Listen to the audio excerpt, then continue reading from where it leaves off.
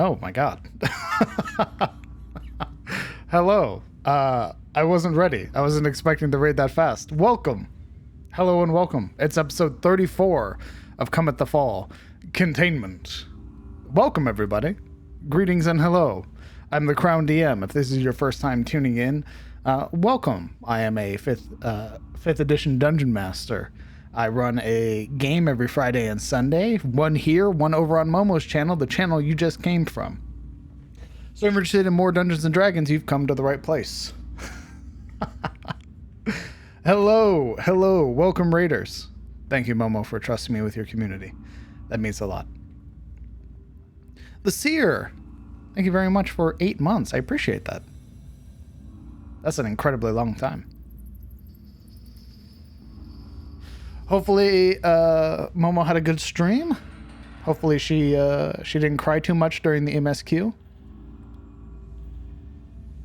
Hello, folks. Hello and welcome. Usually, what I do is I go through and I greet all the regulars, but there's a lot of new names. We all cried during the MSQ. Oh no. I don't know what you mean. Trust me, the last time I played, it was a tearjerker the last time I played. Whoa. Sinar 2014, thank you very much for your Prime. I appreciate that. That's incredibly kind of you. Thank you very much. And Guido, thank you very much for the 20 gifted subs to the community. That is incredibly generous of you. Hello. Welcome. We are going to give time to our players to get themselves situated, get themselves in order before we hop on over and we get introduced to our players for the evening.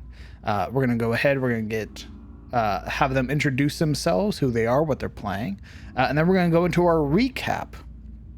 And after the recap, then we'll jump right into the game, right where we left off.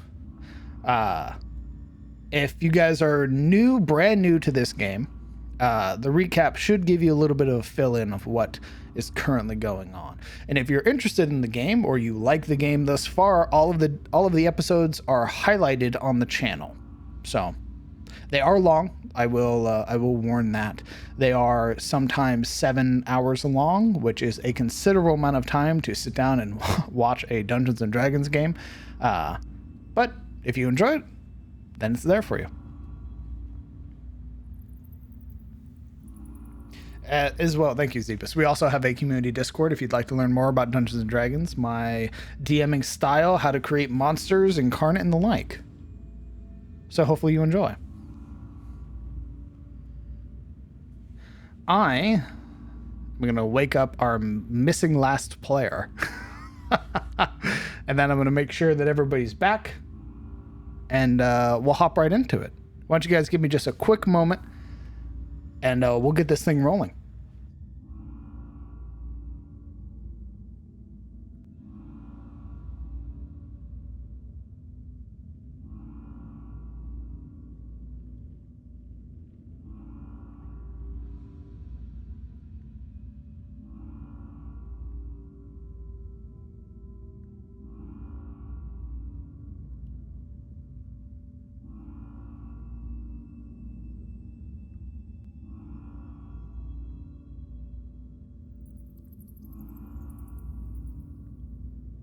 Jesus Christ, I just saw that we have a level 5 hype train already. My God. Well, thank you guys very much.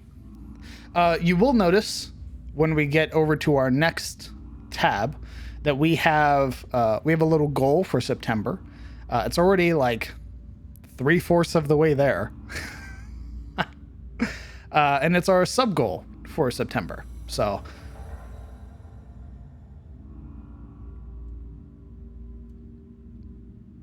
give them disadvantage for the whole set. Jesus. That's a little cruel, don't you think, Zebus?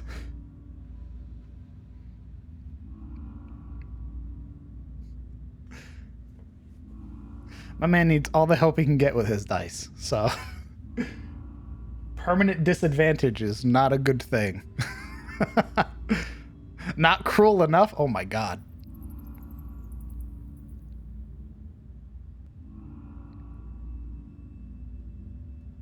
Today's episode, are we feeling like we're in an SCP? Well, FD, yes. Last time the players were here, they interfaced with a console that appears to be of some illithid make or mind flayer make. And when they talked to it, it spoke about the facility currently undergoing numerous containment breaches and experiencing a full site lockdown, which is incredibly jarring because everything up until this point has been relatively like high fantasy. It has been your very Arthurian legend type fantasy with noble knights and chivalry and dragons. And then they came down here and they met something they weren't expecting. And this goes to show you just how deep the world is. And that not everything is as it seems.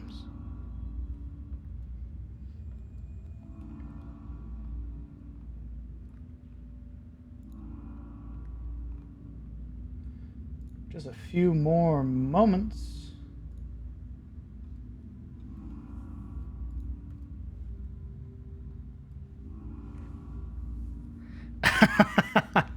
Good question, Digital Omen. Good question indeed.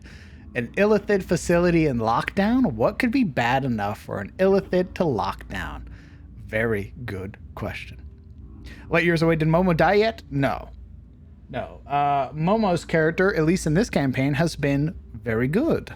Has been surviving all the encounters, been fighting like a beast.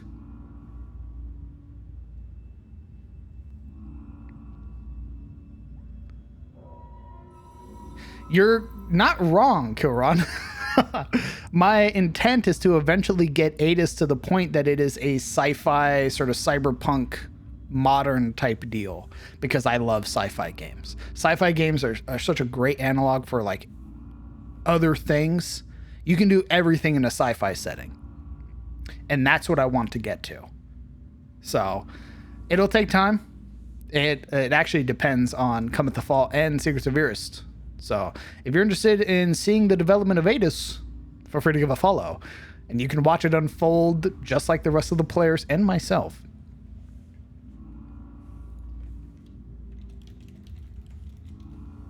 Giving my players just a few more moments before we unmute, and then we'll go over. Did she ever go unconscious? I don't think there's been a moment where Siluro has gone unconscious.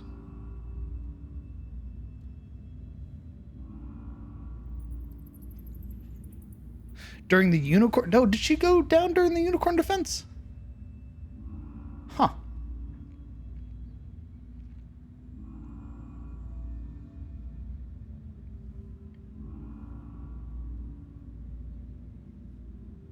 Oh, that's right. The Earthbreaker threw the boulder at her.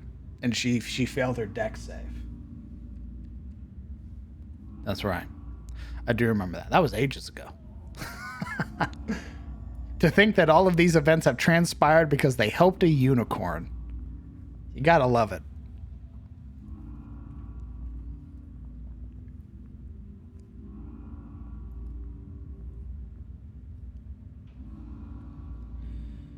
Okay.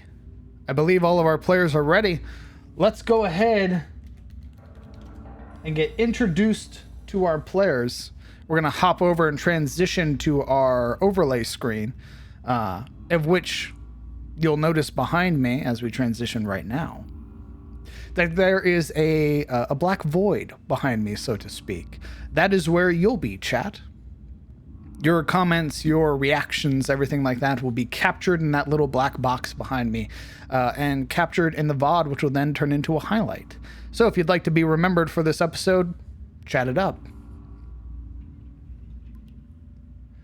Okay. The box. Let's go ahead. Let's get introduced to our players. Howdy, folks.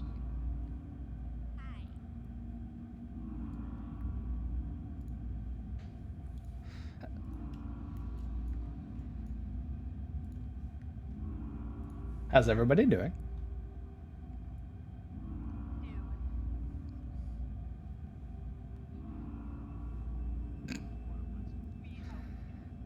Wednesday? Oh, we have no audio. Delightful. I love when that happens. Why do you have no audio, though? Gamer. Gamer words. Gamer. Oh no. There we go. Talk, please. Talking. I refuse. You refuse? I'm not talking. It is, but super low. There it is. It's good now. Lay words upon you, weak. I know that'd be a first for Yuria, but I don't know why I turned it off. That was weird. why did you turn us off, DM? Because you're not allowed to talk. You monster. Speak when I tell you to speak. Understood. Perfect. Okay. We're just waiting for our fighter to come back. And then we'll get introduced to our players. How's everybody's week thus far? Pretty good. Oh, it's been a couple of weeks.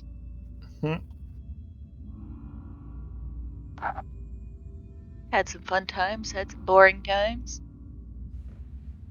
Incredibly boring. We didn't get to play last week. I'm sorry. Just having some times in general.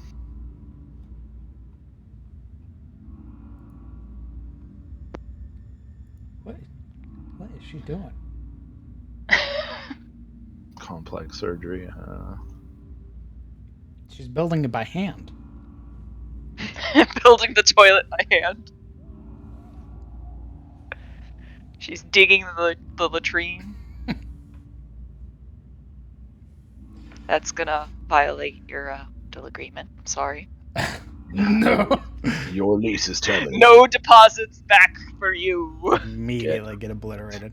Oh yeah, come on. So I won't keep this up during the entire game, but if you'll notice, beneath our players, we have our still active sub goal for September. So it'll be turned on intermittently. It won't be kept on during the whole game because it's very distracting and it contrasts very bad against the rest of the otherwise monochrome. How would you like to have your immersion broken? Yes. Indeed, it's very Oh immersive. wow. I think it's poetic that chat's behind the DM, like little devil sitting on his shoulders, whispering him different ways to kill us all. They would never. Listen thither, friend. They would never. I've been to your other stream. It's the They people. never It's the people thought. you trust. It's the people you trust that are the ones scheming for your demise. You mean No. Itis? Trust? Man, I just No. That's Itis. I will say that Itis has actually gone to bat and called down the DM to not be such a jerk face to us by throwing impossible So- monsters.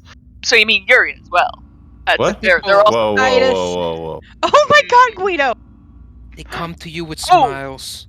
Oh my god. You challenged him. Yeah. Okay. Fuck now. Sure. Yep. That's fine. We'll just turn that off. Yep. Cool. Oh, Awesome. what's that? What's Very that? dope. What's that? You've got a sub goal? Awesome. I can't wait. I cannot wait for Twitch to message me again and call me a fucking moron.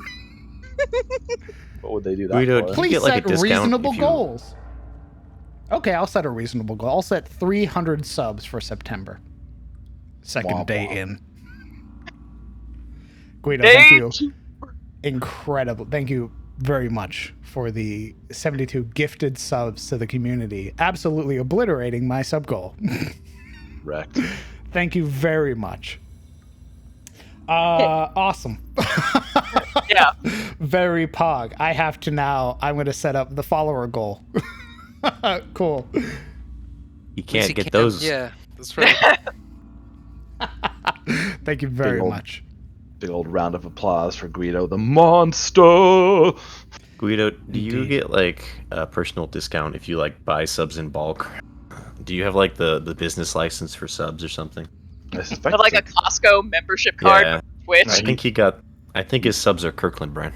he's going for that. He's going for that epic tax write-off. He's like, if I get this many subs, Jesus. Kirkland brand subs. Thank Jesus Christ. you very much. Let's go ahead. Let's get right into it. We're going to go through. We're going to introduce all of the players. You're going to tell me who you are, what you're playing, a little bit about your character. We're going to go down the line. And you're going to continue off of the last person with no prompting. And we're going to start with Alaric.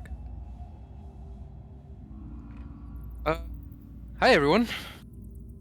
I play Alaric of Karim, a barbarian from the aforementioned island, but also a prince of its ruling lineage, Cravain, or House Cravain, as it is known on Tyros. They fly colors in the name of the king, yet their traditions, culture, and values differ greatly from the people of the mainland. Something that is shown in Alaric's very own personality, in fact. His understanding of honor, his near-blinding pride, and the otherwise managed nature of his elven ways. They've gotten him to today, however, so perhaps not all is wrong with the wayward prince.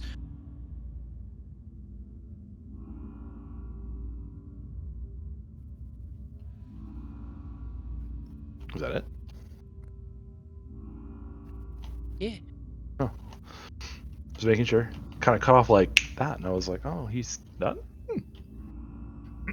Anyway, I play Callan Aldane. He is a very human ranger, member of the Grey Watch, an order that seeks to protect the continent of Tyros from wilderness threats, things like that, monsters, monstrosities, and other various bad things. Raised up by his father, a knight of the realm, and with some hero worship for his mother, who was one of the commanders of the Watch itself.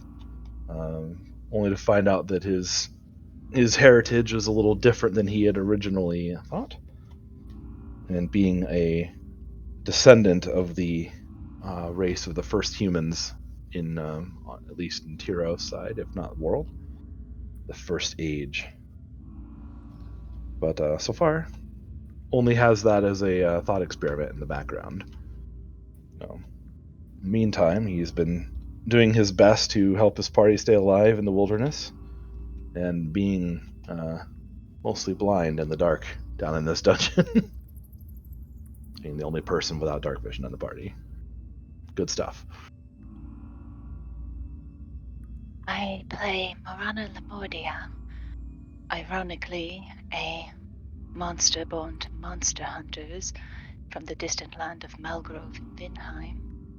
I am a level 4 rogue with strange powers connected to the dead. Morana was sent to Hain Keep under false pretenses, and since then has been freed, and now seeks to prove not only to her family what she is truly capable of out here and freed from their fetters, but to her group of comrades, all the while maintaining a facade that grows thinner and thinner by the day.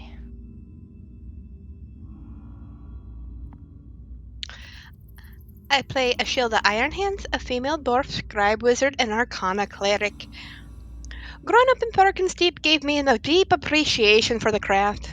Vigorous studies, though, in Orias did help me put that craft to good use, not only in making things a beauty, but in my casting as well. I found reverence not only in the magic that I learned, but the runes that I crafted. And through this, my faith in Moraltir and Ayun solidified.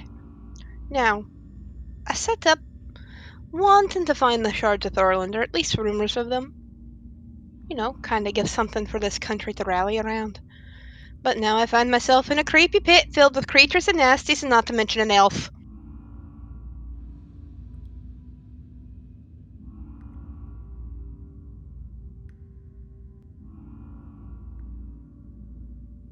Yikes. Greetings. I am Silurel von Ashfeld, Ward of House Ashfeld, the Swan Blades. I am a level 4 high elf fighter who finds beauty in every battle. And I would lay my life on the line for house and home. I endeavor to seek the truth of the hidden, malicious rot that finds itself squirming through my family and the Southlands.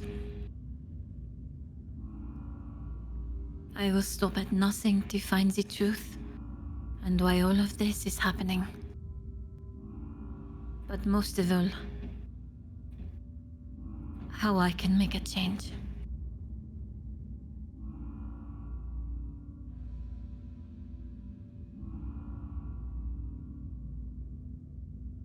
I play Yuria Zairi, or Yuria, Lady Yuria of House Athelion. I am the level 2 Hexblade, level 2 Aberrant Mind Sorcerer. I am also the foreigner of the group, not just to the lands of the Ettenmoor, but to the continent of Tyros as a whole. Destined to be the heir of Shademore, a long-away province. I have found myself tied up with a noble, though motley crew of prisoners and convicts turned adventurers turned friends.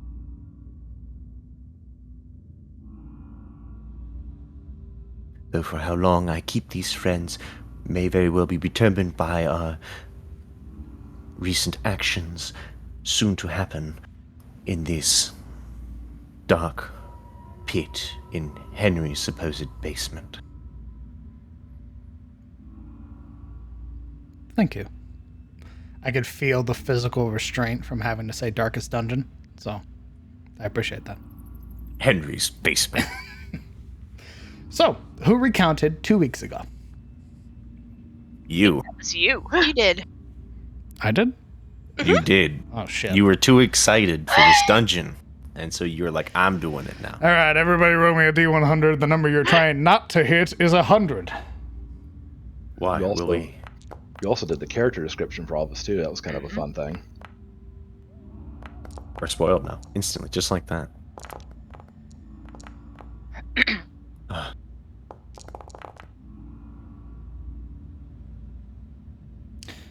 Kellen Aldane. You really want me to recount? Yes. I think we're missing one more. Oh, I think I know why. Uh-oh. I Oh think yeah, I who we know are why. missing somebody. We're missing Alaric. You trying to You're not weasel your missing way me. out of this? What are you talking about? You didn't roll. Oh, Weasel. I thought it went through. I'm sorry. Let me restart. Oops. Also, you connection told me bad. that I would get to pick last time. So I'm definitely not trying to weasel myself out of anything. You did? Yeah, because he's the one who read it and didn't get to pick whenever he recounted. Why didn't Oh. you say so? Figured he'd remember. It's the DM. I literally He's the one who asked. told me. I literally just asked. He's God.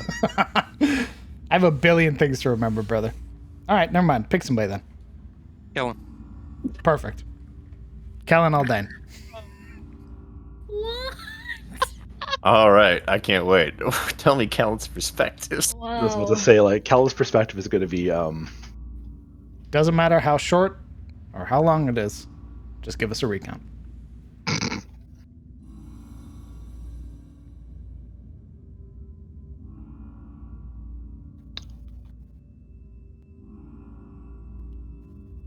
as we descended the deep hole after making some makeshift rope, climbing equipment for the group, lantern in hand, keenly aware that I was really the only one here that really needed it. I reached the bottom and found this, what I expected to be a nasty cave to be more of an abandoned ruin.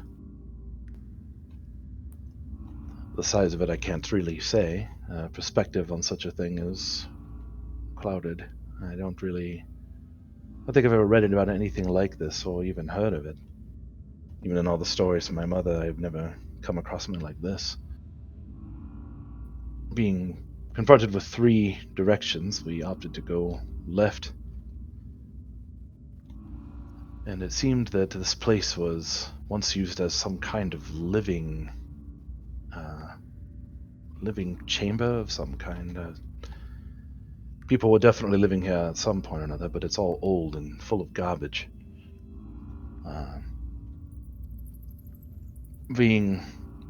Entering on our first chamber, there was a small room at first, and then there was it seemed like there might have been a passage behind a wall or some kind of hastily erected barrier. But then the first encounter with the current occupants occurred. A horde of ghouls or other such creatures came at us. We fought them off, actually rather efficiently. I was pleased to say that everyone fulfilled their parts easily and adeptly.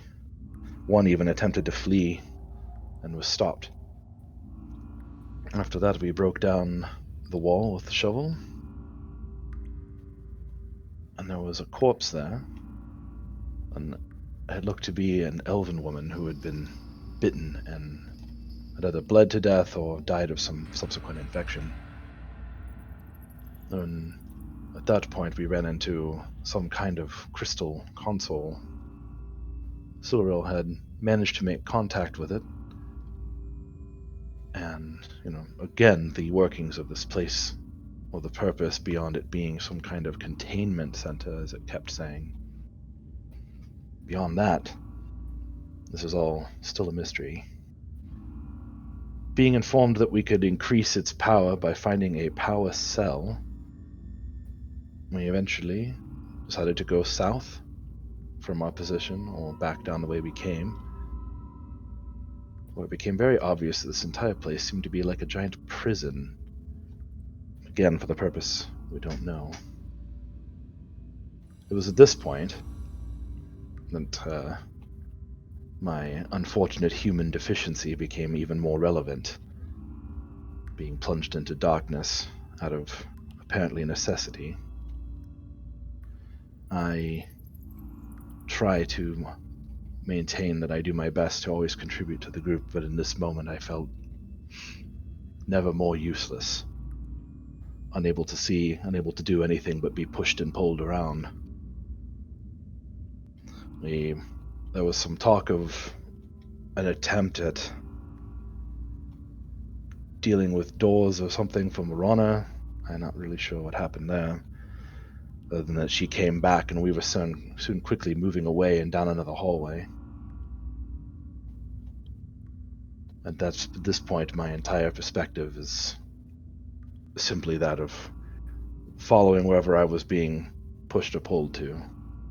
Discussion of trying to break a window or going through a door, and eventually a decision to go backtrack the way we had come. And that is, at this point in the adventure, that all I could remember was that it was all that I could see. But you would be able to hear. As the last time we left off, we had a group stealth check that resulted in a 8. Yeah, it was a very good one. Of which you would hear those skulking ghouls from before. That. There it is. What is that? Their voices carrying. And you hear the scraping of long claws against the metal floors as the ghouls now begin to patrol, attempting to find the source of the sound. You're in a corner party. What are you doing?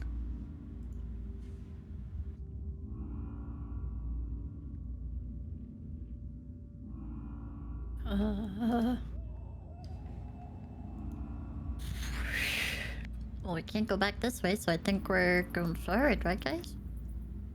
I think you said that the sounds were coming from over there, yeah? Yes?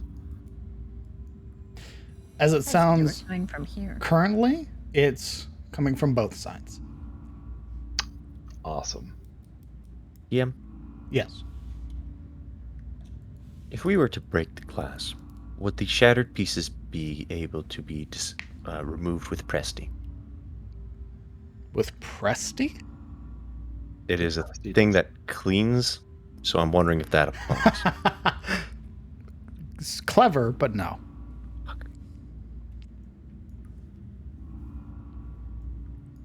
How smart are these fucking creatures? They're smart enough We to can make it- communicate. Shit.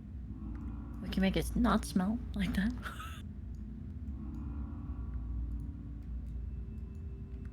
Can you remove odor? Presti can make odor. something odorless, yes. Could which we do is- that to the entire party, or would it be only one person? Well, You can cast it up it's to 3 times. 6 seconds a cast. True. It lasts for an hour. So, in theory, yes.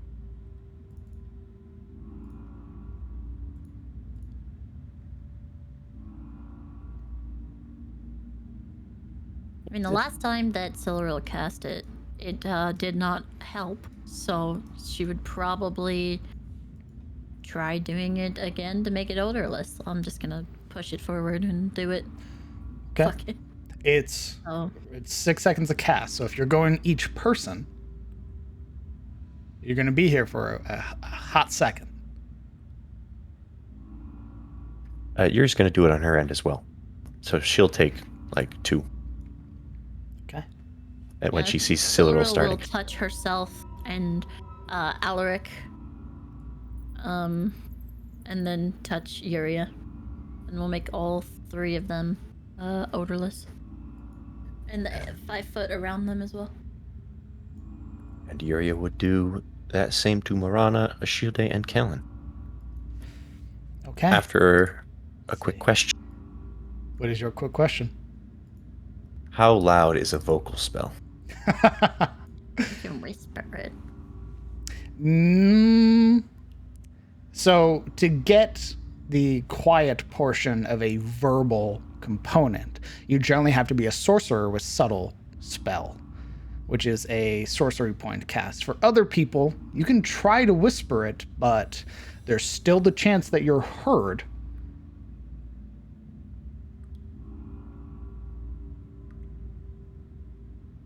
Of which I would like everybody to roll me a perception check. As everybody casting.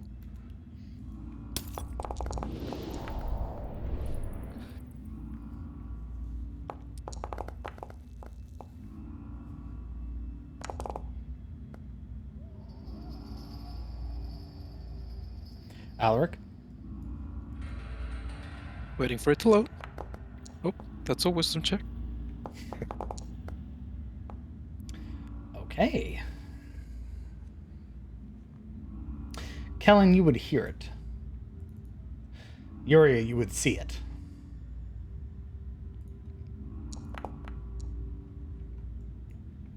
You would see it before it sees you. Rounding the corner, its claws slowly creeping over the metal flooring. That subtle scraping announcing its presence as it sniffs the air. Kellen, you would hear it behind you. Again, that scratching against the floor beginning to approach from behind.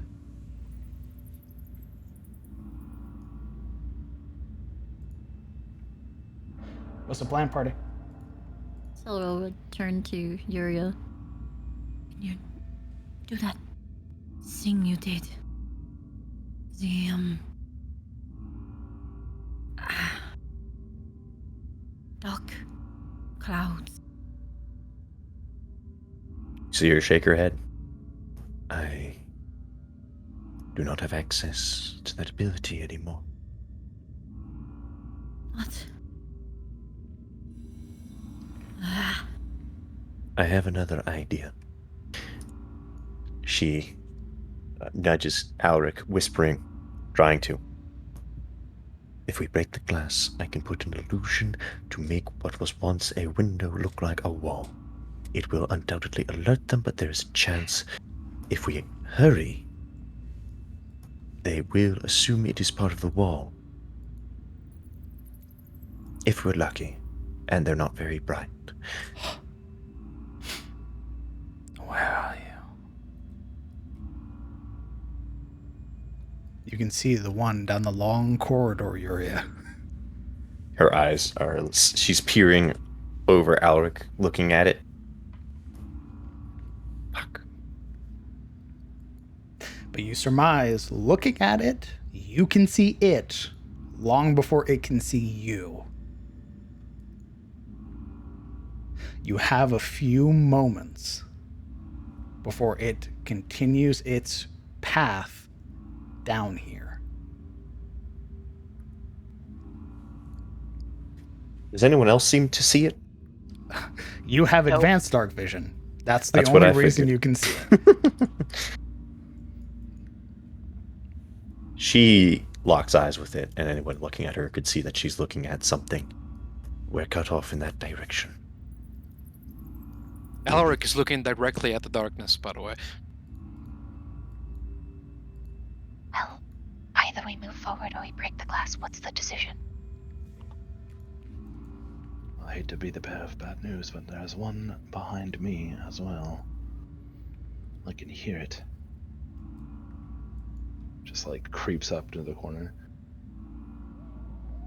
Shilda nudges closer to everyone. If we break that glass, all sense of stealth will be gone. Then we should move forward. We are already cornered. There is one on the other end of the hall.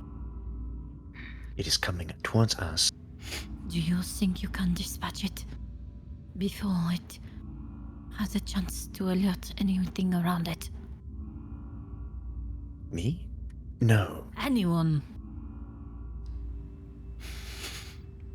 What was that? Then let's go through the glass. It may take more time than we have.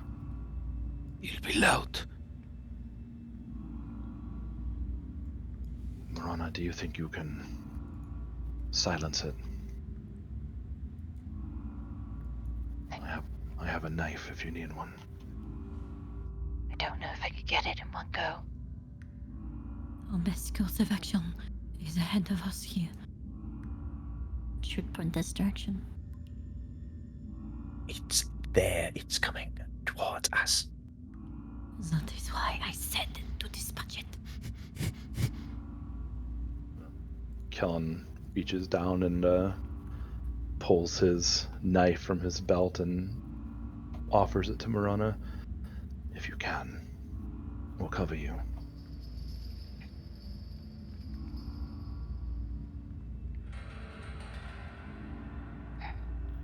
You can hear the subtle shift of rock, the breaking of glass as it steps, moving closer and closer. Party, you have but a few moments before this sees you, and all bets of stealth are off. Yo, we get that. Yeah. I don't know what to do. All right. If you throw a rock behind it, you can distract it, take of it its back to you, and then cut its throat.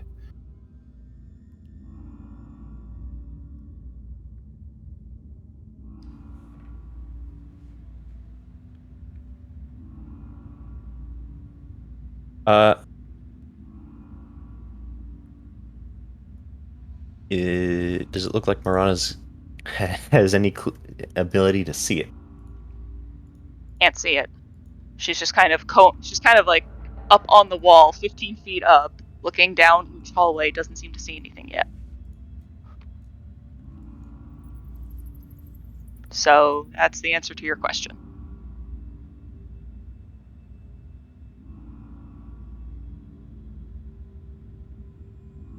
She kind of gives a glance to Yuria, who seems to know more. Let me check something real quick. Oops. Not like that. Mm-hmm. But now I guess, well, the plant spoilers. Spoilers! Delightful.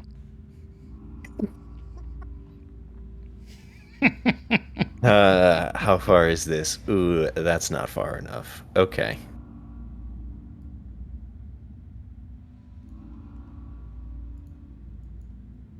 We can't Hexblade curse it because it's too far.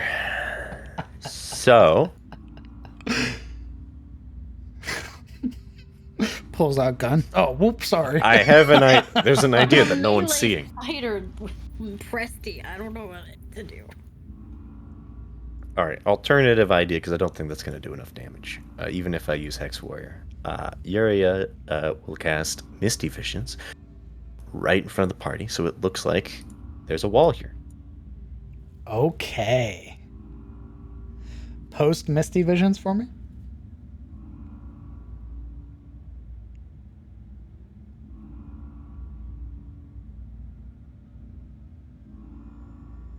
And then can you...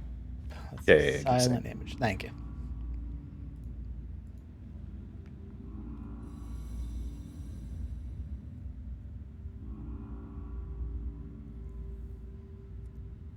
Where's the... Oh, it can make a 15-foot cube of wall. Indeed. How do I... Let me do this. Let's see. You create a verbal, somatic, and component, or material.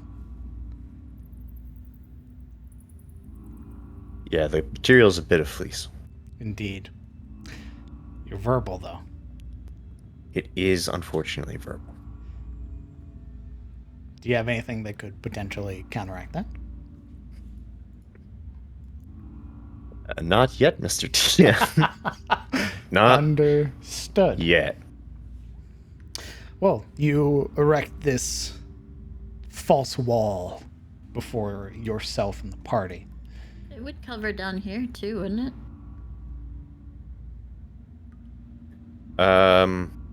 It's 15 feet. So you'd have to cast it back here, like in this back corner. Yeah, I mean, hold on. If you cast it be... here, it's gonna come all the way out to here. Oh, let me look at this thing. Because it's a 15-foot cube.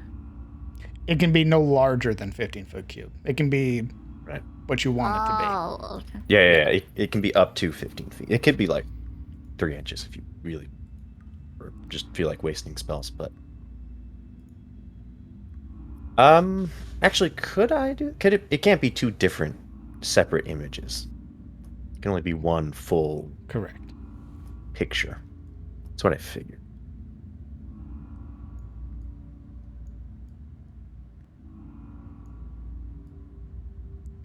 I want you to know that either you're doing this, you're casting the spell and blocking the view, or the ghoul's gonna see the party.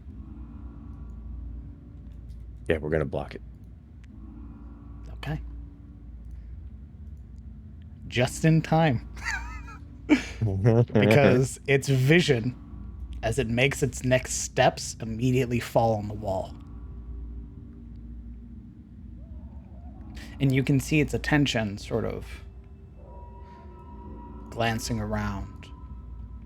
This very perplexed expression that the others would... Oh, not yet. I'm now realizing just how far 60 feet is. Yeah. Of which you guys would see it now. The ghoul emerging from the darkness. Those sort of pale eyes catching this like non-existent light and reflecting back. And you would watch as it walks, its head sort of craned upwards, that long, like prehensile, like tongue sort of hanging from its mouth, sort of flicking at the air like a snake. You would see its hands, its claws, just coated in this sort of black ichor. And as it steps, it's leaving behind these trails, these prints. Closer and closer it steps.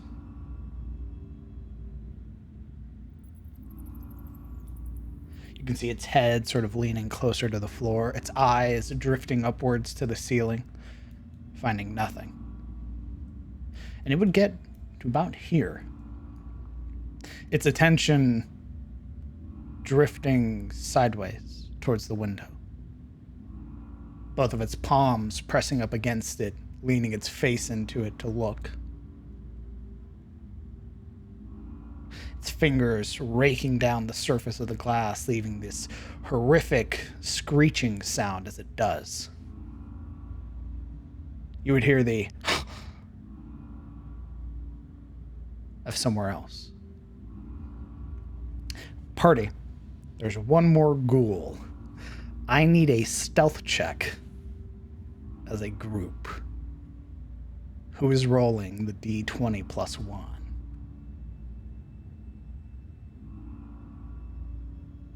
I'll do it. Let's see it.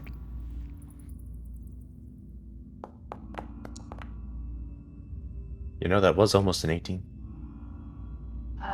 Baited with impunity. Fudge.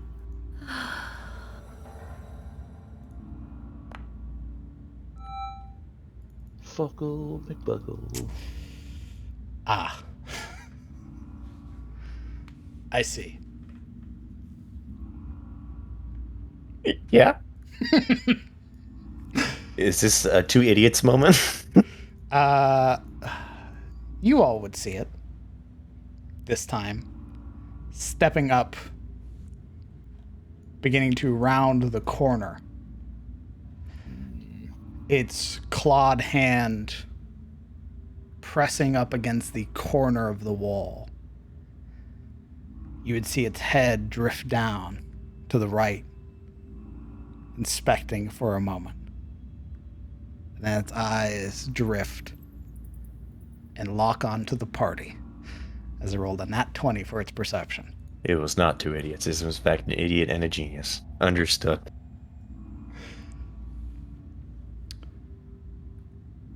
You would see its head, its mouth begin to open, its hand pointing out towards you. Party. You have one action to stop this ghoul. If you do not kill it, it will alert the horde. All of us have one action? Everybody. All right. I can't see it, so I don't have an action. Me I'm and gonna Elric guiding have bolt. no action. We can't see it. You're gonna guiding bolt? guy. Okay. I've got one action to try and murder this thing. This is what I'm doing. I was gonna see if I could short bow it. That's very bright. Guiding It bolt is. is like turning on Good point. a fucking headlamp. Behold. You are bringing the sun to bear against this one ghoul and everything else that can perceive light. Are you sure you want to cast Guiding Bolt? No. Everything I do is vocal. Damn my inability to not talk.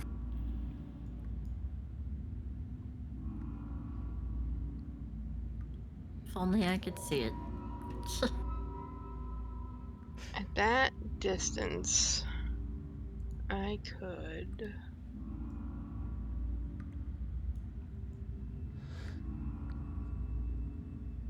Firebolt would also be loud. Not loud, but bright. Shit. Marana, if you are going to shoot, now is your time to do so. I mean, that's the correct choice here, is it not? You tell me. One action. I see Yuri measuring stuff, and I'm like, I have a list of spells, unfortunately. If the I party cast... doesn't wish to do anything, that's fine. The ghoul will scream. Alaric will advance What? and take a reckless. What? Wrong group. What? What? That's our one action? No, We get one action. everybody. No. What I'm saying is everybody has one action. You have 6 seconds. Oh my god. There is a ghoul to the trying to south of talk. you that has just seen your 4 party members. It's about to scream. I'm gonna... it's okay. So it's about to scream. It's pointing at us. Hold on. I'm thinking. This is player thinking. Player's not good at all this kind of shit. Quick decisions. Alright, you know what? Fuck it.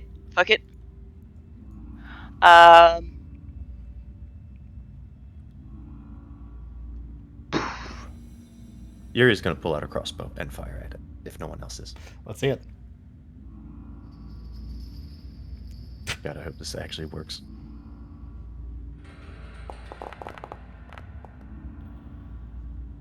$12 hits. And I'll say... Actually, no, because it's aware of you. Okay. So, yeah, she'd sidestep, and then over Kellen's shoulder, she'd unleash a bolt, and it would go thunk. It hit it. 4 points of damage. It's still up. I did it, guy. Oh boy. You know what? I will use the property of my armor to act as if unseen. And I'll try and hit it with my short bow. So get that advantage. Cool? This isn't combat. Shit. Yeah, this isn't combat, I'm afraid.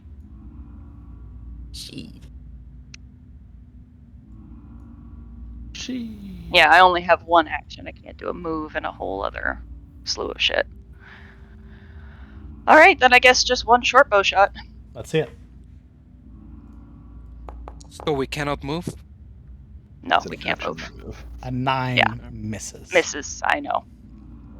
The arrow scattering off the nearby pillar. Using the hit from Yuria and the miss from Marana, can I attempt a shot? You can certainly try. And that's all I ever can do down in this place, so... fine, fuck it. Better than nothing. What am I rolling? Am I rolling a disadvantage then? Yeah, you're rolling a disadvantage.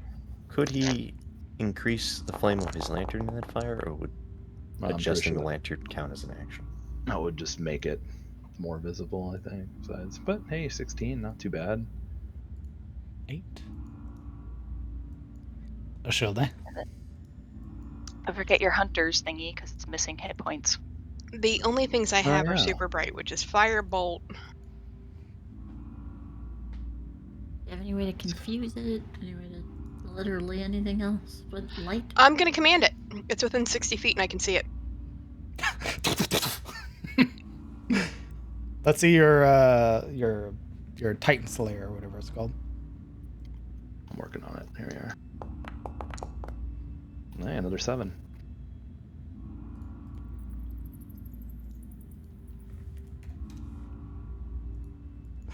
Okay, Shilne.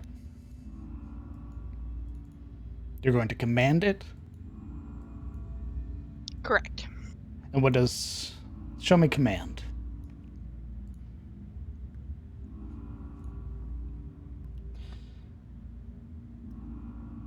Oh boy.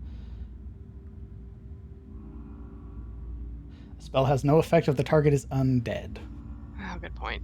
Shit. With that... Read your spells, people. The problem would have been that you would have had said, Yeah. I'm assuming silence, and then the thing next to us would have been like, yo, what? What that wall say? That's the reason I'm having trouble casting anything, because firebolt's gonna light up everything. You know what I mean? Well, if I you got a don't- weapon, use a weapon. So I don't think the light's going to go through the illusion. I think the wall would block light. I'm assuming. DM, is that true? Let me look at silent image again.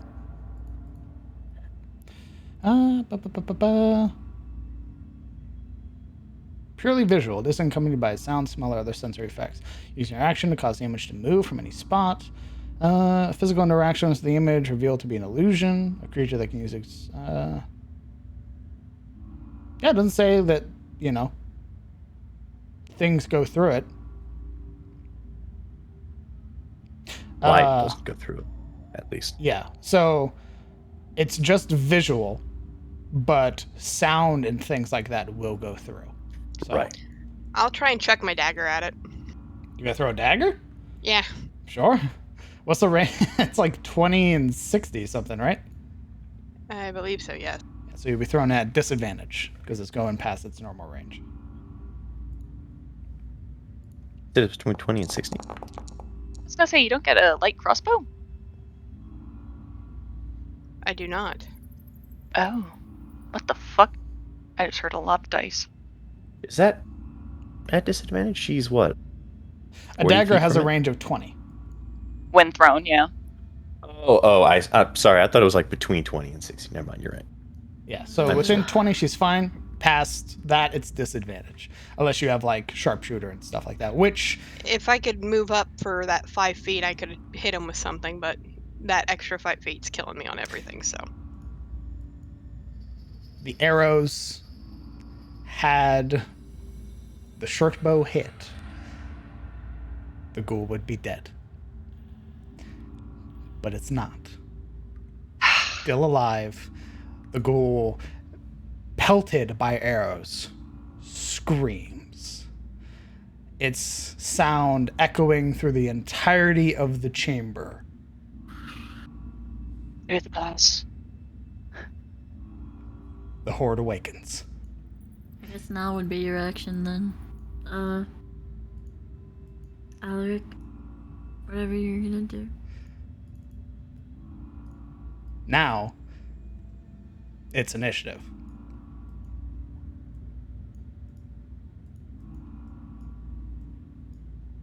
We don't get action. What is your action? Well, I know that Alaric wanted to do something, but we couldn't be a part It's of fine. that. Doesn't matter. How does it not matter? We're rolling initiative. It's fine.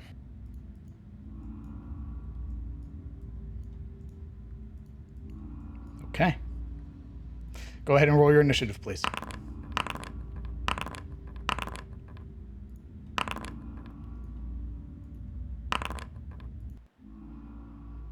Let me put on some music.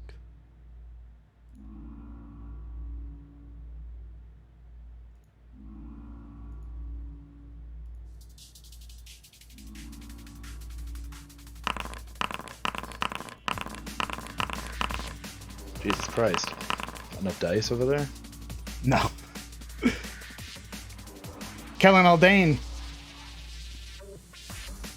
you heard the scream. Okay. Well, you can put your lantern on now. Yeah, I guess it's time to turn the light up so I can actually, do stuff. Okay, give me a moment. I think that's a bonus action. I mean, it shouldn't take more than a second to, turn a knob. As an action, you can lower the hood, reducing the light to dim, or brightening it to an additional 30. You're serious. Okay.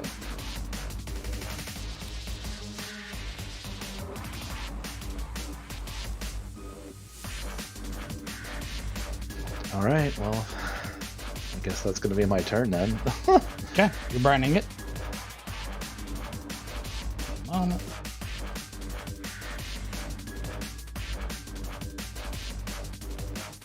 All right, and you're staying there? Yeah. Yeah, I'll give Ashilde a place to retreat to if she needs it. Okay. The So I can't soldiers. do it if that's my only thing I can do, if that takes a full action. Yes. Alright. All right. The soldiers begin their move. That wall is still up, with the imaginary wall, right? Yeah. Yes. Concentration is being maintained, and as far as the creature concerns, that's just the wall. It hasn't seen anything that would make it believe it's anything else. I wonder if believe, just for clarity, I believe you guys can see through it because you know it's an illusion because you saw it come up. So, Yeah. Yuri Aziri.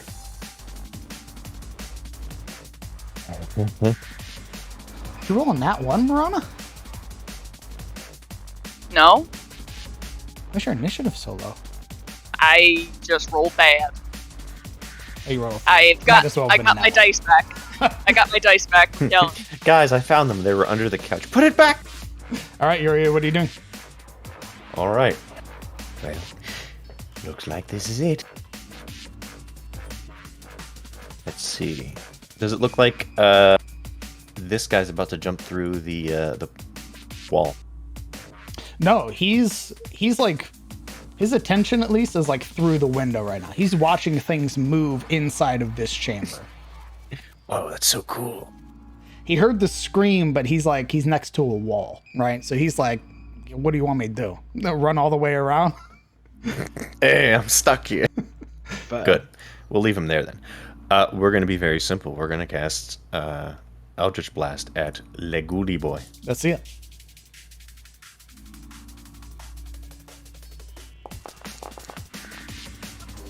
That obliterates it. So, You would watch as its head it's rearing back, its scream, and as it does, its head snaps down to look at you, only to get caved in by the force of the Eldritch Blast that sends its body sort of scattering across the stairs.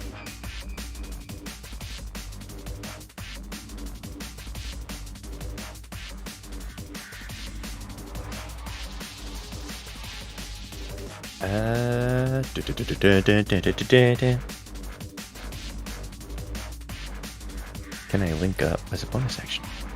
Yes. Okay. So bonus action, we are going to link up with. Oh yeah, concentration for the image.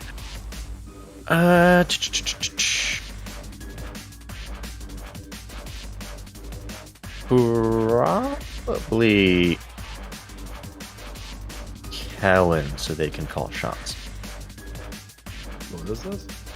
Telepathic link. You would feel sort of a request in your mind, something gently tugging at your conscious, requesting sort of an opening up of what you're thinking. Okay. Is there like an effect that I have to worry about then, or just kind of? Yes, we are if you accept, we are telepathically linked for 5 minutes and up to like 1 mile. So, you would hear in your head, we should focus our fire. Kellen nods, but he's got his bow out as he's kind of aiming down the hallway, waiting for something to come into sight. But yeah, he'll accept whatever that is. All right, that's my turn. Siluro. I will be bonus action, psionic recharge to get a side die back. Side eye sounds like a Pokemon. I believe you did that already. I did not. You didn't do that with Jin? Nope. He took all of my charges as well as a hit die. Okay. You didn't take all your charges. You used all your charges in the ghoul fight. You had none, I believe, when interacting with him. But okay. You sure? Yes. She had one left, and it took that first because the second time it took the hit die. Either way. If I don't have it, that's up to you, DM, if you want to call it. You're fine. What are you doing with that side die? Nothing. I can just recharge it. Gotcha. It's just so that next turn, should I need my bonus action, I'll have it. And how that kind of looks is just like a, crack of knuckles for her, right? She, kind of re-steals the limberness of her muscles and movement. To her and everyone else, that's what it looks like. But in actuality, it's like her, subconscious choosing to bring back, that ability. And I'm gonna hold my action in case this guy gets close. Okay. Cracked brain. Holding your action. Alaric. Is that ghoul to our left aware of our location? No. He's still like peering through the window. He hasn't looked at the wall and is like, that looks fake. He's watching things inside of the cells move. And you surmise probably on his turn, he's going to try to make his way back around. Okay, perfect. We're going to head down here. Okay. Seeing that the hallway is essentially empty, Alaric will quickly move back, give a clear line of sight to the archers and all, and I will be holding my attack action with Verdict. To what's your trigger? Yeah. Anything stepping within his boundaries that is not an ally. Okay. The defender goes. By the way, sorry, could I preface that the attack is reckless, or is that not applicable to holding an action? That is not applicable. Okay. I recklessly prepare my tactics.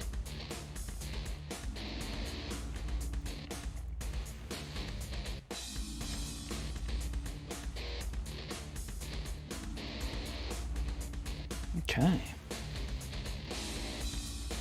The soldiers continue their march.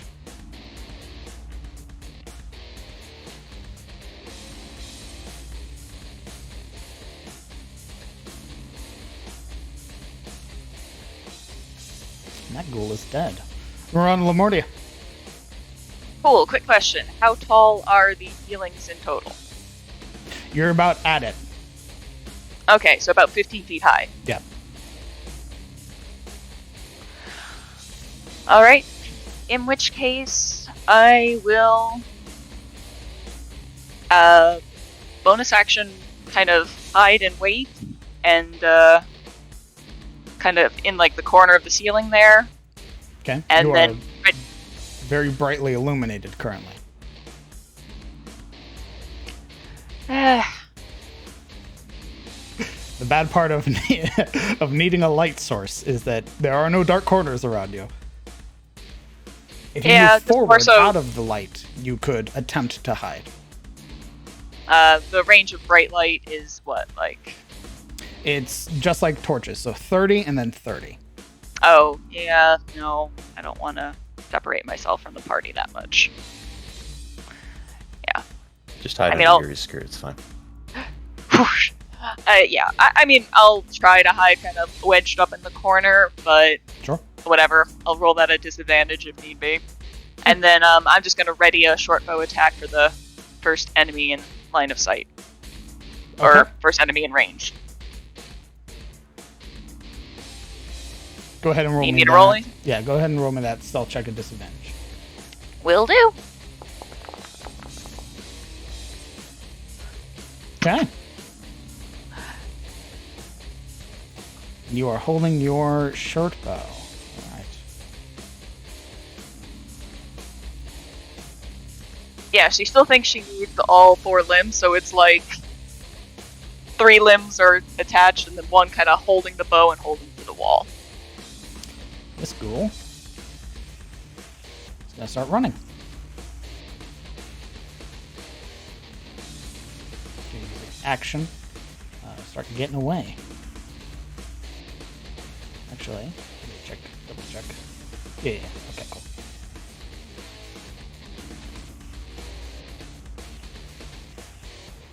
The last soldier.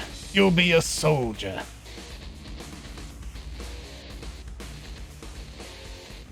Okay, the formation is starting.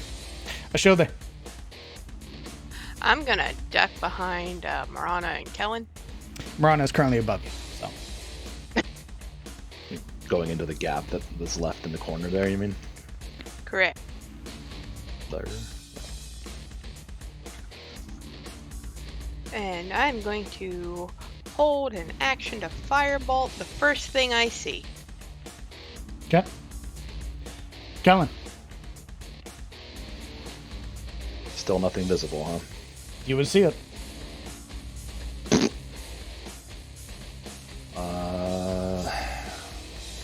Well, I'll just, like everyone else, I'll hold an action till the first thing I see and I'll fire at it. Okay.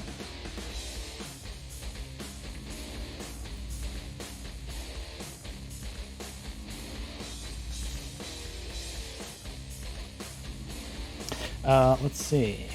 People who can see it. You would Howdy. see the first thing around the corner. The shambling soldiers now beginning to make its way onto the field. Your held action has that range. Yep. Does it see me? Important question. Let's see. I get it. Let's see. Classic. It does. You rolled a natural 20. Jesus Christ. Fucking hell. How is it so perceptive with no eyeballs? Jesus. What a monster. Alright. Well, still, the short bow goes off. Just no sneak attack. Let's see it. We really are the stinkiest adventurers. Uh, Who needs it? Immediately, This though, is the defender beside it is going to impose foul ward. Fire that shot with disadvantage, please.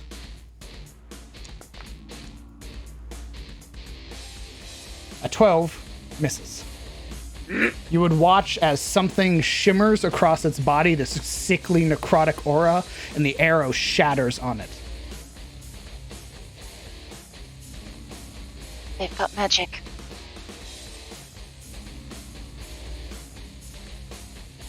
That's all I got. Ashilde, you held your action? To firebolt the first thing I see, Let's which see is it. that. Okay.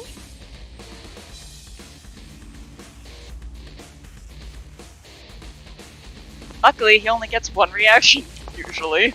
But yeah, it wasn't him, it was something else that got the reaction. A 13 misses. That firebolt striking the metal wall beside it. Alright. We're gonna say, I believe those are the... Yuri, were you holding an action? no, I murdered the ghoul. That's right. Okay. It's the soldier's turn. Soldier boy.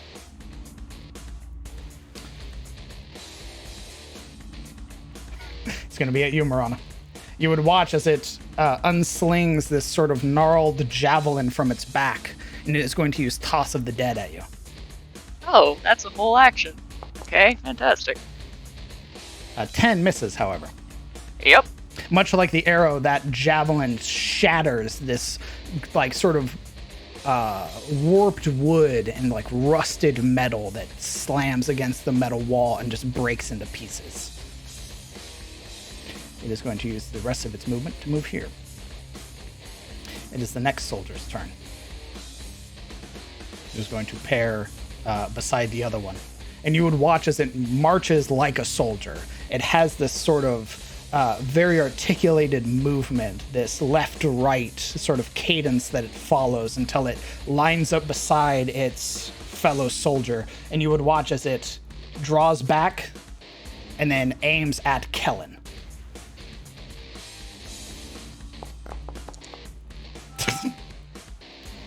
That's a 23 to hit. For 7 points, as that was a crit. A javelin emerging from the darkness, striking the center of your chest. The soldiers hold formation. Yuria. Oh shit, we back already? Indeed. God damn. Everybody was holding their action.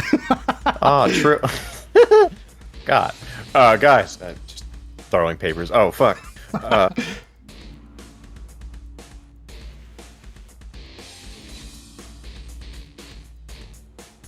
Good. Oh, goody. All right. Oh, I don't see the defender yet. What are you worried about that for? What's the matter? I'm nothing, good sir. Just, you know, I don't see him as all. He's in the ceiling. I use, first I'm going to drop the crossbow. I forgot to do that last turn. My apologies. So she drops it to free up her hand for casting. And then she is going to launch a swirling ball of chaos at this guy. Let's see it.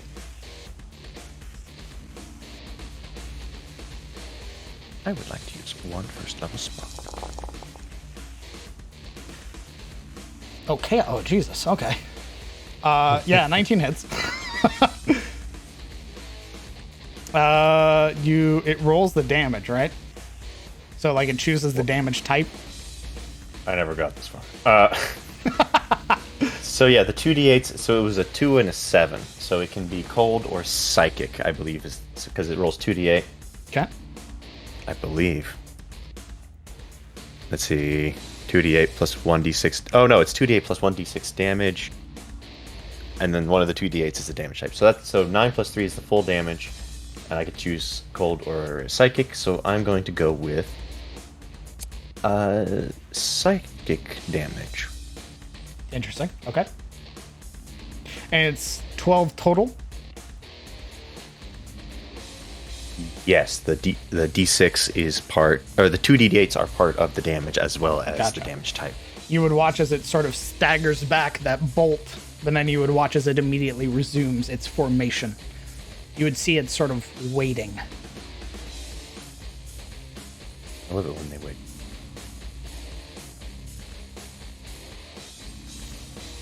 Okay. Firing out that chaos bolt. What else are you doing? Yep.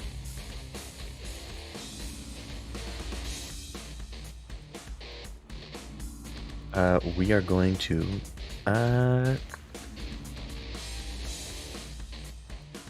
that'll be it. Understood. Celero. Okay. Can we see through this?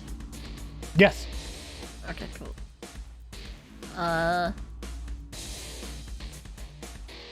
Reaction. Ask a question? Depends on the question. She's just trying to discern what's going on behind this wall, like this area from the people firing down it. Sure. Asking what's going on. Who is responding?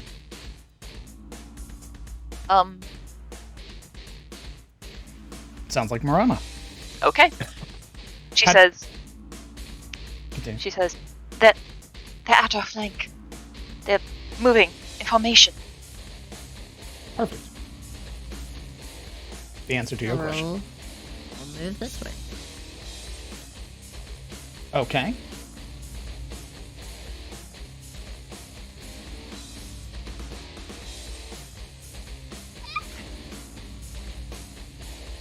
Okay.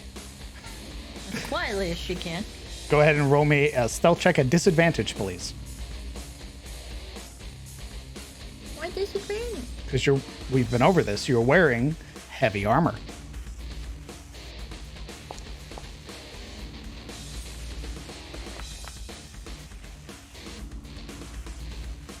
Okay.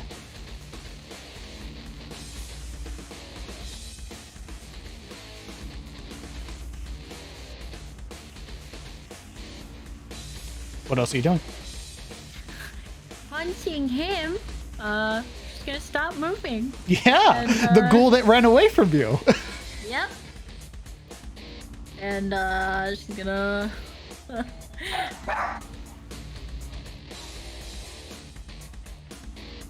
She's going to. I guess I'll hold my action in case he turns around and comes at me. Sure. Held action. She looks as if she is intent to be going this way and well, getting the fuck away from over here. Alaric. DM, sir. Alaric will repeat the very last action to get a goo. Okay. All right. He will sheet Beredict and throw a javelin at them. Okay. Yeah. Which one's the one that looks the most hurt? Hard to discern. They're skeletons. Very well.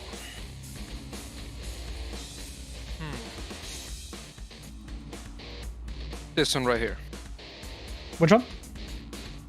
One directly in front of him. Sure. Let's see it. See the tooltip for range.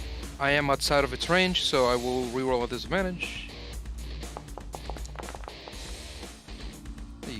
A 15 just misses. Very well. You would watch as it brings up this sort of encrusted, like rusted shield, and you would watch as your javelin connects to it and falls to the floor. Of course. It is only one free action to put aside a weapon, right? Or produce another. Stowing and what are you trying to do? Pull up the Bloodguard shield in the same hand he put Verdict away. Donning, and then donning again? I'll allow it, sure. You can draw/stow one weapon as a free action normally. Oh, well. One weapon. You can draw Right. or stow it. You can't. I think drawing and then or stowing and then drawing is an like bonus action. Could I sacrifice my bonus action for it? No. Sure. You can drop a weapon for free. Not gonna drop the hammer. So yeah, with another javelin in hand, Alaric sits there prepared, holding a one-man shield wall, essentially. Okay. And that is my turn.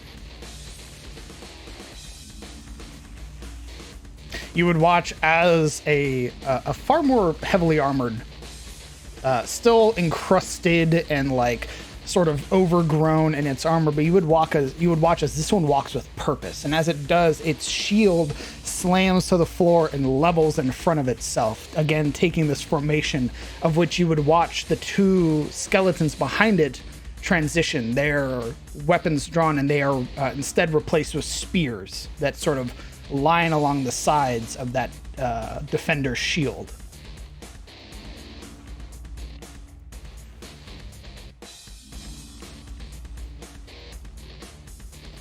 Let's see. It's the other ghoul. The other ghoul doesn't care for formation. And it's going to throw itself at the party.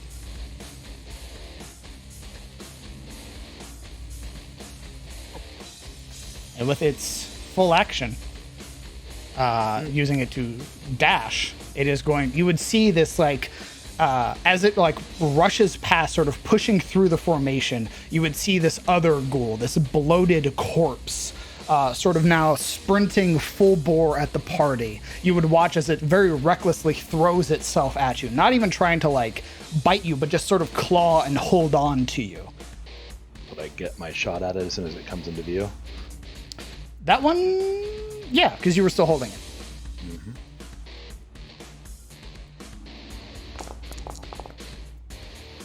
It's not damaged yet, so no. Get that. And it still throws itself at Alaric. And you would see, all of you who are here now would see that along its body it has these sort of like pulsating masses. And another one, on its turn, throws itself at the party. This time attempting to desperately cling on to Kellen. This sort of ravenous scream that it sort of belts out, not even making any coherence or like nothing coherent. It's all unintelligible. It's just frantic yelling and screaming as it throws itself at you. Tainted Soldier is going to take a formation behind the others, ready another javelin, and it is going to hurl it. 2, 3. We're going to roll real quick, actually. It is going to be at Kellen.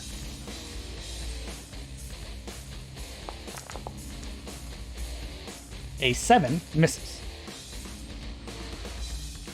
The last defender moves into formation. You would watch as the two defenders link shields together. The spears leveled behind them now as they begin to encroach and sort of push towards the party as a whole unit. Marana. Neat. Hate that. Cool. I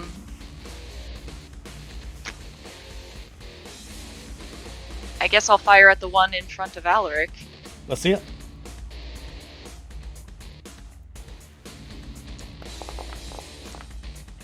Nope. 10 hits.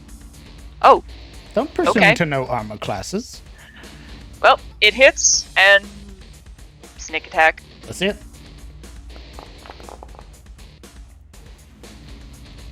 A hefty amount. Sinking that arrow, its body sort of staggers back for a moment before righting itself frantically, still trying to throw itself at Alaric. And then just on the wall, I'm going to skitter around the corner. And just stay there. Okay. Anything else on your turn? No. Okay. Well, Kellen gets his special thingamajig when things are damaged. So, you know what? I think I will add Wails from the Grave on this guy. okay. On the one in front. It probably won't do anything, but And this is... Post it for me? I'm working on it. It's not posting. There we go.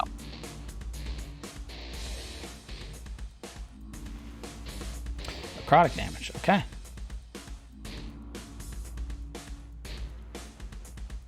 Alright.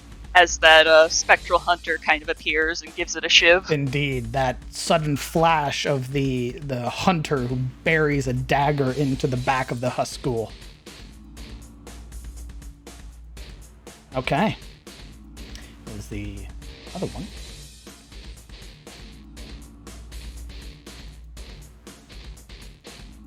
Hey, yo, wait, what? This one throwing itself past the others, its pulsating body now beginning to rapidly flash. Oh, great. That's its turn. This ghoul! We're gonna roll a little perception check for it. 13 is not good enough to beat a 19. It is going to continue sprinting.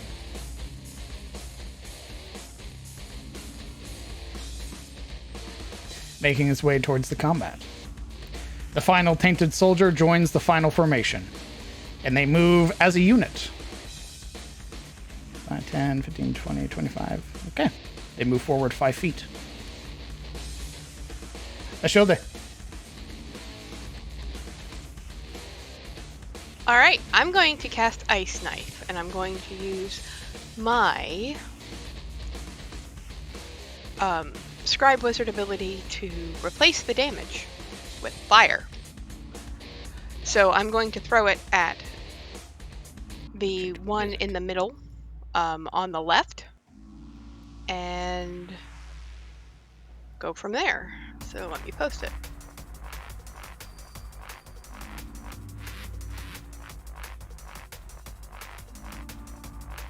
Love the music.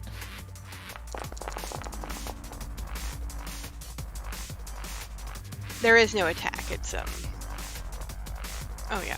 But either way, it's going to explode, and there's going to be 2d6 all around it. On a hit, the target takes 1d10. Hit or miss, the shards then explode. The target and each creature within 5 feet must make a dex save. Okay. A 12 misses, so they will make their dex saves. Saving throw. Okay.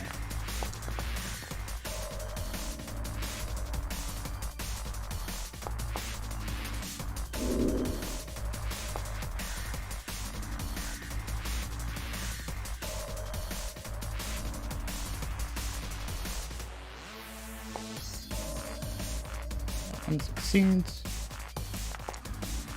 2 failures. All right.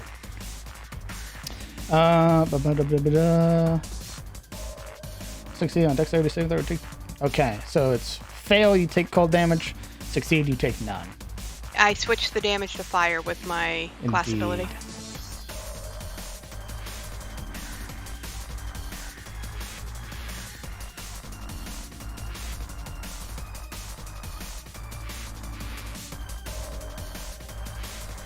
Okay. And now, this one.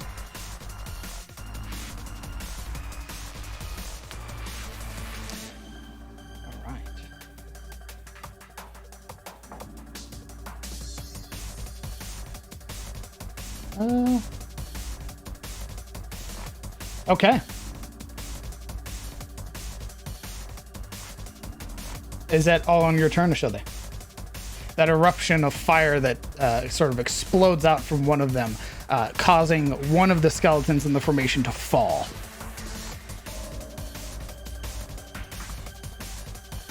That is all. Okay. Kellan Aldane.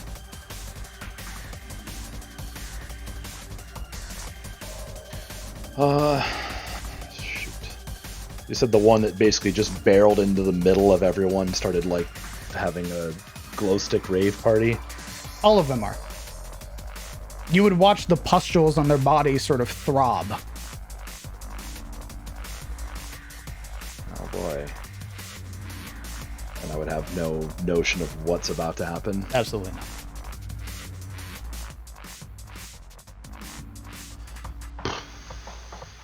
Well, shit. You are currently have a bunch of ghouls around you. So what are you doing? Well, if Kellan has no notion that these things are about to explode, which is what I just remember, and not knowing that, he would first thing is I think he'd do cast Hunter's Mark on this one. Okay. And then use melee on it and do melee attacks. Let's see it.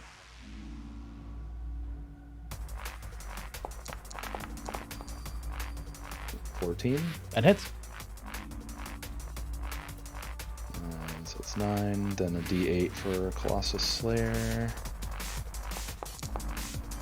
and a d6 for Hunter's Mark. With that, and then offhand if it's, assuming it's not dead, so Still alive. offhand time for another 7. That hits.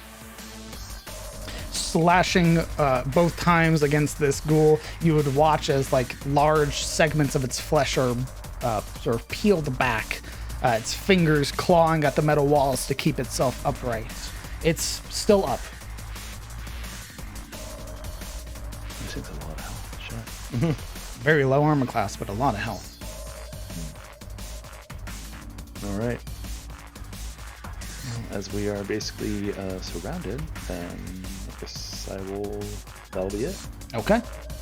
At the start of the Tainted Soldier's turn, you would watch as the one that you just dropped, the Shield Day, stands back up.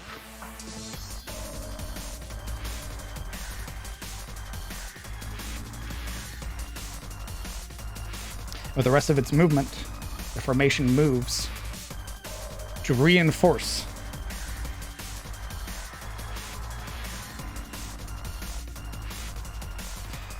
This soldier is going to hurl a javelin at a Shield Day.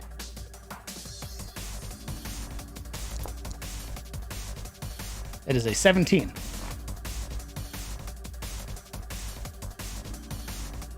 Two points of a damage to Shield Day. I was gonna say that hit. Okay. Yuria.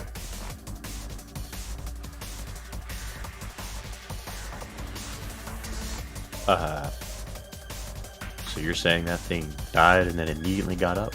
Indeed.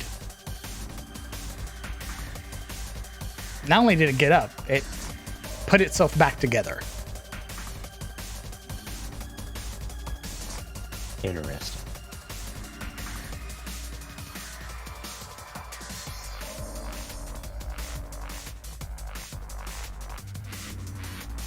All right. Well, I'm getting out of the way, no matter what. So, I'm assuming if I move, this guy's going to get an attack of opportunity. So, I'm going to disengage and move over where Silveril is. Okay.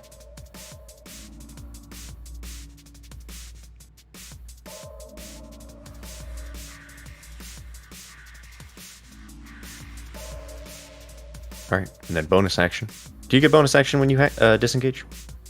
Yeah, depends on the bonus action, but yes. We're going to cast Hex on this guy.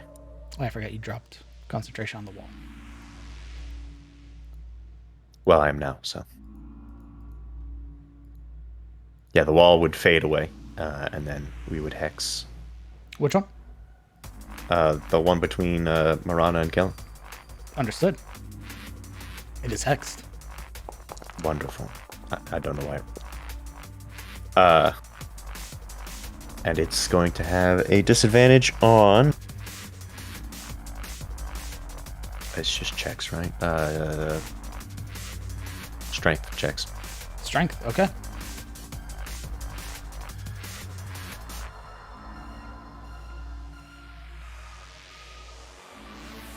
All right. Anything else on your turn? We're actually going to move a little farther away.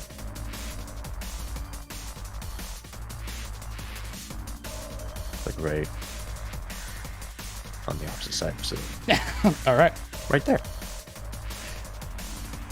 Siluriel von Ashford.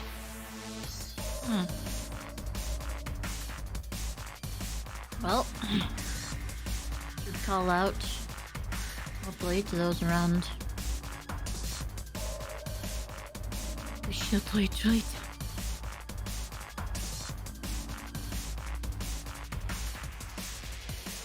And she will move. First, 20 feet. Assess the area. It appears to be barren. Another 10 feet. Understood. And hold my action in case something comes through this fucking window. Okay. The start of Alaric's turn. Okay. Alaric, Hey, yeah. you are surrounded. And a yes. formation is marching on your location.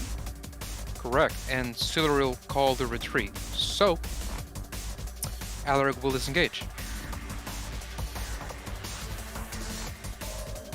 Okay. And he- You are surrounded, though. I mean, that ghoul went past me diagonally. I can't go past it diagonally?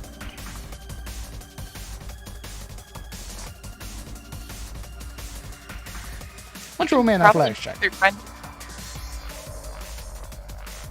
Is it at advantage because it's hexed? Nope.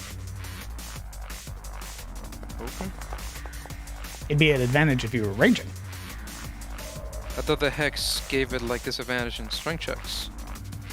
Yeah, no, this is you pushing past it, brother. Not Okay. it trying to restrain you. Because you already disengaged. You're good to go. Go ahead and move. All right.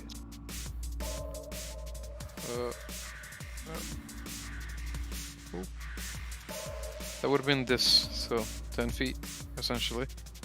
And right there. 5, That's my turn. 15, 20, 25, 30. Put you back here, brother. So I went through the ghoul, not diagonally? No, you went diagonally. Yeah, so if I start here it's 10 feet, and then it's 30 here. Gotcha, I see what you're saying. You had moved yourself here, so I was like, oh, okay. No, I was just going past the You're wall good. restriction. Yeah.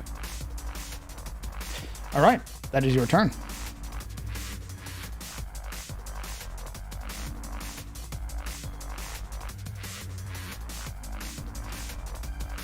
The defender.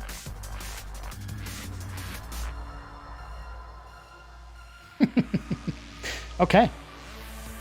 You would watch the defender begin bashing the front of his shield. And then you would watch as the other soldiers and the defenders begin to follow suit, slamming their spears against the floor, creating this very loud sound.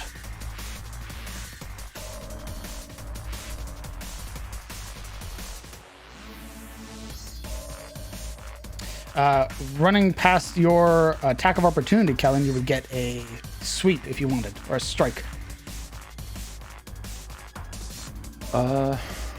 Sure. Let's see it. That hits for 7 points.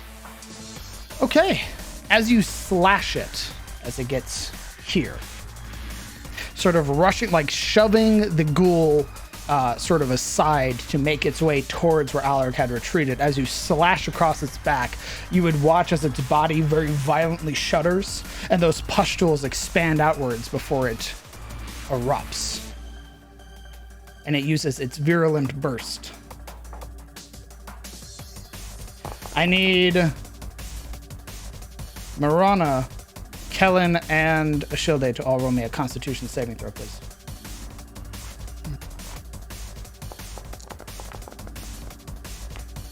Success. Success. It's not poison, is it? It is poison. Oh, I have. You get advantage because I get resistances. Oh. Resistance. She has advantage against being poisoned. Let's see your con save.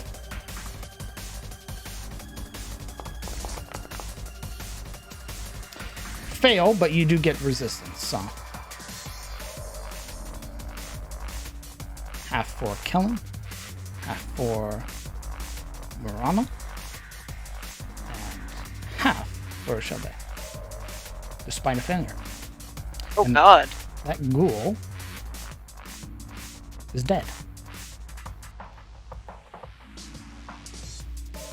It is this What is ghoul. the half? What is the half damage? 8.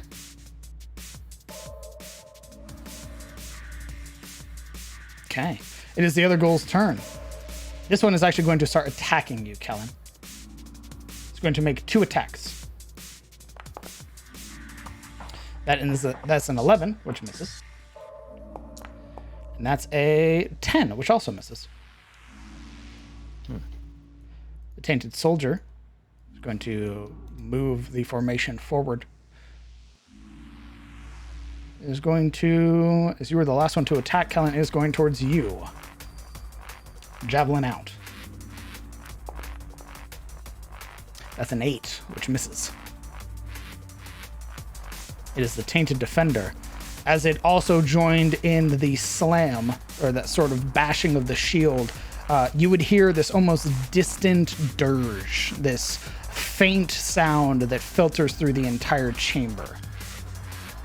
As you would watch that strange necrotic aura form over the defender and the soldiers.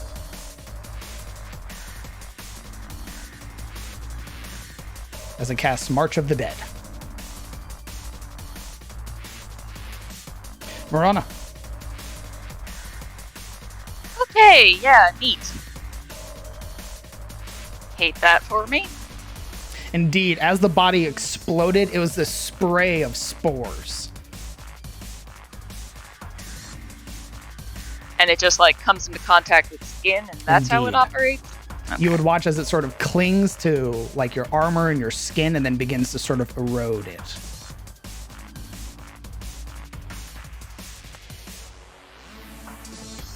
We're gonna go technically above Siluril on the wall. I'm just gonna move myself over here for visual reasons. Okay. And I'm going to hold my action to attack one of the ghouls once Kellen and Ishilda are away. Okay. Yeah, can I glean that Kellen hitting it is what made it explode? It's pretty safe to surmise. Okay, yeah, then that's why I'm holding. Okay. And she just calls out, "The soldiers, I think they're calling more to their cause." All right. It is the Huskull's turn, who's going to attempt to thrash against Ashilde. 2 attacks. That is a 15. That hits. That is 4 points of slashing damage. It's going to attack again. That is a 24 for another 4 points of slashing. Ow.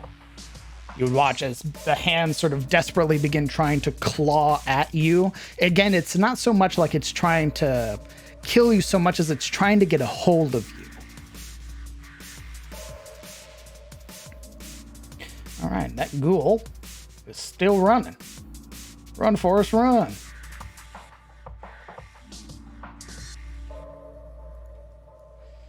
All right, soldier.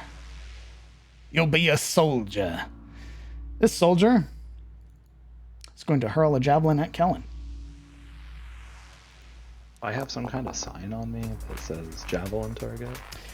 No, you are just the closest. If your friends hadn't left you, they would also be targets. However, a 13 misses. Okay, Ashilda.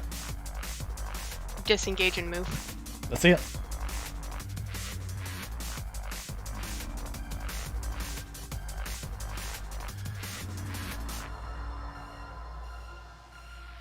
All right.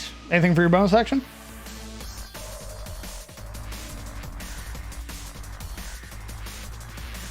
I'm looking here real quick to see if I can.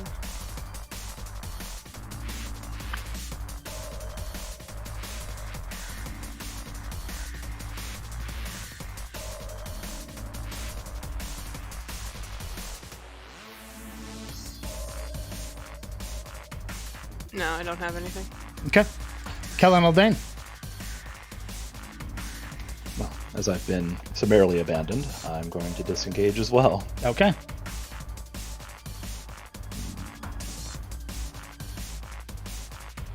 And that's dirty. Yeah. Nice. You will always be the forefront, brother. You are the shield. I'm sort of glad that, the heavy armor wearers are the ones like, hey, later! Okay. So if I had initiated leaving, no one was going to. I know how this party plays. All right. That is your action and your movement. I only have a bonus action that can apply to this at this point, so... Yeah. Okay.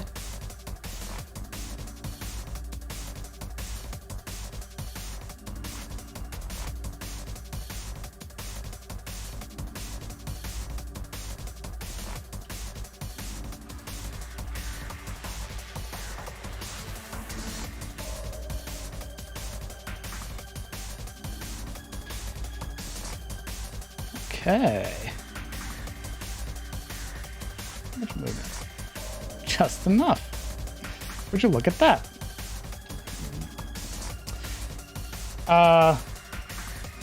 From nowhere.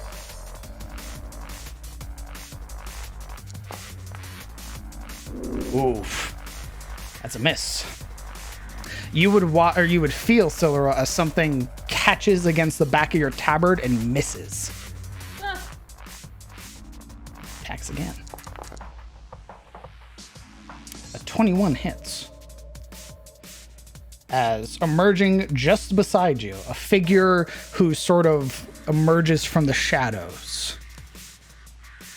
Their nasty curved blade catching against you.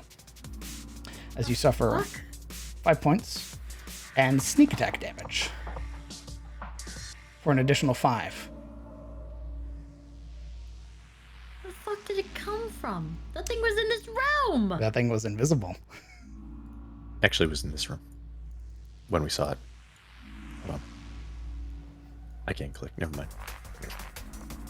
All right. That one. The soldier. You're going to begin moving. Let's see. 5, 10, 15. Yep. Okay. Give me just a moment as the formation would change.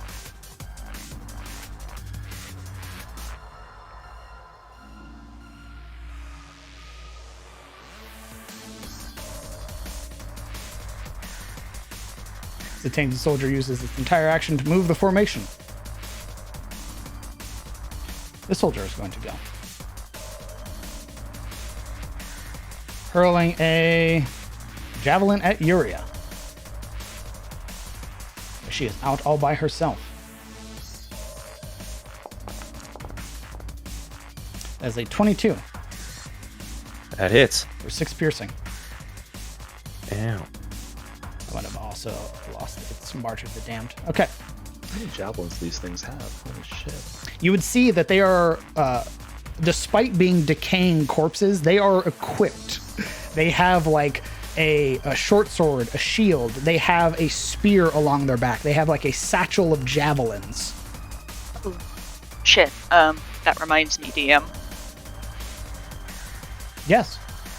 My held action for shooting the ghoul would have gone off. Let's see it.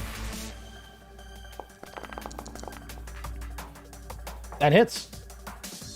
I assume it's this one, right? Yeah. Okay. 7 points. The 'Cause- arrow sort of sinking against its back, its head whipping towards the, through the formation towards the party. Want to make sure I got that in. Damage is damage. Indeed.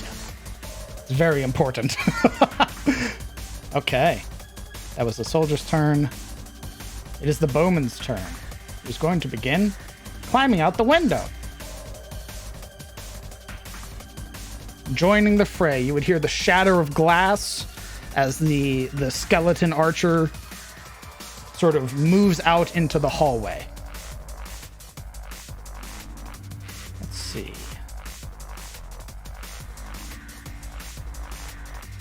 Marana. You are marked. You would watch as it sort of, its skeletal hand slams down against, sort of grabbing the bowstring, knocking this gnarled arrow, and as it draws back, its focus is on you, this undeath, this sort of unwavering, and as it fires, it attempts to strike you.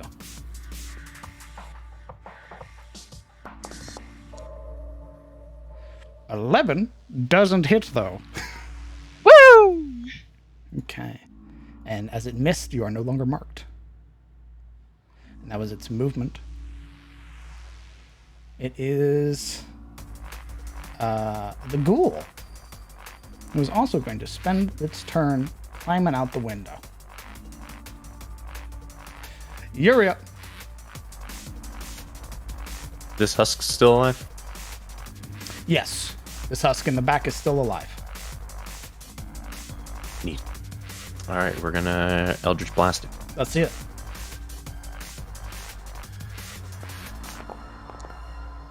We're gonna miss. A 9 does miss, I'm afraid. Just barely. The Eldritch Blast flying through the soldiers and striking against that back wall.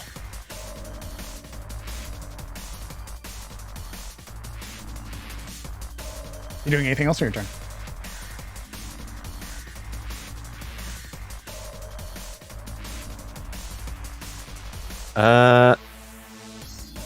We're gonna step back.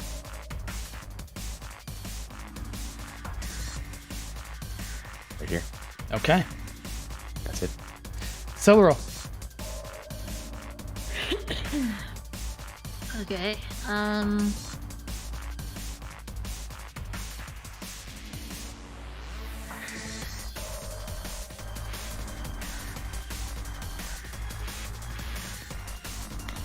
Silver's gonna kind of like upon taking that hit, you know, she's gonna bolster upward, and as she reaches down for her flail, she's going to reaction speak to Marana.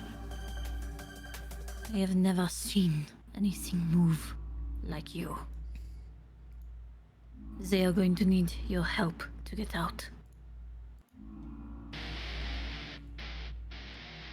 And she will attack here. Let's see it. With an upward bring of her flail. A 14 just misses. You would watch as it brings its curved blade up, this gnarled weapon to sort of parry your swing.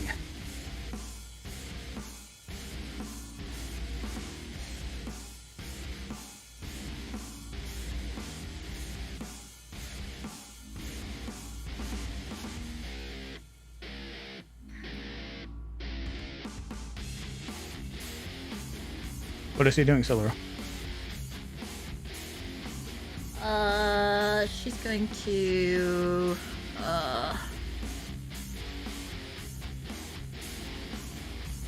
bonus action, second range. Okay. Well, let me roll it or expend it. Unless I. Ugh.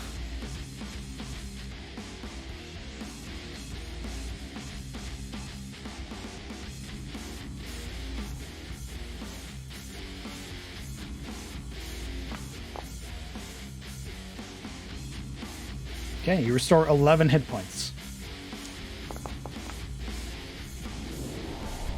I don't know why I rolled that.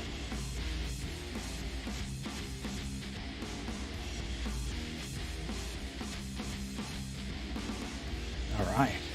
That surge of adrenaline, that need, that desire to keep going forward. All right. That's your action, your bonus action. Are you doing anything else on your turn? I'm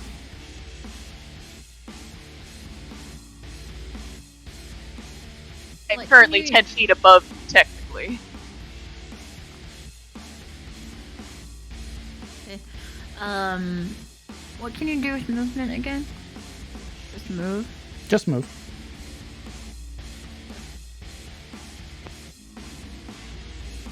Yeah, you can move around that guy if you wanted.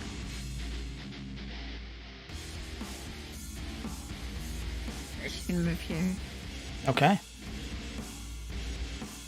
Bringing you face to face with the ghoul currently trying to crawl out the window. Jesus Christ.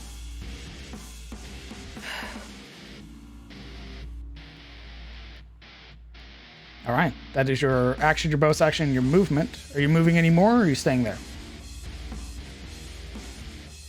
No, that will be it. DM. Alaric. DM.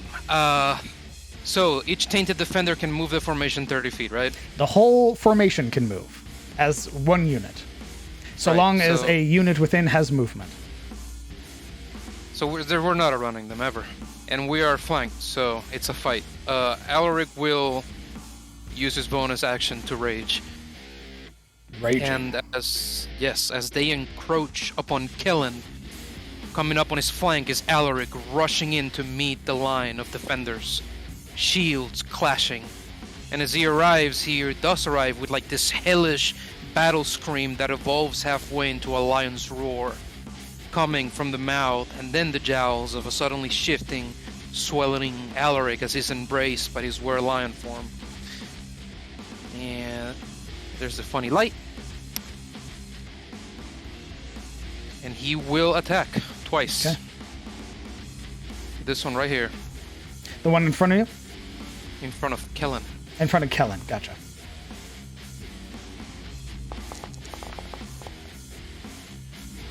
A 13 misses. Gonna attack again. Indeed. A 24. You would watch as the one beside it, this one here, locks its shield together, and that necrotic ward forms over it. It uses foul warding. I need you to roll that at disadvantage. 20 still hits.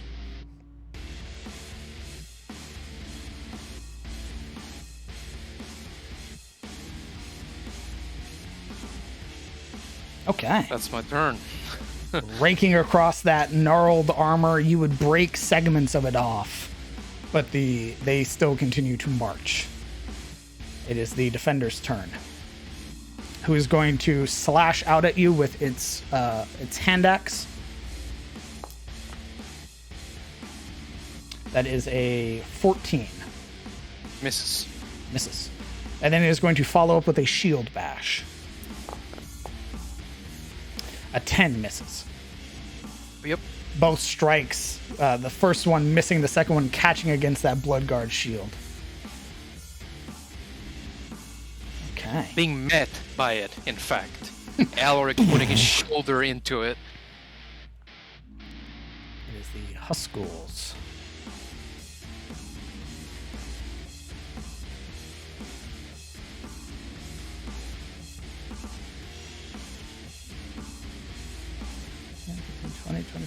30. Alaric, I need a strength saving throw.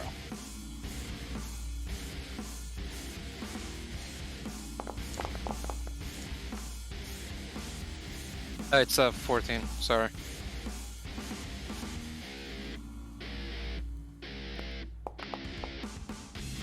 That is a natural 20. Makes it. You are both slammed down onto the floor as over the soldiers, flying over the defender, that screaming body throws itself at you. And you are both grappled and prone.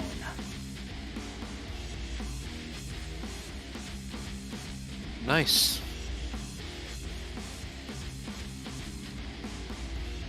The soldier is going to hurl a javelin at the shield. It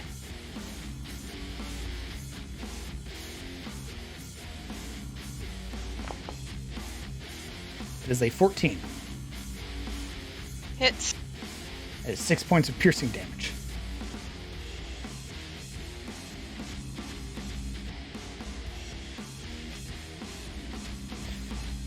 It is the defender who is going to go up against Kellen. 2 attacks, axe and shield bash. An 8 misses. An 11 misses. Both strikes missing against you. Marana. Neat. Okay. That thing has already breached lines.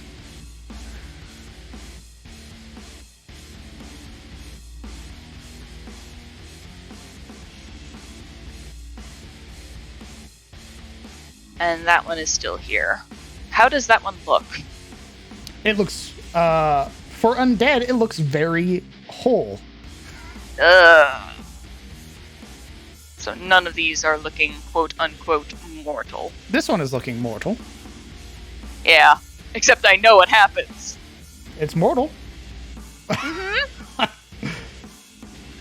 I know what happens when they die. What are you talking about? What are you talking about? What are you doing on your turn? I'm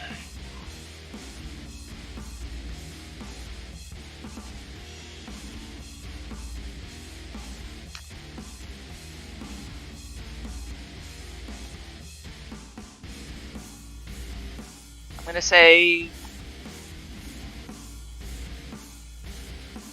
bonus action, steady aim, and try and do as much damage to that one as far away as possible. Let's see it.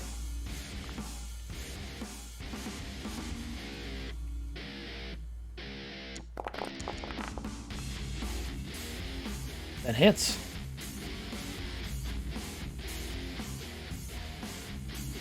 Don't forget your sneak attack. Oh, I had advantage. Oh, yeah. Fucking tell him. This is your class. You should be remembering. I know. I was like, oh, I don't have sneak attack. It's too far away from everyone. Been a little while. But yeah, 7. Both of those strikes causing it to sort of stagger backwards, its hand coming up to catch on that side pillar to keep itself upright. It now looks mortal. Ugh. Well, additionally, because I don't like this guy having hit points, we're going to use Wails from the Grave. Okay. And she's just going to say, lock him down, make sure he doesn't get any distance. And did that go? I don't know. It did not. But you would note that when the hunter attempts to strike this bowman, this particular tainted, as it strikes, it goes through like nothing. So it just illusory just goes through it? More like necrotic doesn't do anything. Got it. Well, Silveril would have seen that now. Indeed. The ghouls are more human. They have more flesh, more bits. They can be affected by necrotic, but these skeletons, not at all.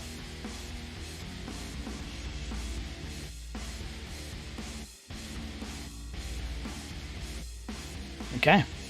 That is your action. Everything. That's your everything. All right. It is the Huskell's turn. the one in the back who just got struck, you are going to see what it starts to do, which is start to scale this wall and begin climbing towards you. 20, 25, 30, 35, 40, 45. It is going to drop onto a shield day. Of course. A shield day, I need a contested athletics. Or acrobatics. They're both equally poopy. DC is 10.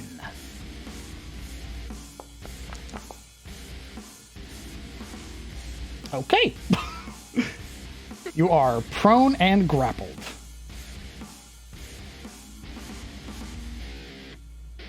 Actually, sorry, it would have disadvantage because of Hex. Yeah. You should be remembering it's still a 10, but That wasn't the creature that was hex, though. this is the one that hits. This is the one that has hex. This one is the one that has the debuff. That one has the debuff? You can see the little down arrows. Oh, okay. Well, I mixed up my ghouls then. It's still a 10. You are still grappled, I'm afraid. Okie dokie. Okay.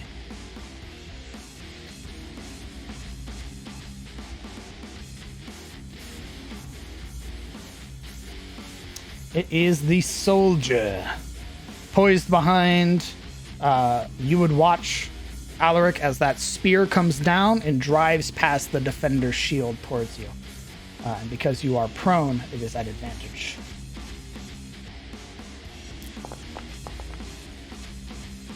That is a 21, or 5 reduced down to 2, I believe. Yep. Yeah. As the spear stabs down past the defender. Ashilde, you are being grappled right now. This frothing creature attempting to bite at you. Well, I'm gonna see if I can do this one thing. It may end up killing me, but May end up killing you. You got detonate fireball at your feet? no, I'm gonna word of radiance so it'll catch 2 of them. DM, Yes. when you're prone, doesn't the creature need to be at 5 feet of distance from you? Otherwise, it's at disadvantage, the attack? When they are he's using a spear, he has reach. Okay, so it's different for them? No, you're thinking of ranged attacks, brother. No. Ranged against prone creatures is at I disadvantage. thought it was straight up just 5 feet of Melee. distance. Melee against prone creatures is at advantage. That's any melee. Alright. Ashilda, what are you doing? I'm gonna cast word of radiance on myself. On yourself? Yep. Show me. It's centered on myself and it's 1d6. Constitution saving throws from both ghouls. Okay. I'll allow it.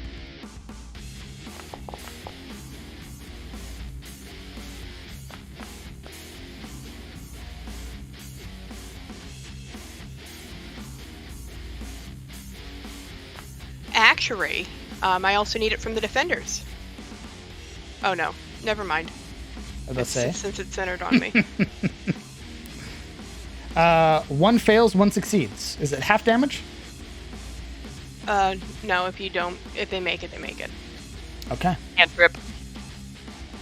So this one will be taking this one that takes the radiant damage. Okay.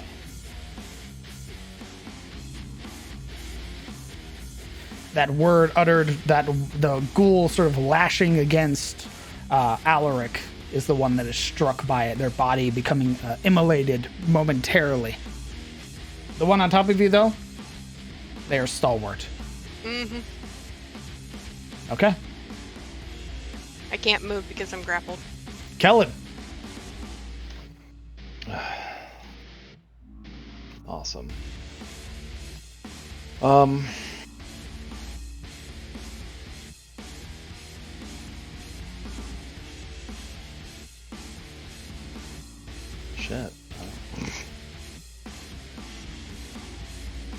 No fucking shot, bro. What are you doing, brother?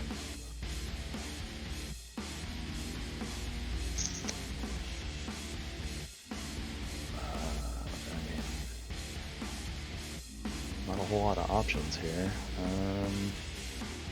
Good options anyway.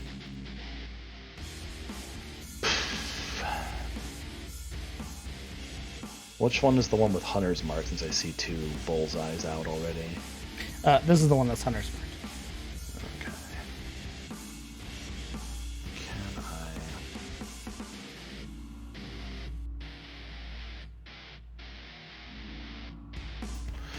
I... Alright. Well... Can I move the Hunter's Mark to the one that Alaric had damaged, the skeleton in the front that had been damaged previously? I think it was this one. Show me Hunter's Mark.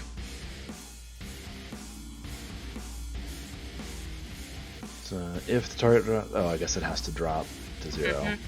Gross. Fucking dumb. Alright, well, then never mind, and I'll just attack it in general. It is this one that he hit first, right? Yes. Yes. Righty. Well, now that I'm a tank, unofficially, let's go for it. Let's see it. It's 19. 19 hits. It was already damaged, right? Indeed. Another 4. I guess I will offhand. That one. Hold on. Oh. That one drops. Well, let me just move that offhand to the one beside it. Let's see This it. guy. 18. That hits. Rolled. Yeah, so. There you go. Okay. The defender has fallen.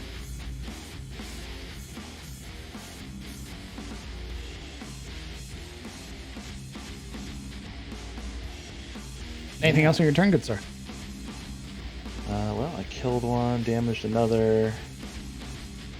Hopefully we get some backup. But, yeah, otherwise... Where are they going to stand, brother? Very good question, sir. Yeah, you're the front line.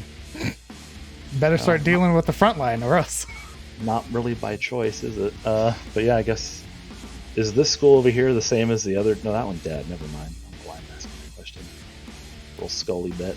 Alright, yeah, that one's grapple. One's grappled. Shit, man.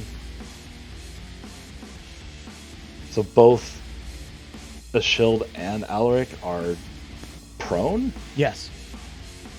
Holy fuck. Could you maybe sacrifice like half your movement to help one of them up? Yeah, I don't know. He would have to break the grapple. Yeah. Ah. Yeah, Thing they're is, being like a grappled hunter. actively right now. The problem is hitting them also makes them explode, so...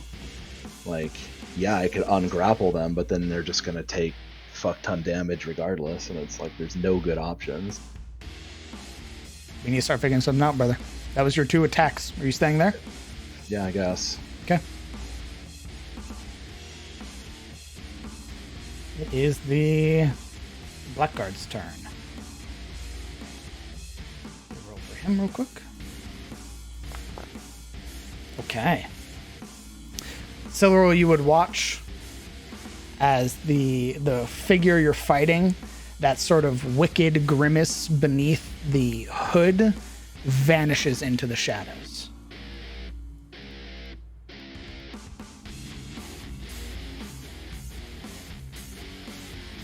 And then you would feel 2 attacks against you.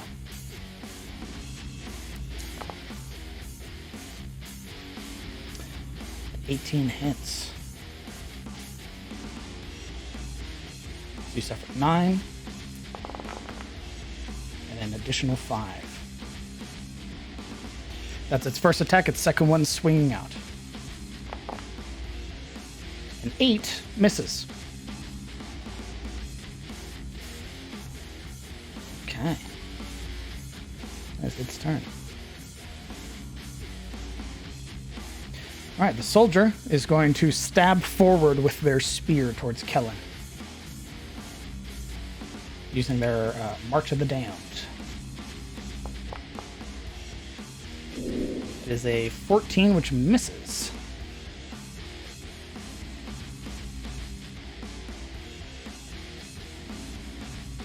This one is going to throw a javelin at Yuria.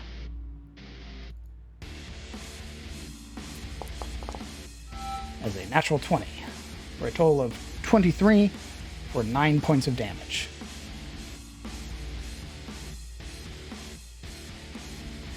It is the bowman's turn. Hold on. My HP went down a lot more than it should have. Oh, yeah, you fucking died. Yeah, no, it says I have 10 HP, which is not true. You need to adjust that, brother. There we go. I don't know. It wasn't letting me for a minute. Okay. It is the bowman's turn. He's going to back up. And he's going to mark you again, Marana.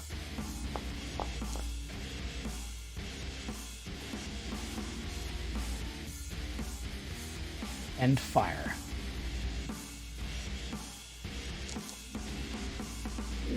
17?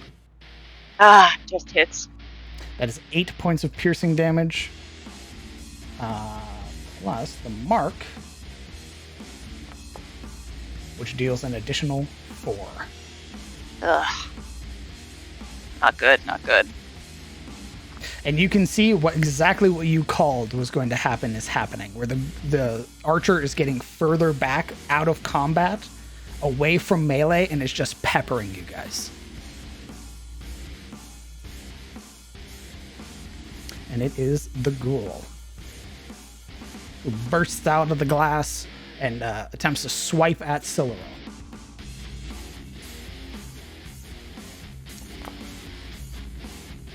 That is a 22.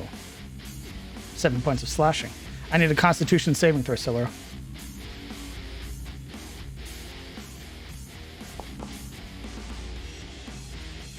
That is a success. You are not paralyzed. Yuria.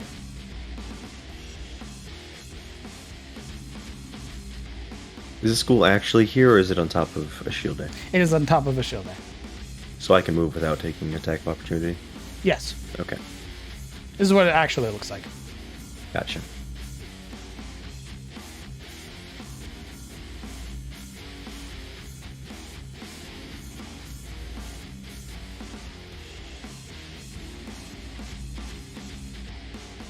All right, well.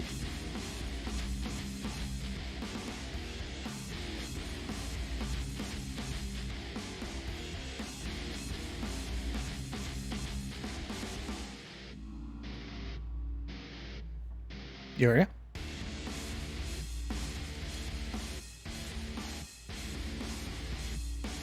The ghoul is also prone, right? So disadvantage on ranged attacks? Correct. Shit. But you have a sword. I'm not gonna hit the blowy up thing with the sword, DM. You're gonna hit the blowy up thing that's around all of us. The blowy up thing has to die, or else when it gets to its turn, it's going to start laying into your party members. Yeah, that's the problem.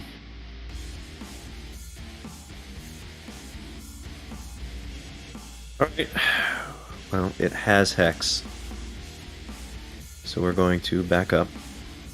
We're going to do Mind Sliver on it. Okay.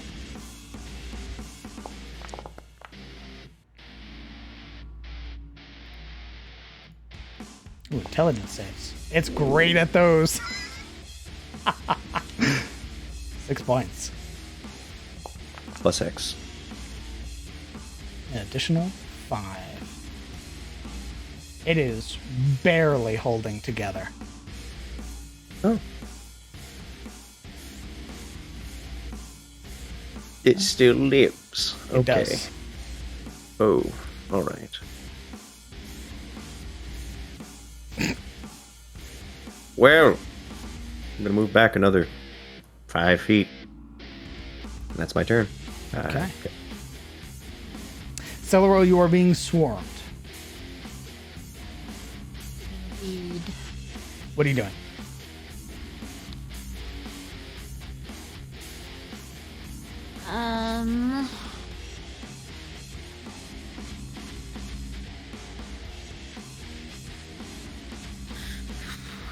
She's going to attempt to swing at this guy. Let's see it. A 17 does hit. 12 points of bludgeoning.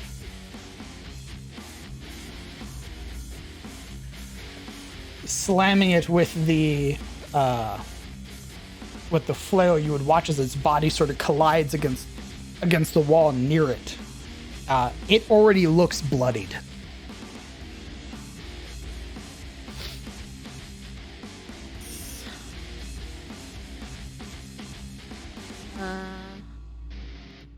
I lost my psionic die. I don't know where it went. Oh, because you accidentally spent it on protective field when you misclicked. Okay. You should have one back. There you go. I'm gonna psionic strike. Let's see it. An additional 3. Empowering that strike with the flail, driving it even further, you're able to rip it out and take a large chunk of this creature with you. It is still standing, but it looks mortal.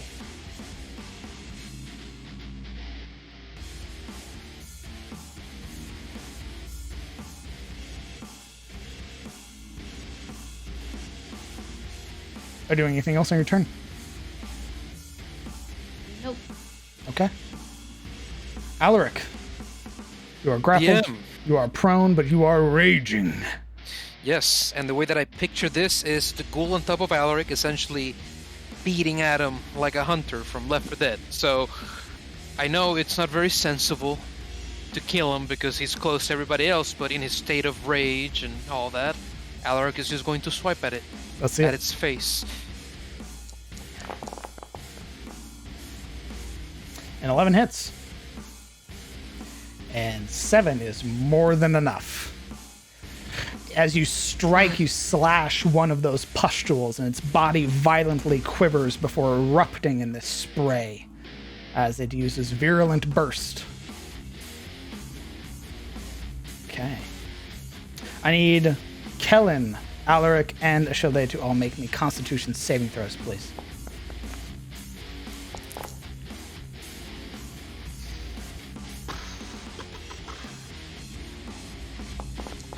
Success for Alaric. Success for Kellen. Failure for Ashilde, but she still gets half. So, half, half, and half. Okay.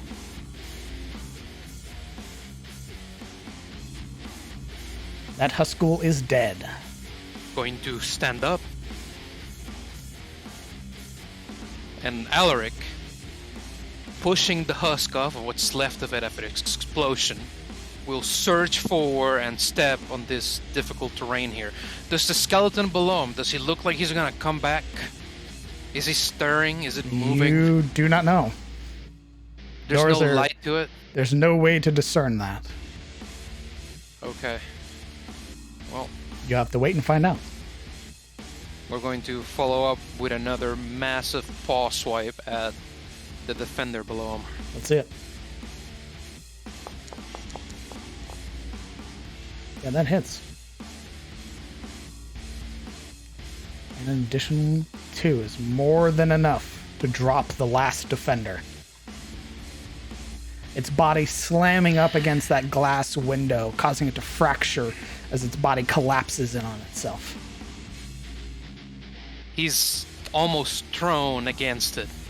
Alaric's paw being equal blunt and slashing as it comes heavy against his chest and just rams it into the glass. Almost as though punting it out of the way more so than killing it as he faces the rest. Indeed.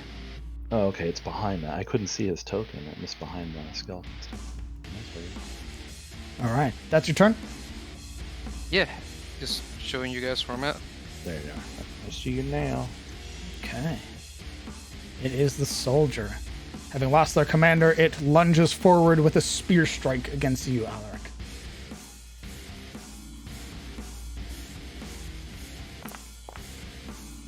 A 6 misses. Marana. Neato burrito. Oh, if my thing ever loads properly. So, doing a bit of wall skittering. We're gonna come 20 feet down. Get on the ground. Whoop, I have to hit enter for that. Yes. And then take out my rapier and try and stab it from behind. That's it. You have a +2 for flank.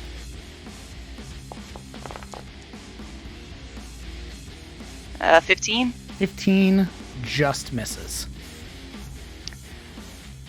Either way, this hole in here is open, right? Yes. And Marana, looking back, seeing the archer there, goes through with bonus action dash. Okay. You will take 1 point of slashing damage. I cannot move. It will not let me. Odd. There you go.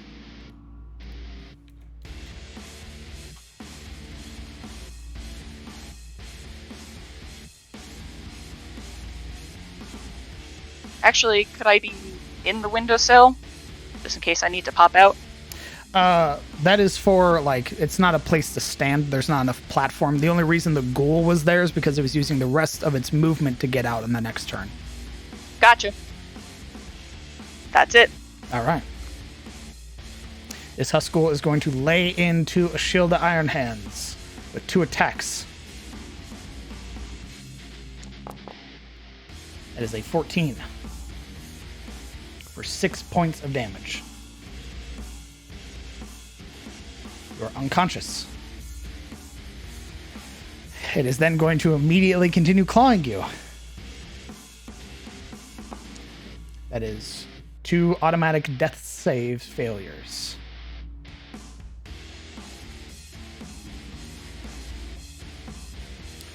Okay.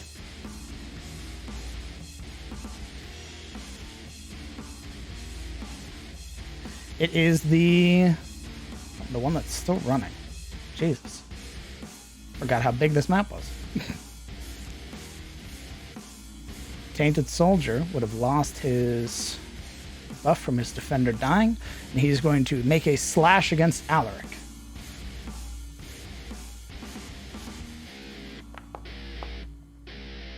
That is a 15.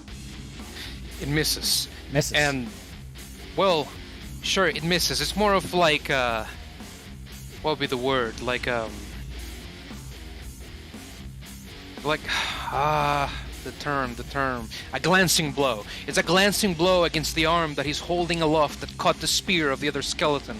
And as it connects, Alaric immediately turns towards it and bares his many massive fangs at it.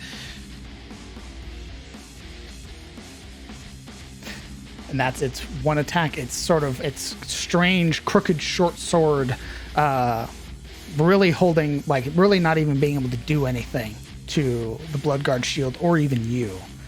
Far too tattered and broken. And you can tell that without their leaders, their defenders, they're more aimless now. They're not able to move as an entire unit. Yes, Alaric seems intent on scattering them, alright. Ashilde, I would like for you to private roll me your death save and share with us a memory.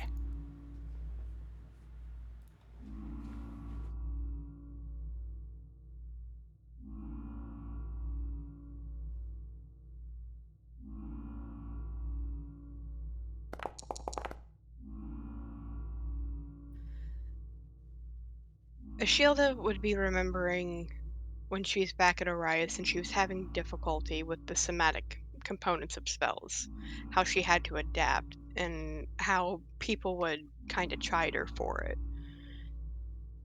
And that kind of feeling of pride whenever she proved them wrong by doing things just kind of a different way.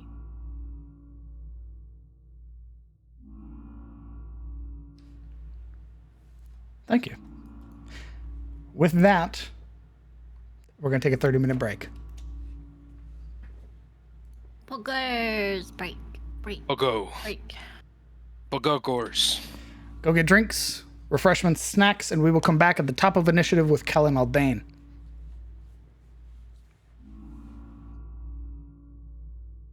I'll be right back. Queen Aldon. Haldane. Queen.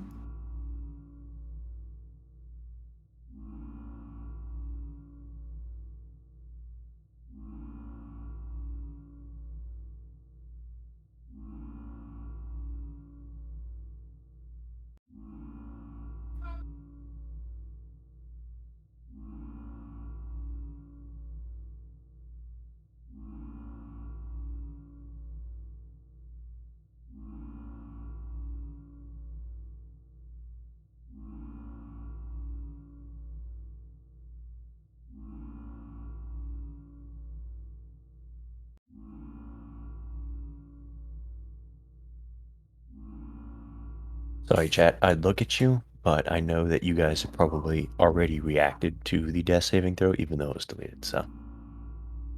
You will must remain in obscurity.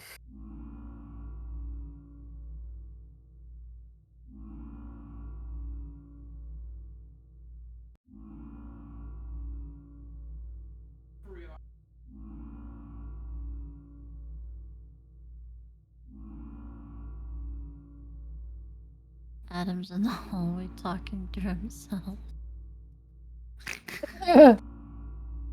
He's preparing the eulogy. He's just straight up talking to himself. Madness.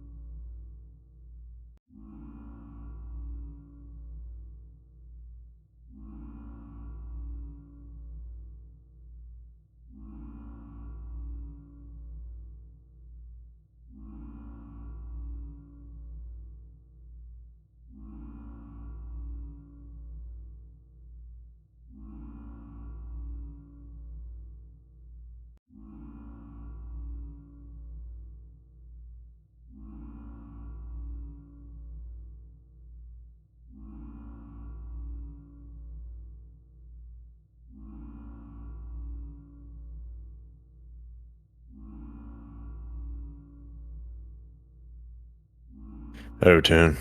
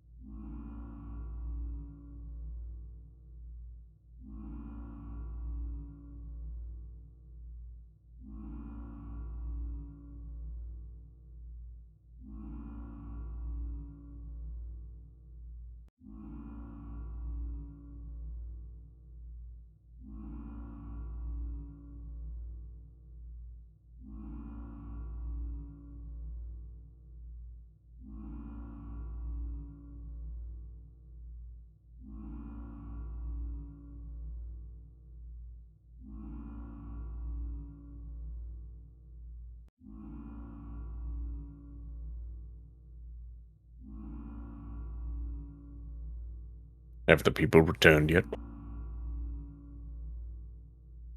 No? Okay.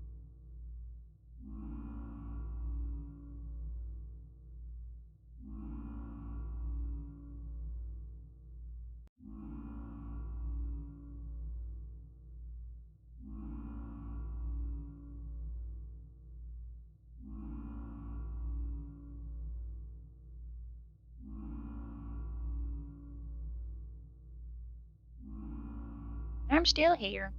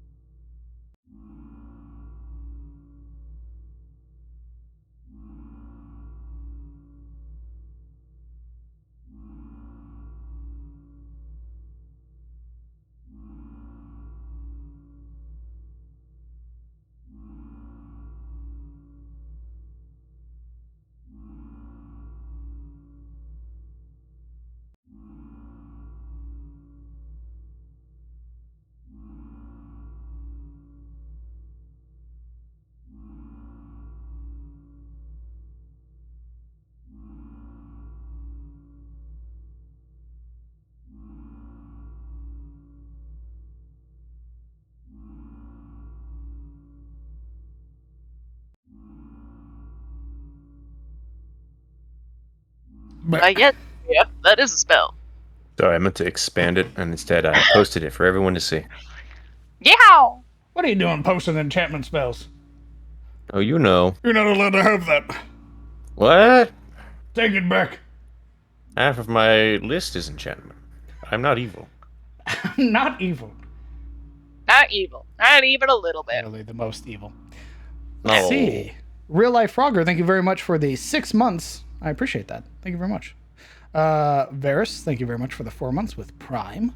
And Jablaine, thank you very much for the 7 months. Thank you. Thank you all for sticking around.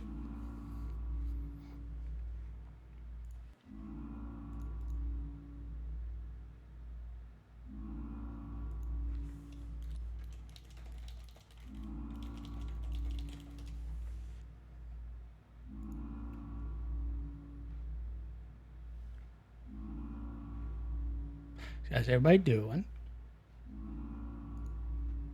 Not Oh, good. You know. Not good. What are you talking about? Dying. Actively. You are not. Person who has only suffered a little bit of damage. Well, that is such a selfish way to think, like in a D&D party. Imagine only considering dying if you're dying. We're a party here, DM. We think of everyone as a group. The Yeah. group is dying. The group is perishing. It's a very practical mindset, because if the group dies, then chances are so are you.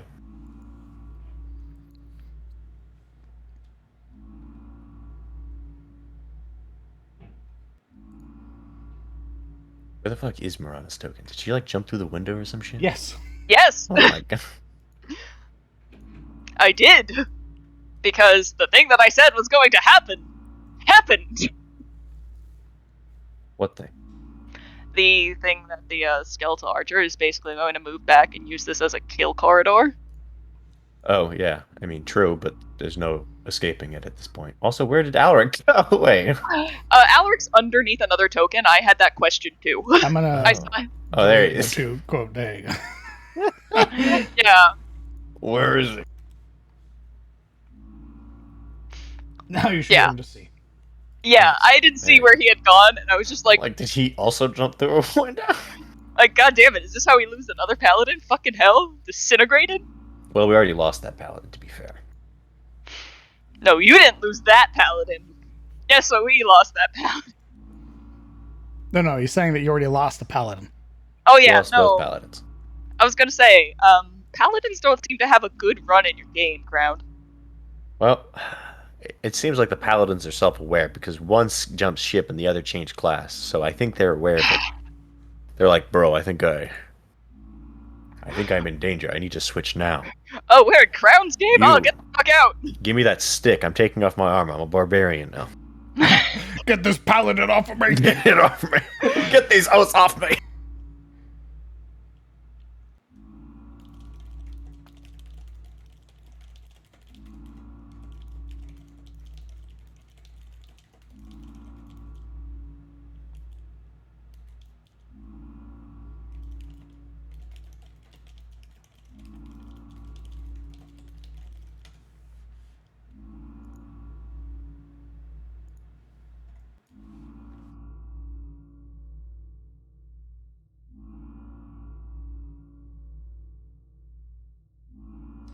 Is everybody back? You know the answer to that. I'm here. Ashilda? I'm here. Celeron? No. Nut. Alaric? You already know the answer. Oh, you know. Oh, you know. You know.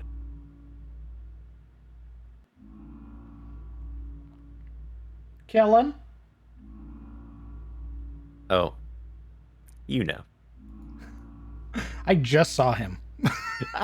That's what's so I funny. just saw him. They're all in your house, DM. You could go literally beat them with a cane if you wanted to.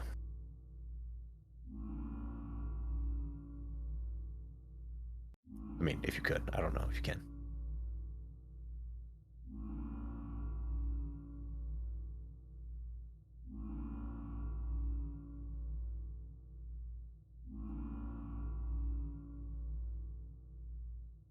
I'm going to be nice and say it's probably the dogs.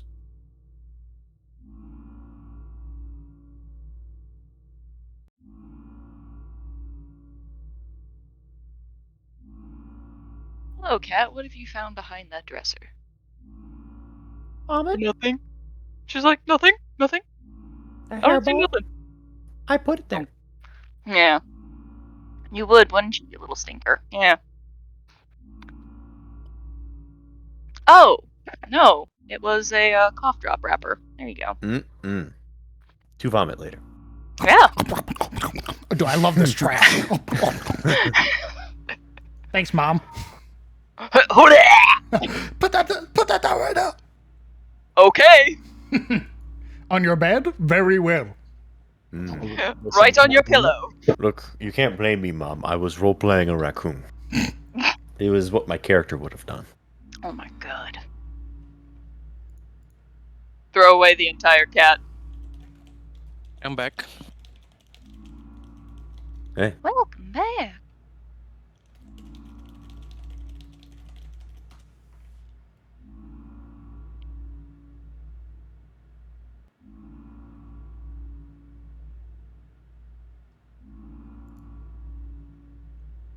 Say hello, Rail.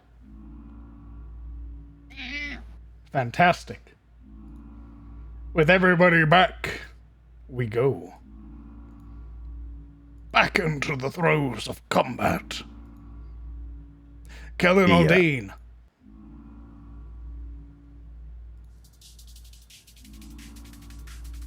Time to do the thing. hey, DM. Yeah, Never mind. I'll wait my turn. you will. All right. What is the range of the ghoul's explosion? It appeared to be in its immediate vicinity. Okay. So 5 feet? Why don't you roll me a nature check?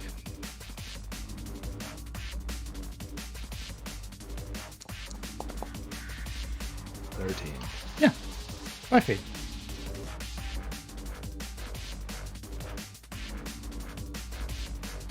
And it's currently on top of her right now?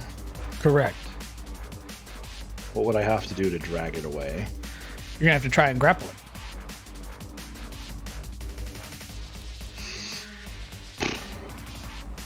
Very well. Go ahead and roll me your athletics versus its. Luckily, I think it's still hexed. Yeah, I believe It is. So it'll have disadvantage on its athletics.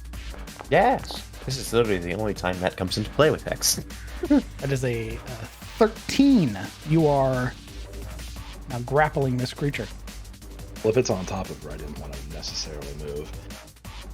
If it's literally on top of her, I just want to try to grab it, pull it off her, and is that like basically the only thing I can do at this point then? That's my whole action? Yeah, your action is to grapple. So then what's the next step? I think you can move half your movement speed with a grappled creature. Correct. What if I wanted to try to like judo throw its ass into the fucking skeletons?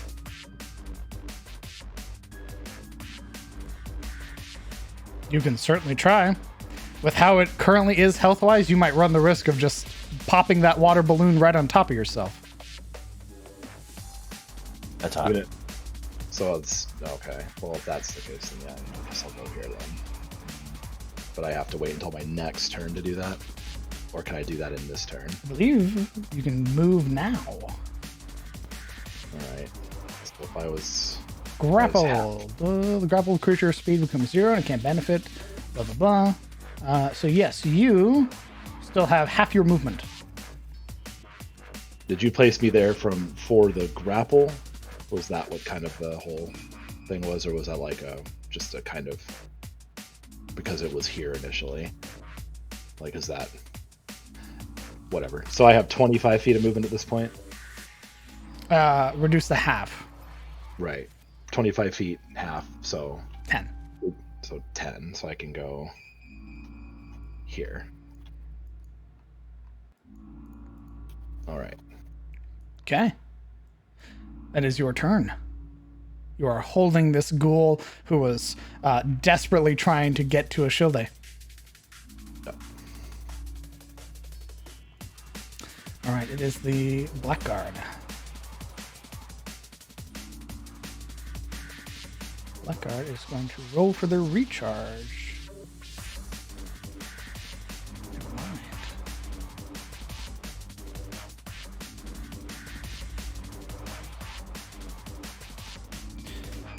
You would watch Siluro. The creature beside you again shifts, fading out.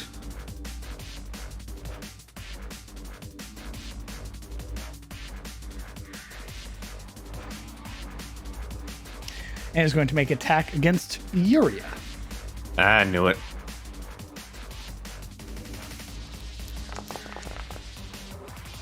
That is a 12, which misses. Second attack. 19? I don't believe you have your shield, right? No, I do. But I mean, with the shield, it's a 16. So 16, gotcha. All right, that is 9 points of slashing. Ow. An additional 8 slashing Oh.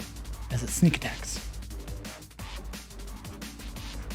Cry of pain as she is struck almost downed. The soldier is going to slash at Alaric. That is a 20 to hit. It hits. 9 reduced to half, which is 4 points of damage. The soldier is going to stab with its spear. That is a 5. That misses. The bowman.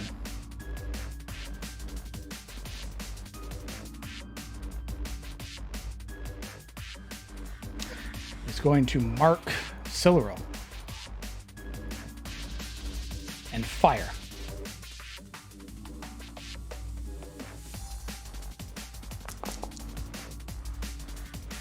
That is a 17, which hits. Dealing 3 points of damage. Plus an additional 2. It is the ghoul that is going to attempt to bite Siluro.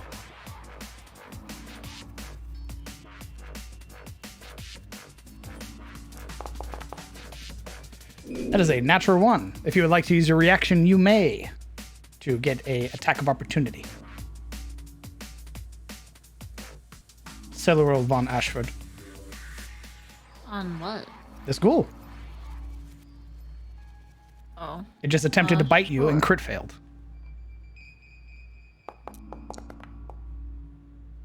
A 19 hits. Doing 8 bludgeoning.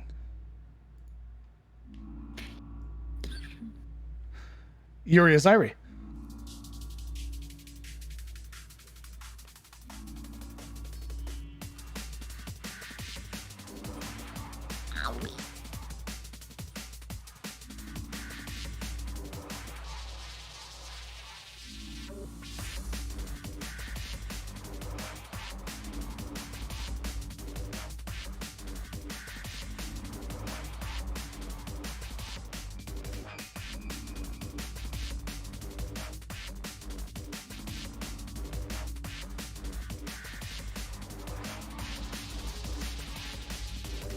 All right, we're gonna Tasha's the black card.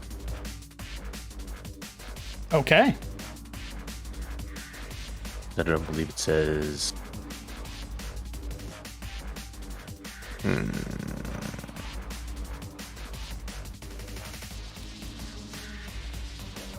Yeah, we're gonna try it. Let's see it.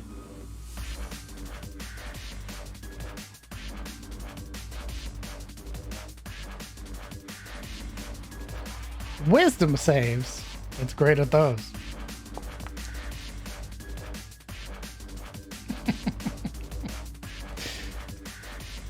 Creature choice. You would hear this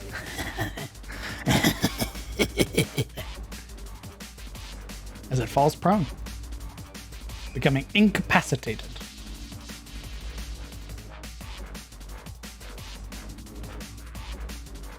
God, it's creepy.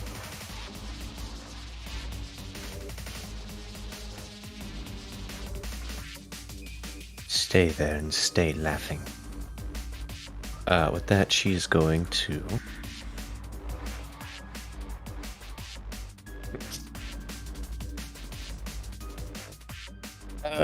Can grappled creatures do attack of opportunities? Yes. Well.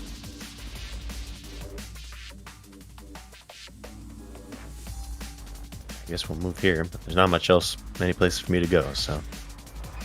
We'll move here, and then, we're going to bonus action, use up 2 sorcery points to create another spell slot. Okay. With Font of Magic.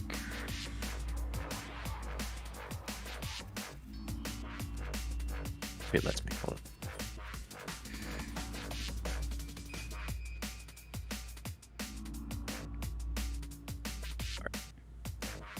And that'll be my turn.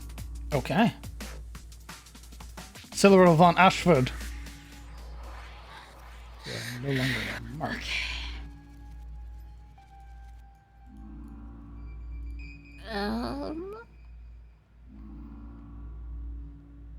She is going to swing and attack the ghoul in front of her.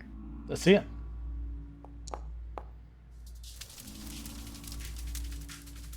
A 19 hits. 12 bludgeoning. Jesus. It is mortal with 1 strike. You would watch as its head sort of bounces back against the metal wall. You would hear this, like, sickly sound that is invoked from it, just from the sheer pain, the weight of the hit.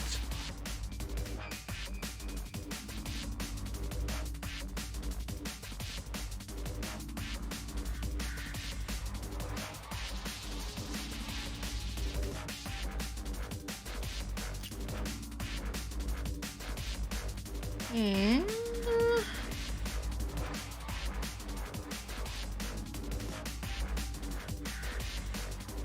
that will be it. Okay. I guess I could, move, but I don't know how it's gonna help me. Well, the creature beside you is prone. So melee against a prone creature has advantage. So it depends on how you want to start poisoning yourself, because the ranger at the far end of the hallway is taking pot shots at the party, and he has the full range to do it.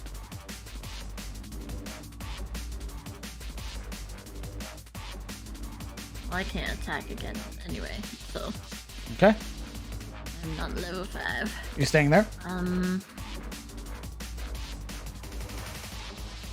And a sweeping motion as she swings the flail, and it, bounces back, she's gonna step to the side. Here.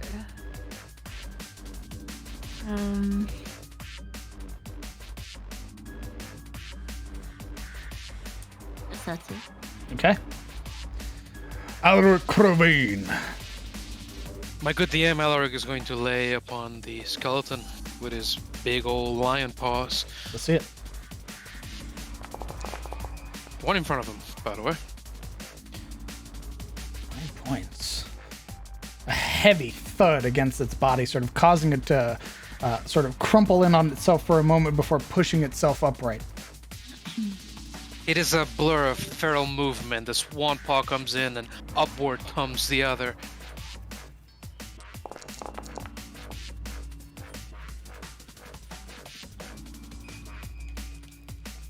A 16 hits.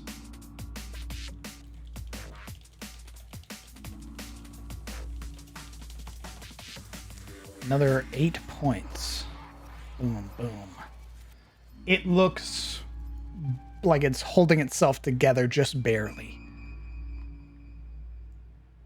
That's my turn. All right. The soldier is going to thrust a spear.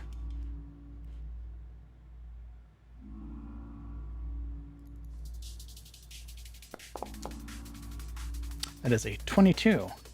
4 damage reduced to 2. From their barely held together formation, more just a mass of skeletons at this point. A spear thrusts forward and sort of jabs at your shoulder before retracting back. Hail of blood in its wake. Marana Lamordia. Okay. Going to use bonus action steady aim. And we're gonna try and pop-shot this one here. Okay. Do you remember my description of this room last time you were in here? No, because it was 2 weeks ago. You are down.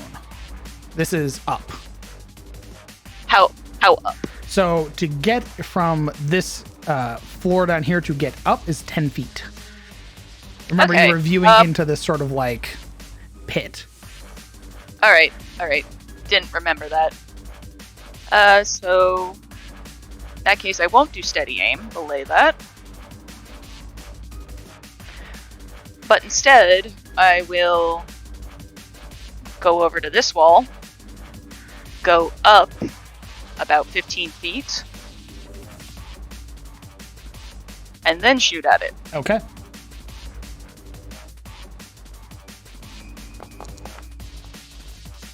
Ugh. A 10 just misses.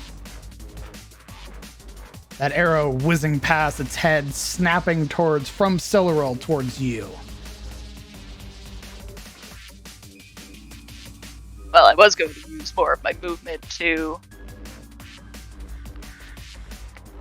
that was 5, 15, 20. And then kind of go back down and hide. Okay.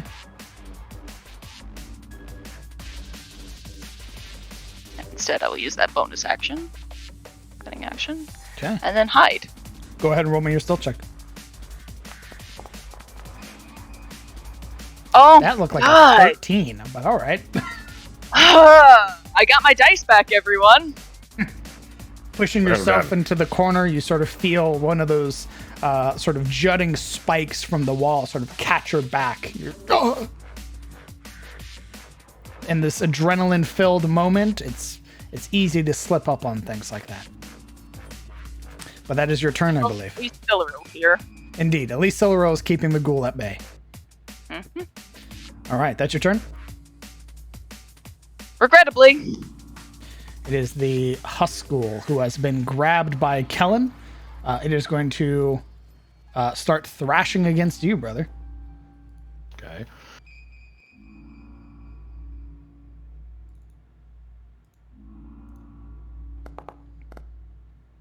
A 10 misses. And, well, 23 would hit. That is 8 points of slashing. As it catches underneath where your sort of where your ribs are on your side and rakes its claws against it. Doesn't even look like it's trying to break the grapple. It looks like it's just, now that it has another warm body, it's just trying to hold on to you.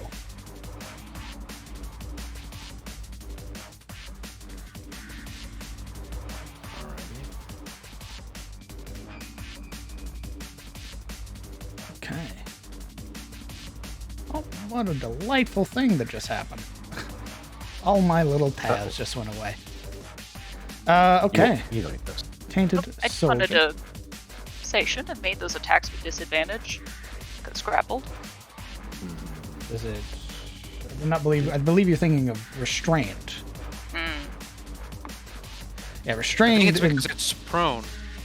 Prone does give disadvantage on attacks. Shouldn't be prone. Oh, it does have the Oh, prone tag. yeah, you're right. You're right. That's restrained. Got it. Sorry, it I was just checking. shouldn't have this tag. Sorry. Okay. But yes, restrained would make it do a bunch of different stuff. Grapple just makes its speed 0. The soldier is going to slash out against Alaric. Alaric's body is ripe for slashing and cutting into. 18. Ooh, it meets my AC. So So that's 3 points of damage. That's right. Ashilda, share with I'm getting us a memory, and please roll us your death saving throw.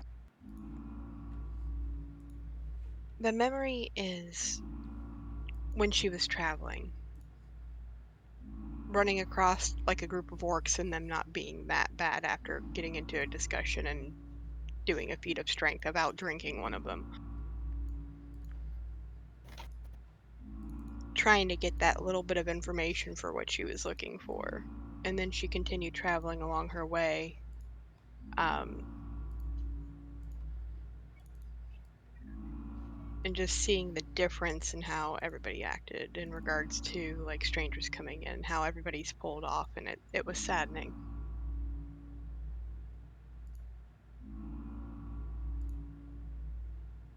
And now for the roll.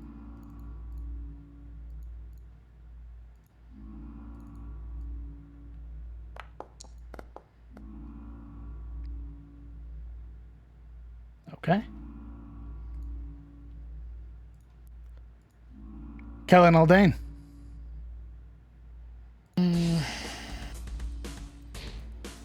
What's the window that they were climbing through? It wasn't the one that I'm against, is it? No.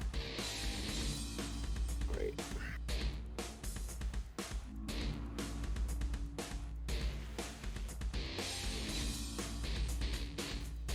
God, I'm almost dead. Fuck.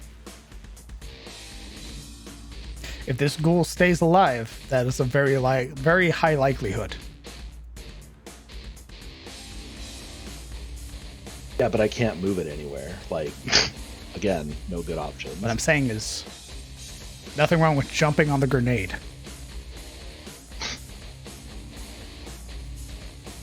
Yeah. All right.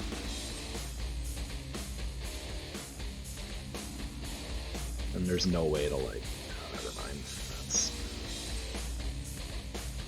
That would be silly.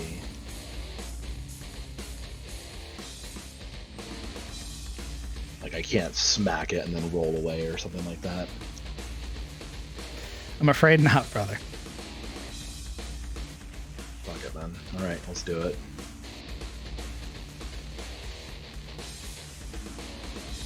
Why does it keep fucking moving my weapons around? Yes.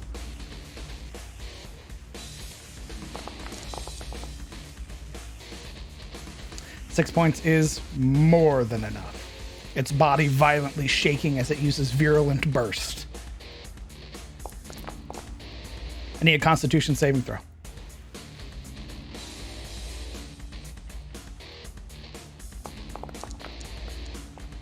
Fuck. Okay. As it ruptures that spray of poison that cascades over you, you fail the save by just one, I'm afraid, and suffer 8 poison damage. Oh, not terrible. Well, terrible, but not as terrible as I thought it was going to be. That final Huskul is defeated. I imagine. Is it like a violent explosion, or is it just like a gas, like a? It is like its body suddenly starts convulsing, and then all of the pustules rip open at once. I mean, is there like an explosive force to it? Is what I'm asking, I guess. Yeah, in a sense. Yeah. So like, having pulled it away from Michelle, he stabs into it, and then calls out, and it's like, "Someone save a shield!" And then it blows up, throws him into a wall. Sending you back against the metal wall with this resounding slam. Yeah, crumpling to the ground, probably. All Very right. cinematic. Looking fucking rough, BT dubs. Okay. It is the Blackguard's turn, who is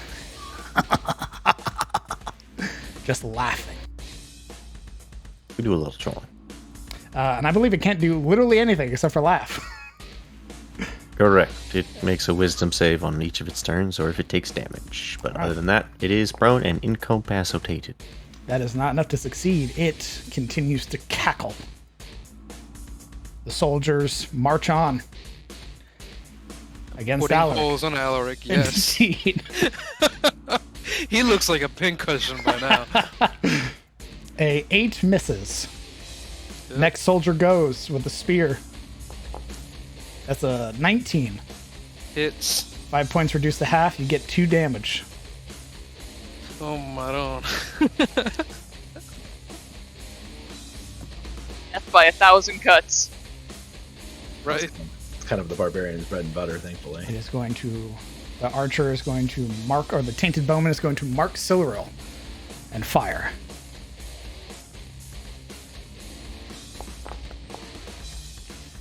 A 13 misses.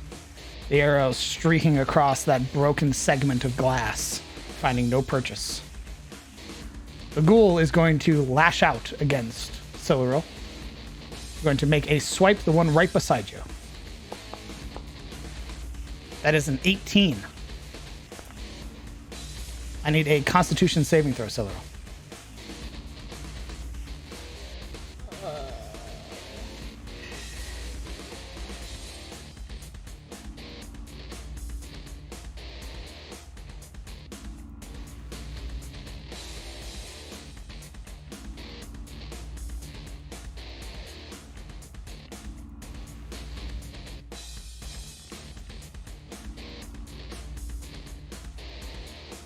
Where's my... Oh, okay, there it is. If it meets AC, does it still hit? Yes. What are you attempting to do? I was just wondering. Gotcha.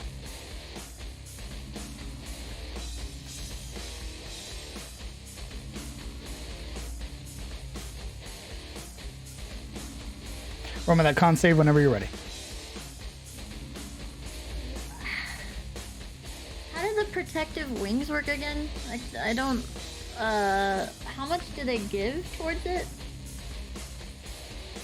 You can manifest a protective shield that can shield you or others. When you or a creature you can see within 5 feet of you is hit by an attack roll, you can use your reaction to manifest spectral wings that grant you a equal AC to your proficiency bonus against that attack roll, potentially causing it to miss. So if you use that, it would increase your AC from 16 to 18, which is it still meets it. So you would still take the damage.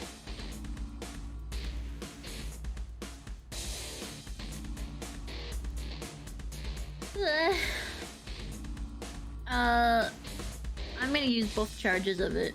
I'll make my AC 20.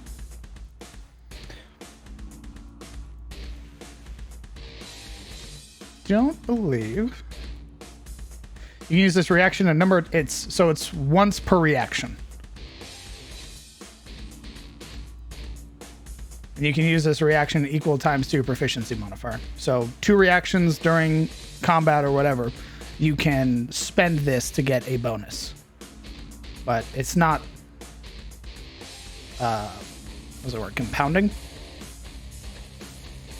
Gotcha. What is it again? A con save. You succeed. You are not paralyzed. Uriel. Uriel at the moment would be leaning against the glass, bleeding, smearing her blood against the glass as she's eyeing this cackling blackguard. Her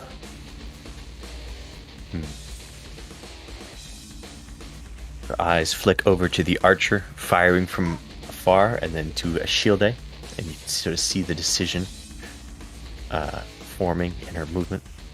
Her telepathic link to Callan activates. Do you know anything about field medicine?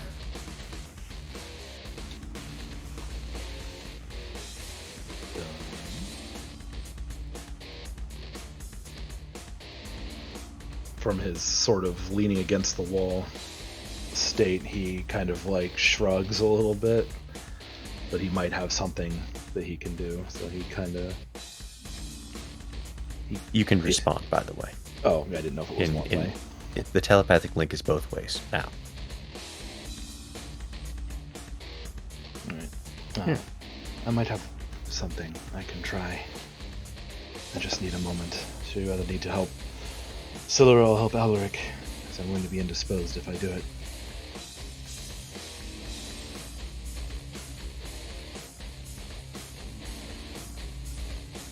if you know anything about it. You probably know more than me.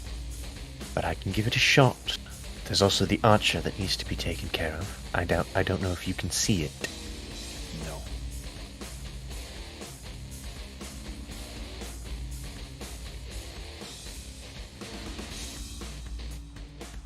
Right, well. What are you doing on your turn, Yuri? You will get up and try to help medicate a Ashilde. Lumbering over, clutching her own wounds. You're going to attempt some field medicine. I'm gonna attempt me field medicine. Okay. So much like before, when attempting to stabilize a creature, I'm going to ask, do you have proficiency in medicine? I do not. I only have a +3.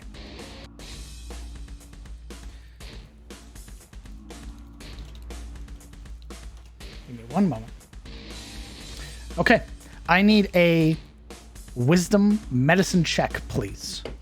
Understand that if you do not meet this DC or fail by more than 5, you will give Ashilde a automatic death fail. Wait, if I don't meet the DC or fail by more than 5? Sorry, if you fail by more than 5. Okay. Well, I mean, Kellen said he had something he could try, but it's gonna. But Here's that's the thing. after she rolls, so it's still a gamble. exactly. Well, no. Well, if he does what he's planning on doing, there won't be a roll involved. You go after her in the initiative order. This is her final death save, Yeah. in theory. Because she already got 2 from the ghoul. If I understood that correctly. The ghoul basically tacked on 2 death saves just automatically. Yeah, and Juria roll has a better percentile of beating the DC. Right. Yuri Zairi. Let's see that medicine check.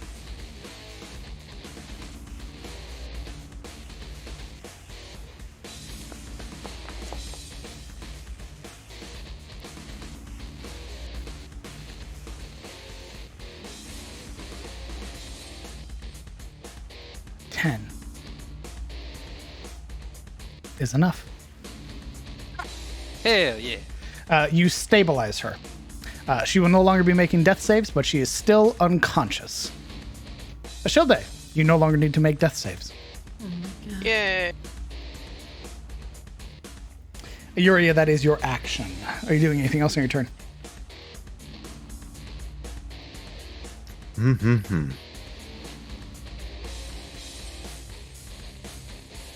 No. Celeral von Ashford, Ward of the House Ashford, and Champion of the Ettenmoor. What are you doing? She's going to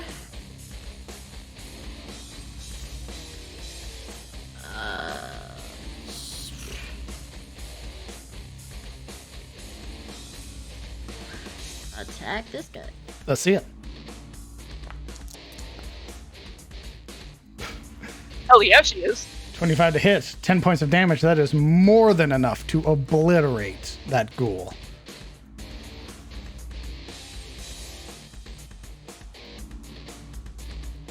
These vile creatures can be cold, beaten. Sickening crunch as she swings the tip of this weapon down. Each one of the dragon's heads and claws and scales all fitted with goo. And she's going to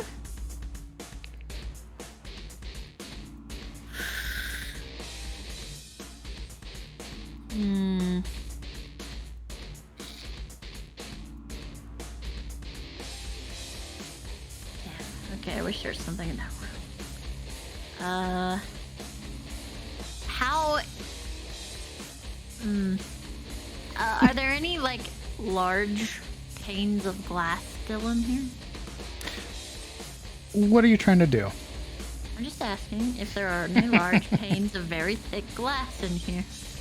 Large pains, none that they're like none that are like large.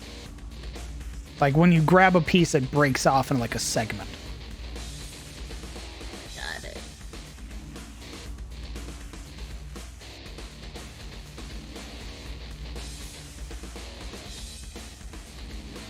You doing anything else with your turn? I'm trying to understand the bandages again. What does it mean by or wounds? Does it heal me in any way? No, wounds are another type of like ticking damage. There are certain like dragons and stuff like that that apply wounds to you that on the start of your turn you take X amount of damage.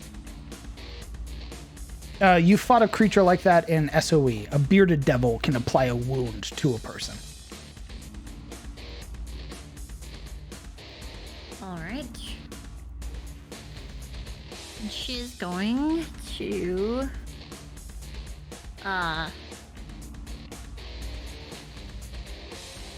use one of her uses of metallic dragon, and the scale-like tattoos on her body will awaken, as well as the ring around her eyes glowing of gold, and she's going to cast Cure Wounds on herself as these dragon wings sprout from her back and wrap her in healing embrace. For 2. I can't roll.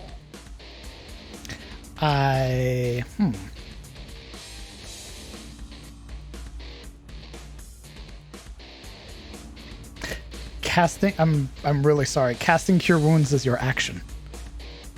No.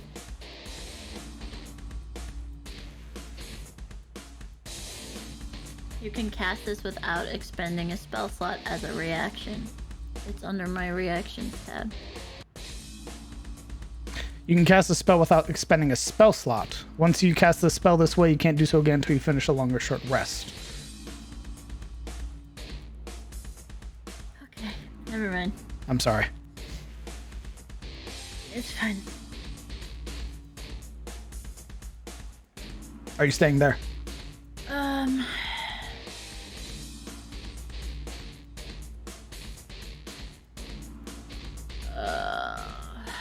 How did Marana look when she climbed through here?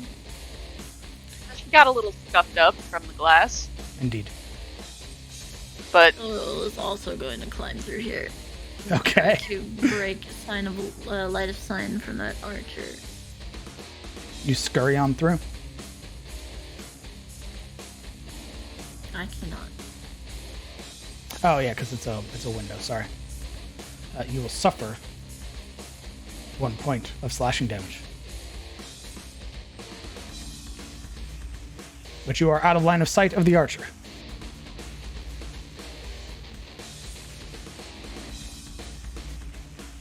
I'll be returned. Alaric Crovine. DM. Alright, spear, swords, and shards of bone all embed into Alaric. Once again, the lion abomination surges scarcely forward in his blind rage as he violently brandishes one of his cat limbs and takes a swipe at the skeleton in front of him. Let's see it.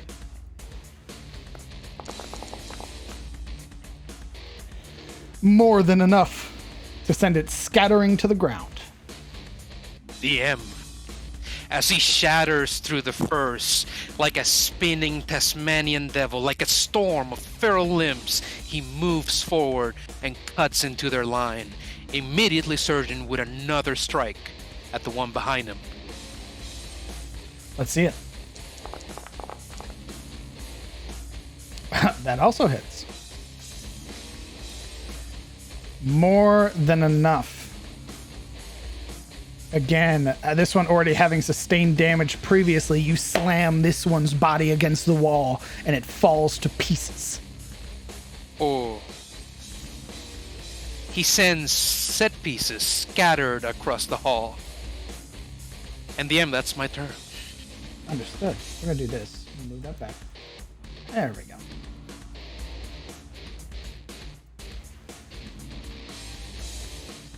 It is the soldier who, as you stand there, is going to swing at you.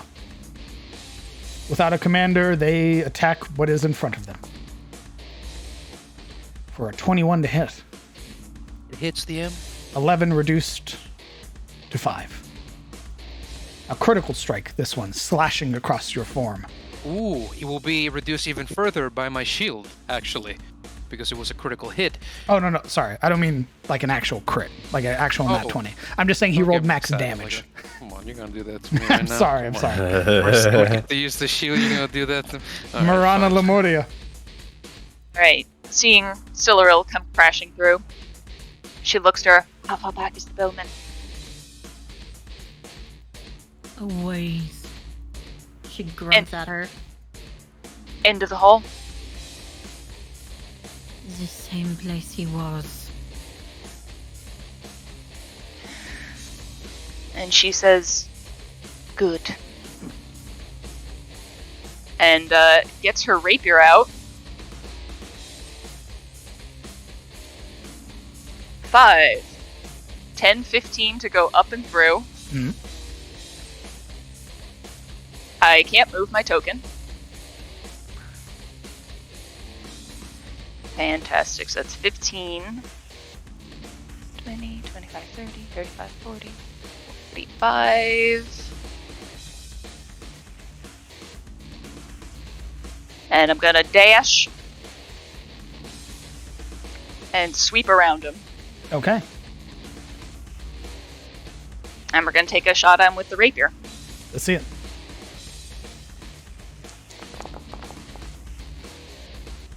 "21 hits. He is going to use his reaction. You would watch as you rush up on him, his free hand comes down, snatching this twisted dagger from his waist as he attempts to sort of slash at you and jump backwards. That is a natural 20 for a 24. Yikes. That is 7 points of damage, and you are bleeding for 4 points. Yikes. But seeing him jump back, I'll immediately close the gap. Okay. You just hear her hiss out as she's struck. And just kind of issues a snarl in return. Okay. There's the clatter of the jaw. All right. Are you doing anything else on your turn?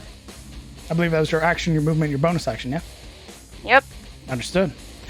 The soldier, the healthiest soldier, is going to bear down upon Alaric. The flesh is willing, DM. Take your blow. That misses. Okay. I show that you are unconscious, snoozing as you are. Kellen Aldane.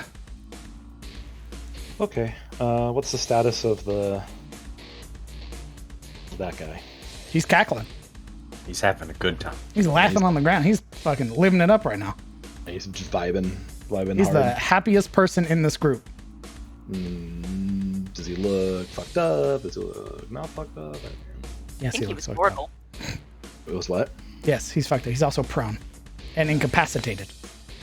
So I'm gonna kind of do a stagger hop from still kind of shaken from the explosion, and I will attempt to stab the shit out of him to eliminate one more threat off the board. That's it. You'll roll at advantage as he is prone. Oh yeah, good point. That's why I said it. Yeah. 20? 20 hits, 5 points of damage.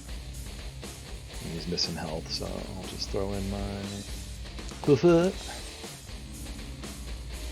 And 7. More than enough to drop the blackguard. What is this thing? You say blackguard, but is this something? That... It's a skeleton rogue. Oh, it's a sneaky skeleton. Okay. Indeed. Ghoulish horse, brought low and driven into the mud. Got the fucking bloodhound touch. He got a quote out. No, Hell he yeah. said the thing. He did it. All right there, ancestor. You need to calm down. Ancestor DM. That's 2 attacks, or 1 attack. It's 1 attack, but I don't think I have a lot of movement left. I was here? Yeah, I was here, so that's 10. That's another 10, that's 20. And that'd be 30. So I could basically go here. But because I meleeed, I can't use a range, so. Indeed. So I'll just basically, I'll post up, protecting Ashild's unconscious form, hoping everyone else is doing okay. Okay. It is the bowman. Seeing you up in his face, that dagger comes out again as he leaps back.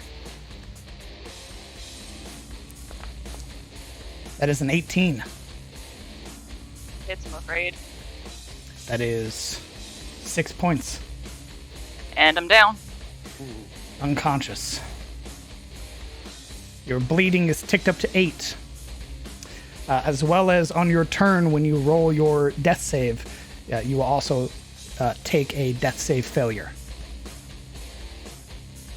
Until somebody comes and gets that bleed off of you. Yeah, man, they just... The bowman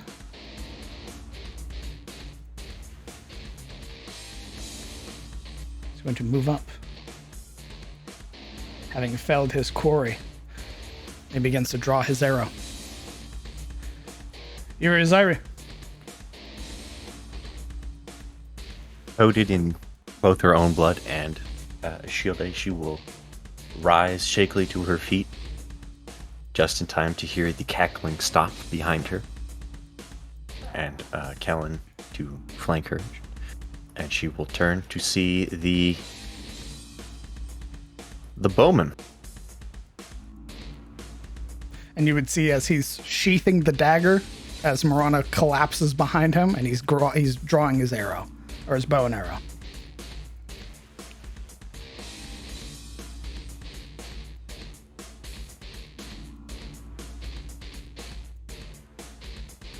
Perfect. He's just in range. As soon as he steps forward, her eyes narrow and spark with Eldritch power, and she casts Dissonant Whispers on him. Okay.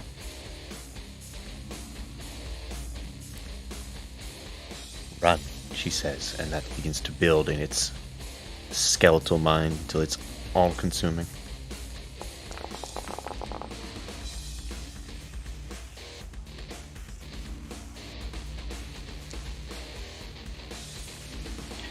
That is not enough. 12 points of psychic damage.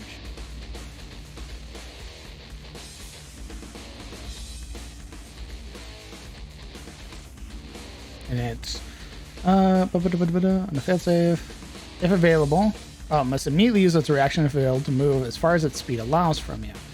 Okay. Yep. And immediately turns face. And no, runs back over to Marana.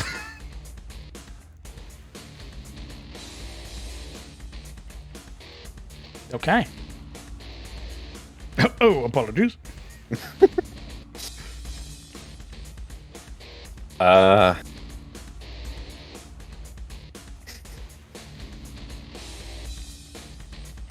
really have anywhere to go, unfortunately.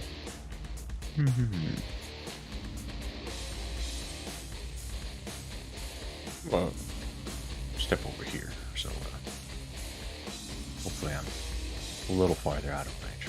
And then that'll be my turn. Siluriel von Ashford. I will use my Cure Wound. Let's see it.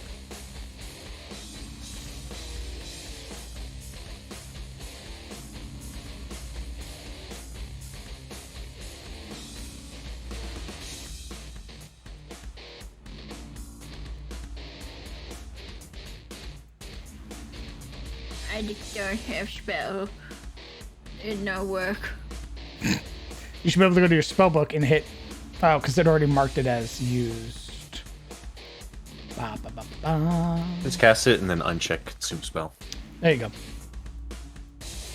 Or just roll the dice, yeah. You restore 2 hit points. Is it only +1? What's your intelligence modifier? Isn't it based on your int? It's based on your spellcasting ability modifier, so... Yeah, it should be. So that should be 3, not 2. There we go. And adjust that for you.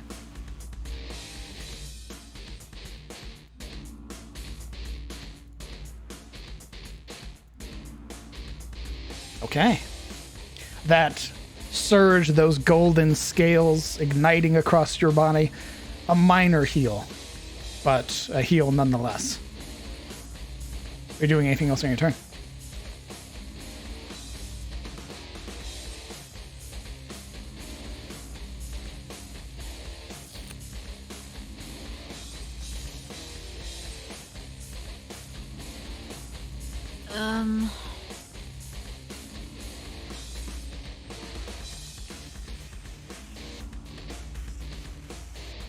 I should climb out.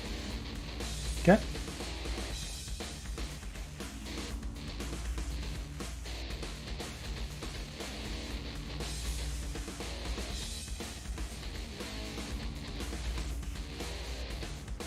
Back out on the main field, you would see that off to your left, Marana's body on the floor, the archer running like on top of her, and the falling number of skeletal soldiers standing against one Alaric Crowayne.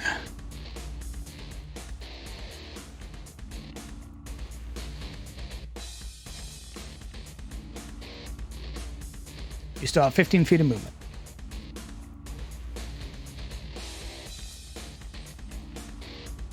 We'll approach this way. Anything else? Is that your turn? Yep, that's all I got. Alaric de Karim.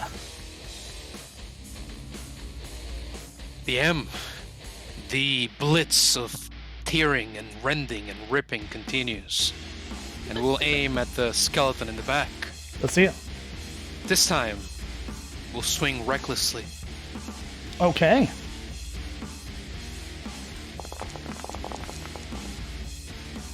And good thing, too. Good thing, too. That 16 just hits. Wonderful. Wow, okay. That is more than enough, though. The 9 slamming its body up against the wall. Yeah, the paw, it comes crashing against its face, raking and pushing both combined before sending its head hurtling into the wall, violently shattering it into skeletal pieces. And that same paw, it drags across the wall and follows in a continuing swing at the skeletal friend behind it. Let's see it. And it's reckless as well, sorry, I forgot to mention. And good thing, too. Good thing again. That slam, that paw connecting against the soldier's head, causing it to sort of turn on a swivel momentarily as it reconnects. It's still standing tall, the last soldier remaining. I'd like to point out that actually it's metal, right? So his claws could rake across the wall. Okay. Could they? Creating Like, I don't know sparks. how strong the material is. Yeah, okay, so he would leave like a little Alaric was here of Absolutely. Of claws on the wall. Nice. You're not like Alright. carving in like Wolverine, but you're leaving that scratching trail. Yeah, the scraping trail, nice. Perfect. Marana Lamordia, you will roll me a death saving throw.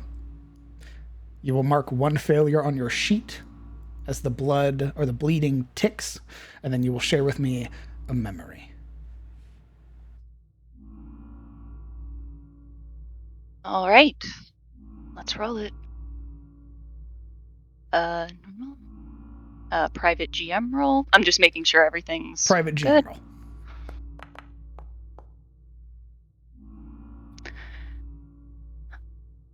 The memory is a vision of a young Marana in her family's courtyard.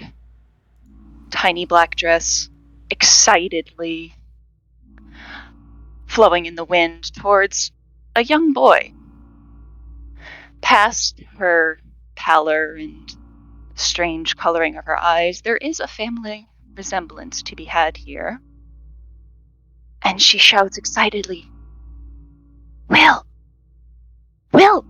I think the new one's coming in, look!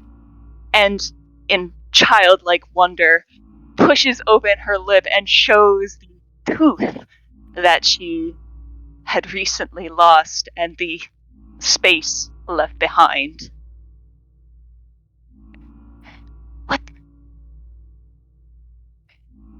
What's it look like? I'm not going to have buck teeth, am I? Her cousin, a bright, brown-haired boy, kind of peers in and just kind of, as children often do, kind of grossly pokes at the gum. But his hand draws back sharply, and a small pinprick of blood begins to pool at his fingertip. Why is it pointy? He asks her. And the memory fades. Thank you very much.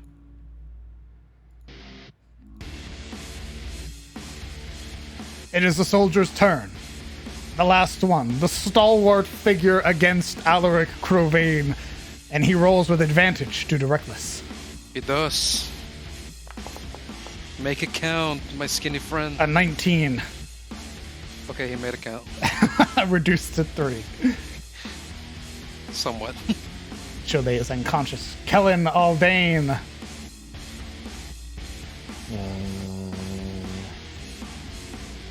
Looking around, can't really see anything. Minus that one last skeleton.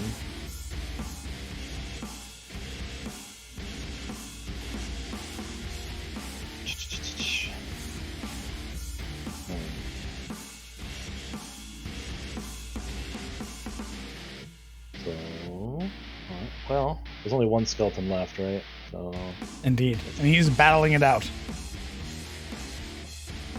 well, because I can't see and there's no call for anybody to help anyone, so I'm going to attack the last skeleton. Let's see it. Is he missing HP or just kind of? Yes. Not really. Oh, yeah. Yes, he is. Holy fuck. That is more than enough. As Very its, nice. as I don't its know why I rolled strike that, comes but- down against Alaric, it draws its blade back, only to be met with the elvish lang, which catches it across its entire midsection, just splinters it to pieces.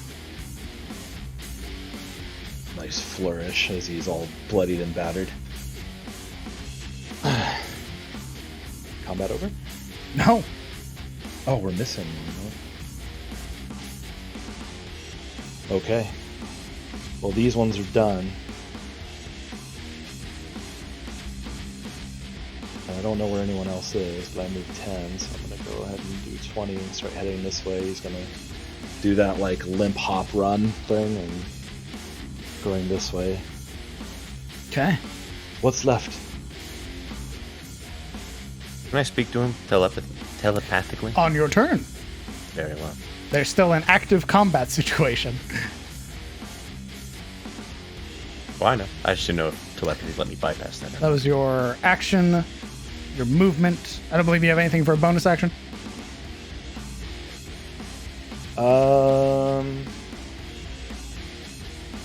Actually, that was my spell stuff.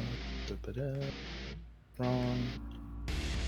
Nope, that is not. Okay, yeah, no, that's all my stuff that I can do currently. Okay. The bowman, having reached the end of Dissonant Whispers, stops, coming to a skidding stop over Marana's corpse. Ripping around, knocking an arrow, he draws and marks Siluril von Ashford as his quarry. And fires. A 12 misses. That arrow scattering against the metal wall right beside you. He's going to... Yuria. All right. Oh, he disappeared. Alright. Yuria, having just dissonant whispered the bowman, watching it run, and then watching it, basically following it until she sees Marana's crumpled form. At which point she shouts, "Marana! She's injured down the hall." And she begins to walk forward, shield at the ready.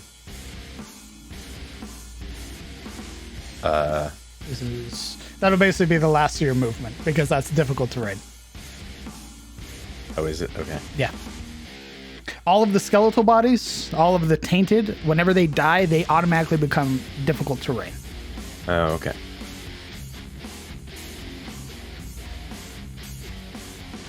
So yeah, she'll move forward, and you can't ready a spell, can you? Can you ready a cantrip? Yeah. I think you can. This is the same thing with like the hold action type deal. So what's the trigger for this cantrip? As soon as that skeletal dude shows his face again, Eldritch Blast. Okay.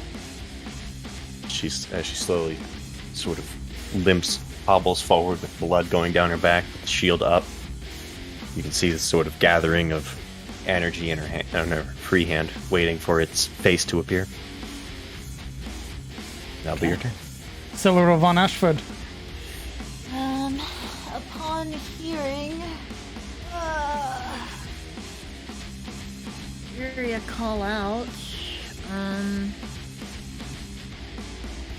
gonna turn her head back again, now unable to see Marana.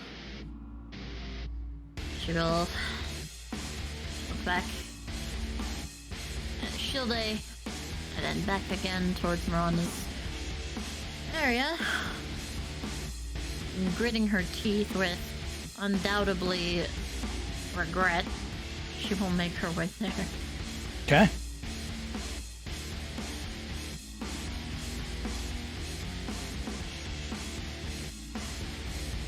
Double moving. I was trying to choose.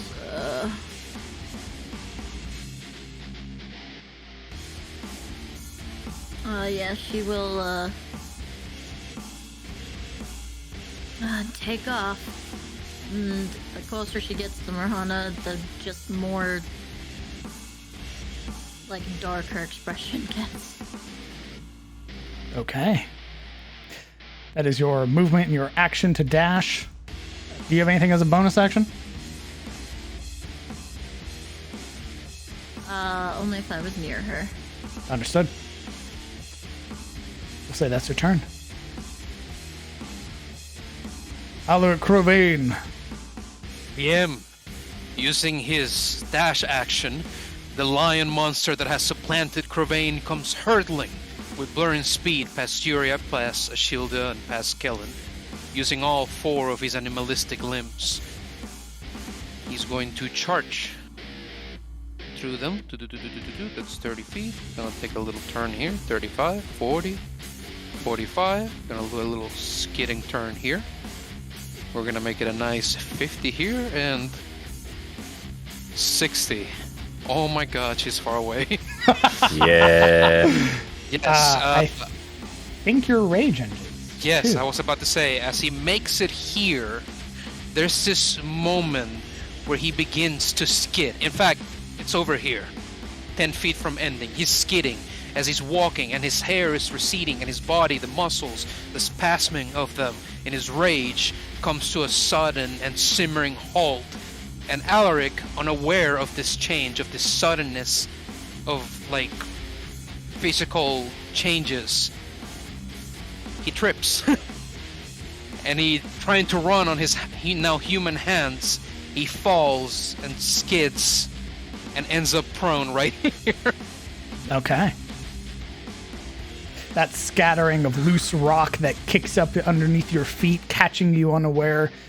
It's in this moment that that sort of adrenaline fades, and now you begin to feel the wounds. Right. Okay. It's now Alaric. It is now Alaric de Karim. Yes.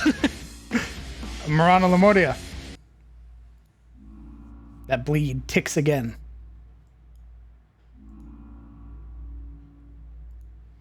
All right. Share with us a memory and then roll me the death save, please.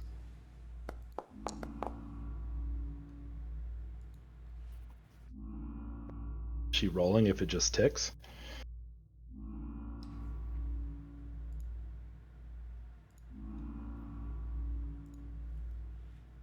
Okay. So, in this memory, it's far, far deep and buried, something that she didn't even know was there. Bleary-eyed, Rana looks around, and the world is new.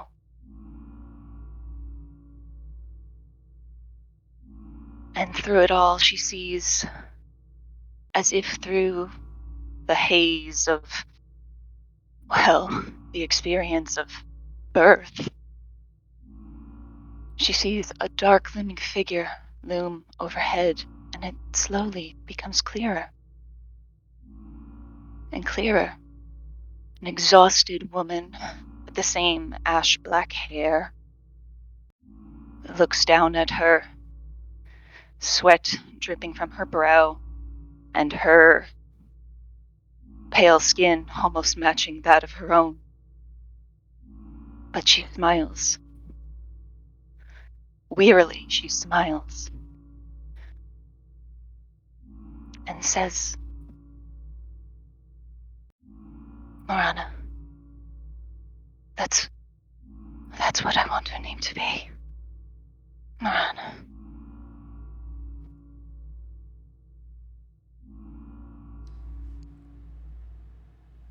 Thank you.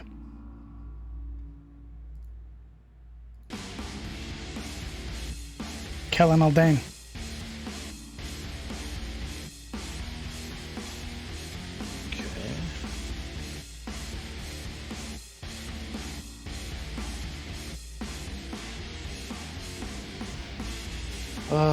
Okay, well, hearing that we're down someone, I'm gonna start this way. That's 20.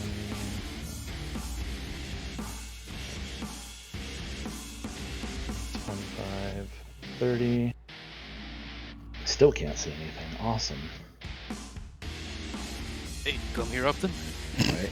You would see Alaric Well, I started laid out on the floor. That is America's ass. Yeah. Hey, that is America's ass.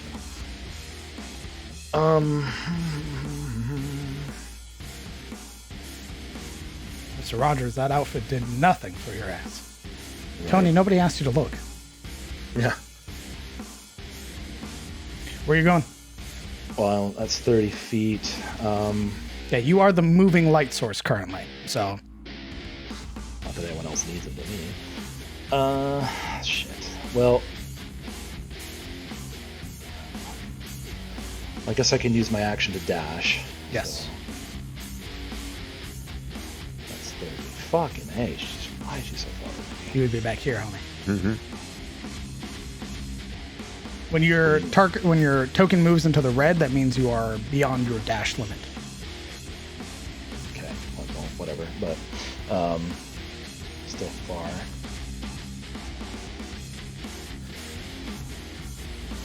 Alright.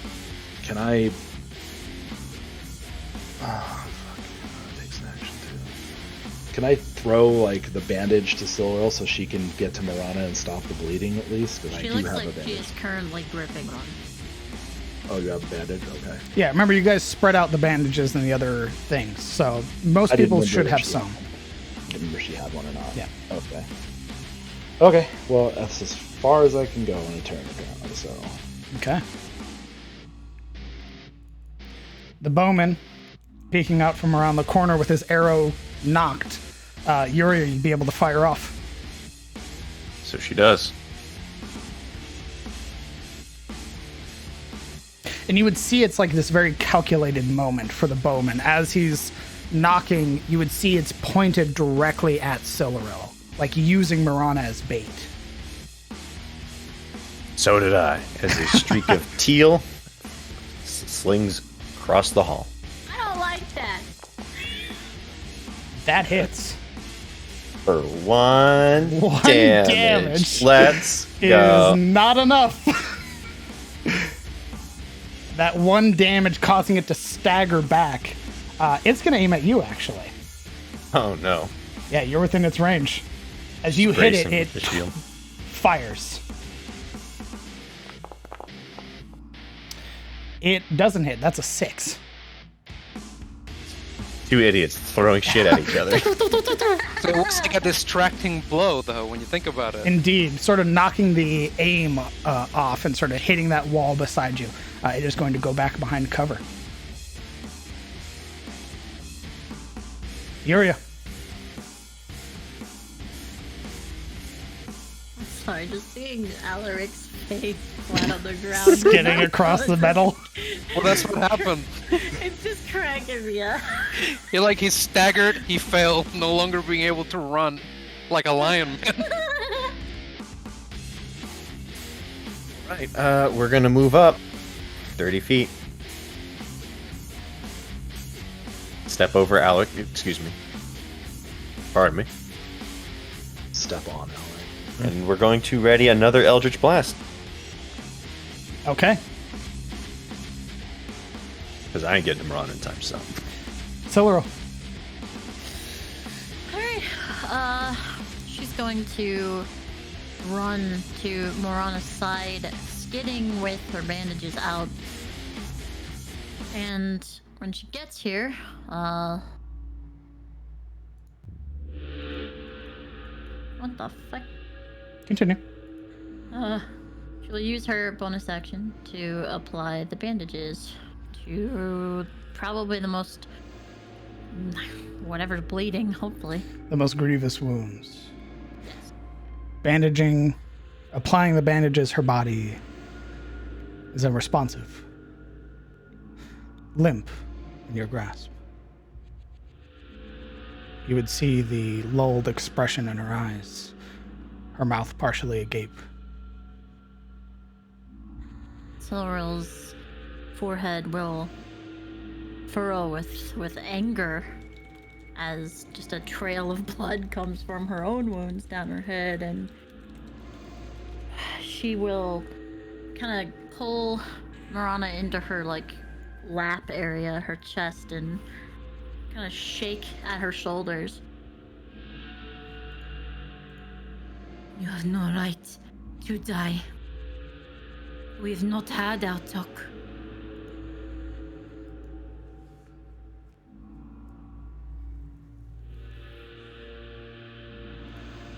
I'll say that's your turn.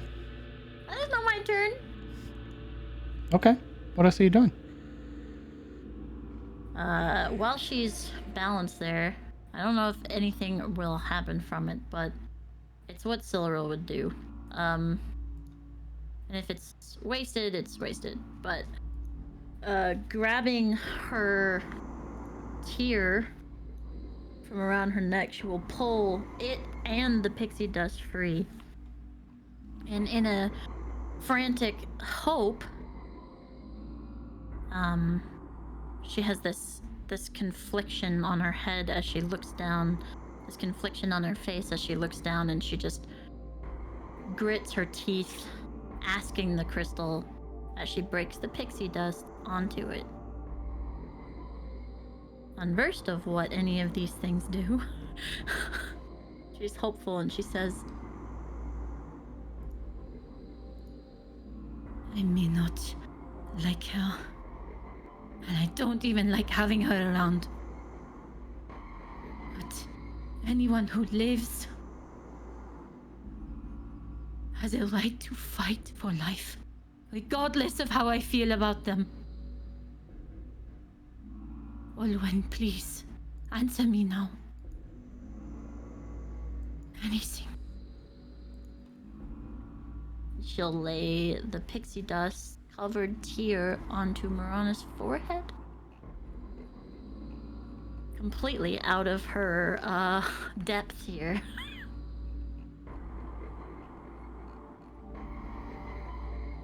Give me a moment.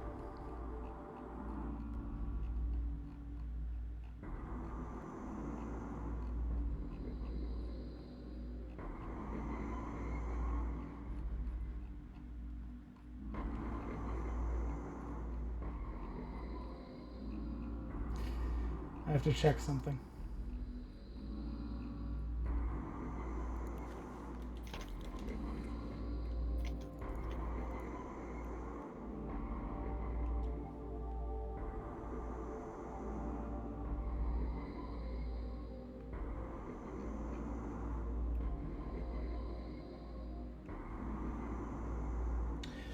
Do you remember the last time you asked Olwen for help?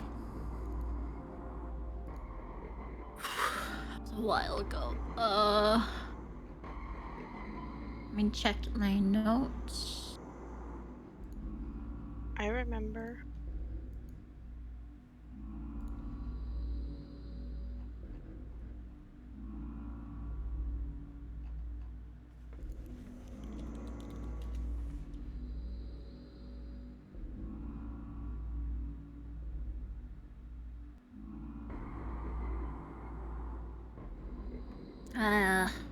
Can you tell me then? You used it when attempting to escape the Basilisk King.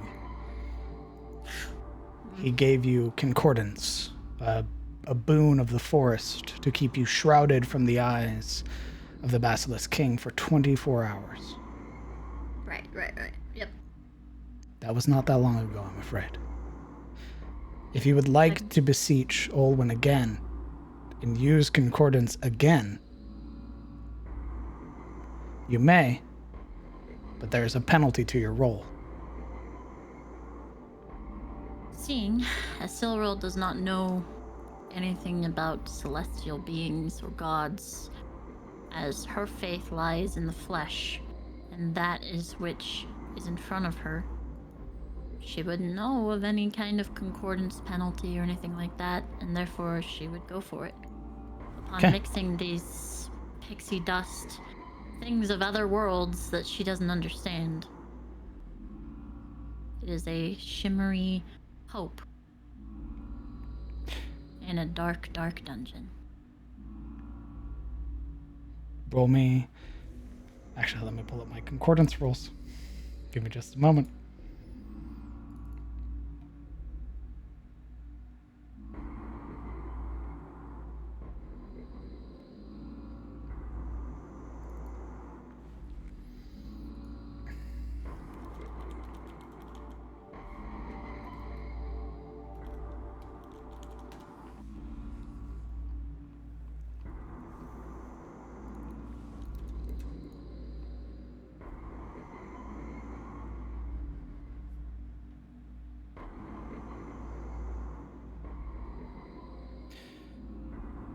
Okay. You have a minus 20 to your roll. Pixie dust do anything for me? No, I'm afraid not. Pixie dust is or something else. True, but it does have the ability to awaken something. I just thought I'd try. Good attempt, I'm afraid.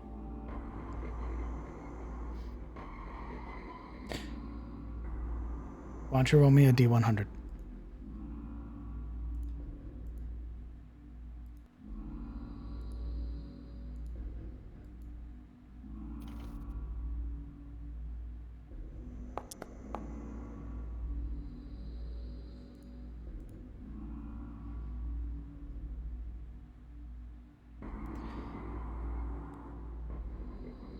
You watch as the gem glitters.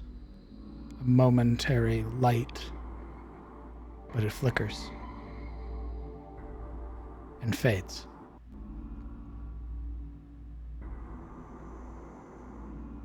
There's no answer.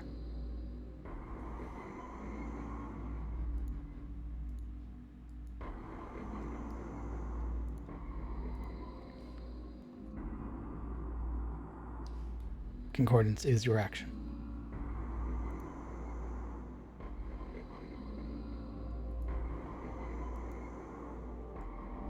And holding her there, we go to the next person's turn. Alaric. Jesus.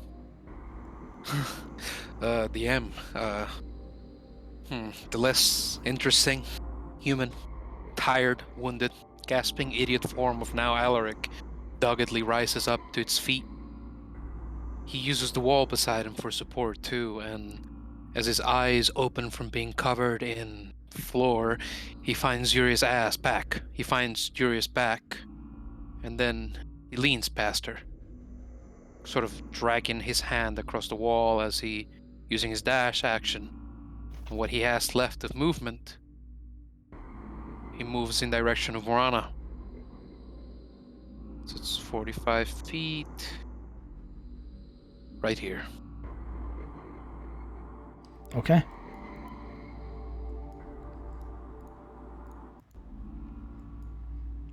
That's your turn. You would see Celeryl cradling Morana's body. The gem, the tear pressed to her forehead. That faint glow that fades in unanswered prayer. At a glance, how does Morana Lamordia seem? Lifeless. Unmoving. It's completely inert. Indeed. All right.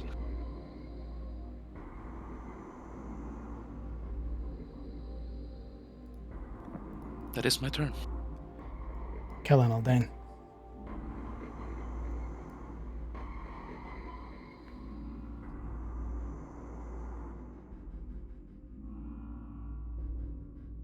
Oh, we're still in combat, though, because there's an asshole around the corner. Correct.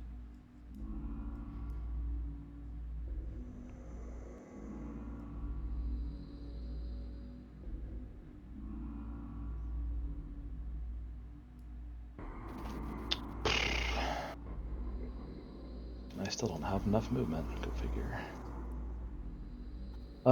Okay. Well, because we're still in combat.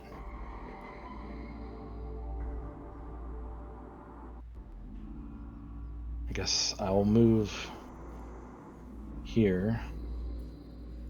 And...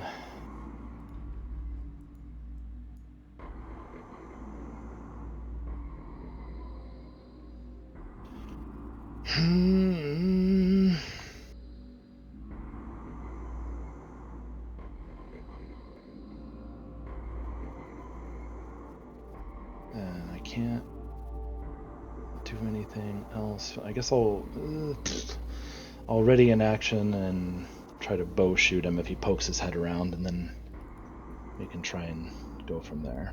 Okay. And you would get that opportunity as he rounds the corner again, arrow knocked. You and Yuria both.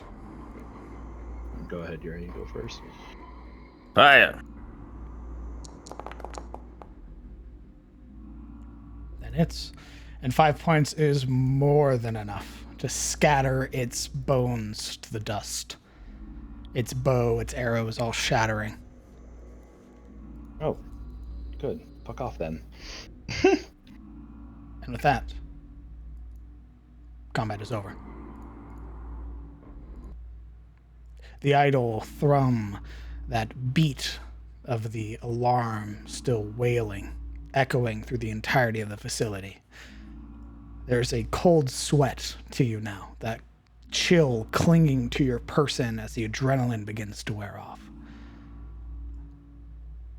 The unconscious form of Ashilde at the far end of the tunnel. And the body of Morana Lamordia being cradled by Celeryl von Ashford. All right. She's just kind of like doing that thing where she's like pushing the tear to her forehead, like pulling it away, pushing it again, pulling it away, pushing it again, each time getting like faster as like her eyes keep widening. readying his bow, or like loosening the string down.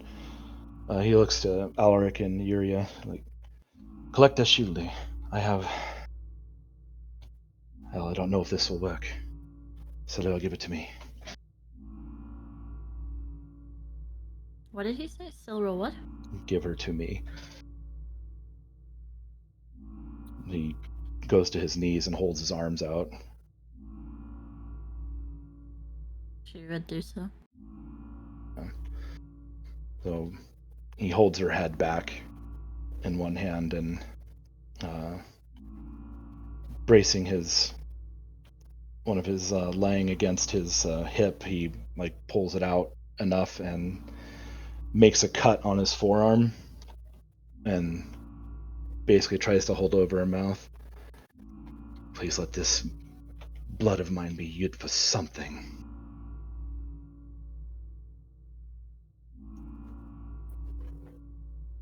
He tries to feed her his descendant of the first stage blood that he has no idea what that does. Silveril is horrified.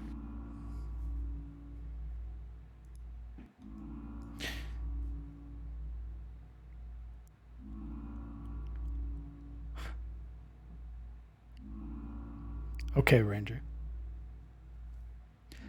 You're going to get a D100. All right. And you're going to call high or low. High. I'm going to public roll this. If you succeed, I'll let what fucking wuckiness you're attempting to do happen. If you fail, Could we just be cool and let it happen for the sake of narrative? she's dead, brother. This is your opportunity to be cool. Yeah. Hi? Already said hi, yeah.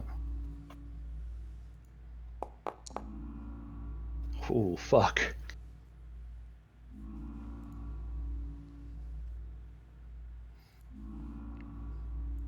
Let's fucking go, bro. Let's fucking go. Let's go, dude. Literally just let out the biggest. Let's fucking go.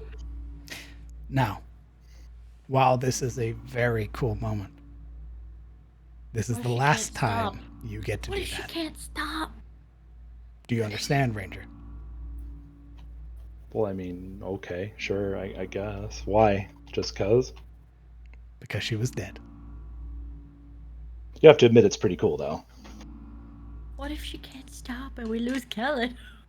Well, Ooh, she's back, guys. She's a vampire. Kellen, She's evil. The cruel thing would be to make him roll his Elvish Lang against himself and see how much damage he takes. no, it'd probably be more likely her bite as she probably latches on like a hungry baby. I don't know which is Dude, worse. Fair point. Marana Lamortia, why don't you roll me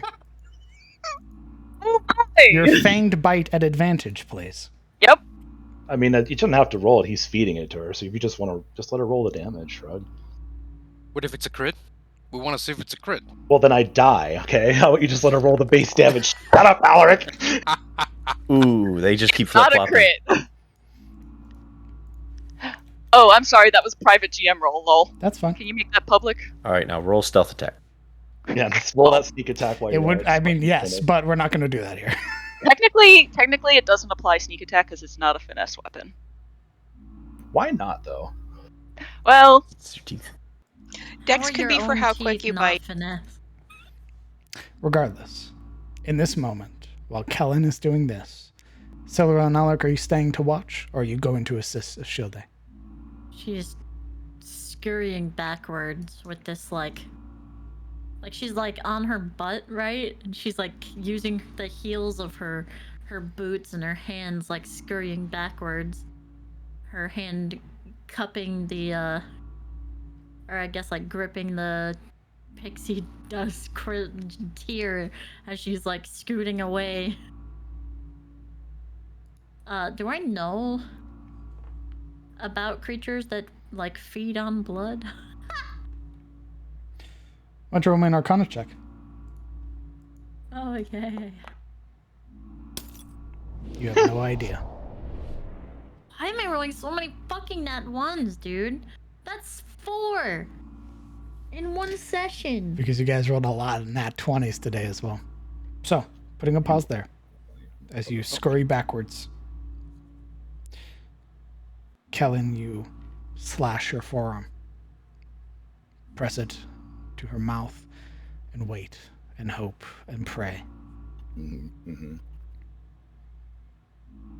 And then you feel it. The sinking of fangs latching onto your skin. An unnatural reaction of the body. If I imagine Marana was alive, she wouldn't willingly bite you. But the body doesn't care. You don't know her life. No. Understood. I think he winces at first, but he doesn't pull away. He just cradles her and like squeezes his fist, trying to will like more blood for her. Come on, wake up. And after several long moments, you would watch as her eyes roll within her skull before settling themselves.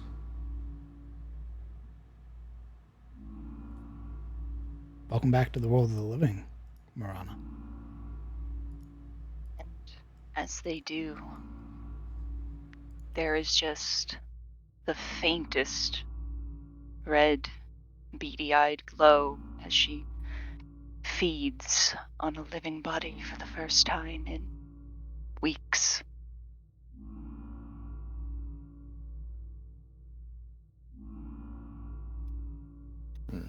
Kellen lets out a big sigh of relief, and he just hunches over, pressing his forehead to hers. Thank thee, O Father.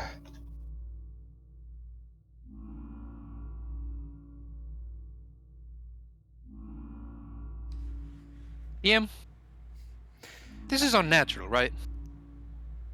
Oh no, it's totally normal. No, what Alaric is witnessing is fucked up, right? Oh, very much so, dude, bro. Oh yeah, I imagine once the blood kind of made it past her lips, there was just an unnatural, just feral lunge at his arm. And then eventually, as she drained more and more, the fluidity returned to her body before, admittedly, still going kind of slack, but once empowered, alive again. And Kellen turning a little bit sallow, maybe going pale, perhaps. I mean, he was Oh already yes, already and fucked up, bud. yeah, but this close, you probably would have seen them, the fangs. Like a She raw, normally, feral expression and all that. oh yes, a decidedly hungry, predatory look. More so just hungry and looking to latch on to whatever source there was here. But yeah, you would have seen them, obscured from all this time, long canines in her mouth. Well, caring for Kellen much more than Morana, Alaric will try to gently walk between them. And is she still latched onto his wrist now that she's alive once more? I mean, he's holding No. her in his lap, so. Her head kind of, after getting its fill, just kind of lolls back and the red glow fades and her eyes are just kind of fluttering, trying to find focus again. Well, with a strip of cloth, Alaric will try to bandage Kellen's wrist. Just If making sure. Yeah, if she's let go of it, he kind of doesn't have the energy to pull away, and he probably wouldn't have anyway. Just thankful. We've got to. And he's like tired at this point. Blood loss is real, bro. Yeah, it would have felt like someone put ice into your veins, when in fact it was more so the opposite. Yeah. Putting a pause there. Ashilde and Yuria. It would be generous to say that Yuria is guarding over Ishilde's body as she is essentially sunken against the wall, sort of sitting, unable to put her back against the wall with the slash from the blackguard cutting into her. She would have her helmet off to the side, her bloody hand against her face as she sort of tries to keep the tangle of her hair out of her eyes. She is drenched in her blood and Ishilde's blood, and is doing her best to stay conscious. That fading in and out. Ashilda maintains the broke Peter Griffin pose. Alive, at least. Well, party, you And I survived. also want to point out, Yes? wizards and ghouls do not mix. Wizards and nothing mix. We're incredibly lucky that Suluril didn't get paralyzed, by the way. Those con rolls were the whole fight. If her ass went down, the ghoul would have gone testing everybody's constitution for like 4 rounds. It would have been awful. Congratulations, party. You survived against an entire chamber. The dungeon came to explore you, or at least this map came to explore you. Chat did. Holy shit. And here you are. Bloodied, unconscious, haggard, and beaten. What are you doing, party? Still holding Marana up. He looks up to Alaric kind of tiredly. Is everyone okay? I don't know. Whatever happened here, don't let her take more than she needs. And hold this on your wrist. Alaric will stand up and, after Kellen's question, look behind them for Yuria. Once he doesn't see her, he'll begin walking that way. Collect them. Let's go back to the entrance and rest. He nods as he goes.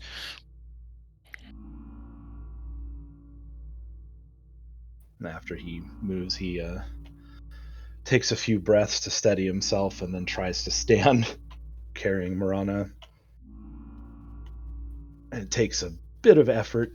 It's not easy after the damage, the fighting, and then the blood loss. But eventually he gets his feet under him. As Alaric approaches, his footsteps hitting the pavement, Yuria's head lifts and looks towards the rest of the party, and he sees in the dark the reflective eyes, her helmet off, catching the faint glimmers of the faraway light, like a cat's. It watches him approach, hunched over and on the floor. She's wearing her helmet. She's not. She's not. Well, hunched as she is, Alaric takes a knee and he'll press his whole right hand, massive, against her face, his thumb against her cheek, the rest of his fingers on her forehead, feeling through her hairline, trying to find any wounds, anything. Then looks around her shoulders and the rest of her being. Are you alright? That question is quickly answered by a soft, faint, weak chuckle. You see, it's very apparent, for one, that she is wet, soaked with, well, you can't see the color in the dark, but it's pretty apparent. And on her back, a long, not deep, but very, very bloody gash down her back, as well as a few pokes along her ribs where the javelins hit. Well, Alaric is much like her. He's in complete tatters. His clothing is nothing more than bits and pieces of torn cloth around him. And once he sees that long gash, Yuria, I am not much of a healer, but he pulls at what's left of his tunic and rips it between both hands. As easy as paper, it seems to dissolve under the pulling of his hands. and he will attempt to tie her up around the torso, like a kind of corset with it, to stifle the wound and keep it from leaking. Okay. She weakly mutters, I thought you were somewhat of a healer. I saw you heal Silurian. Are you saving it for something? Back when the rats brought Killen down, I tried to use Shilir's gift again. I couldn't. The Wildfather, and his face, it's this grimace, this straining feeling to the nerves of his features. He's looked away from me. I am his chosen no more.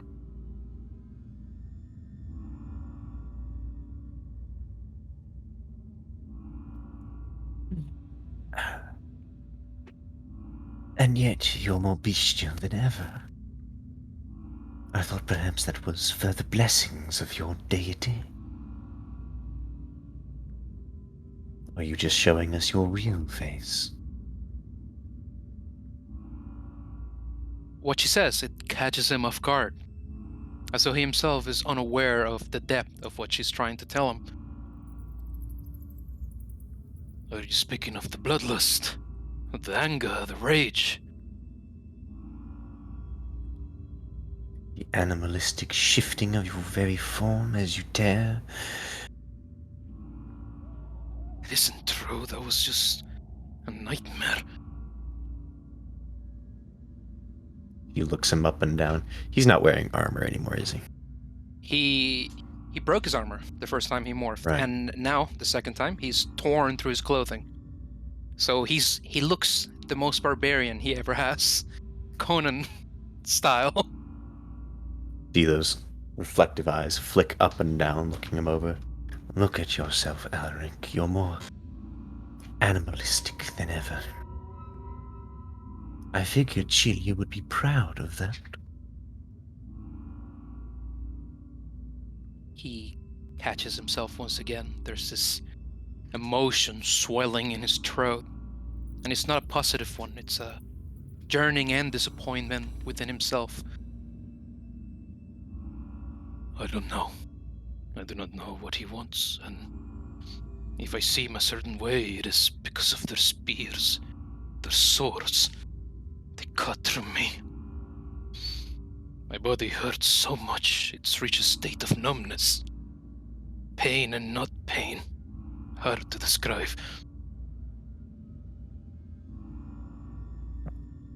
She sort of waves him off.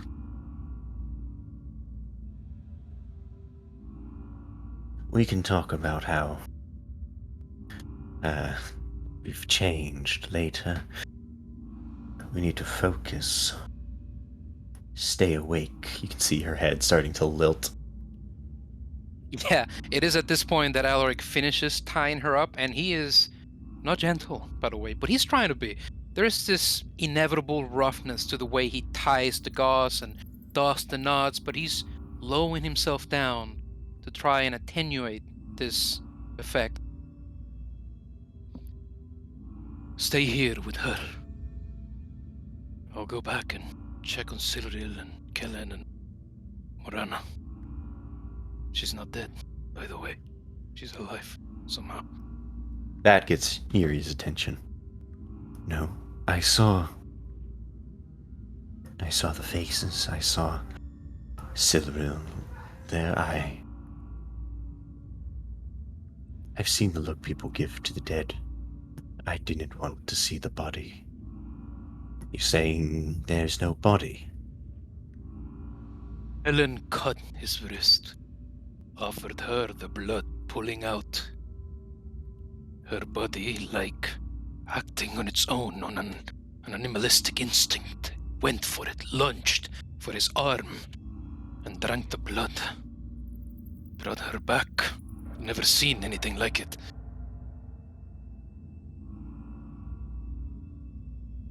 Yeah. But What does Yuri know about bloodsuckers? Roman Arcana.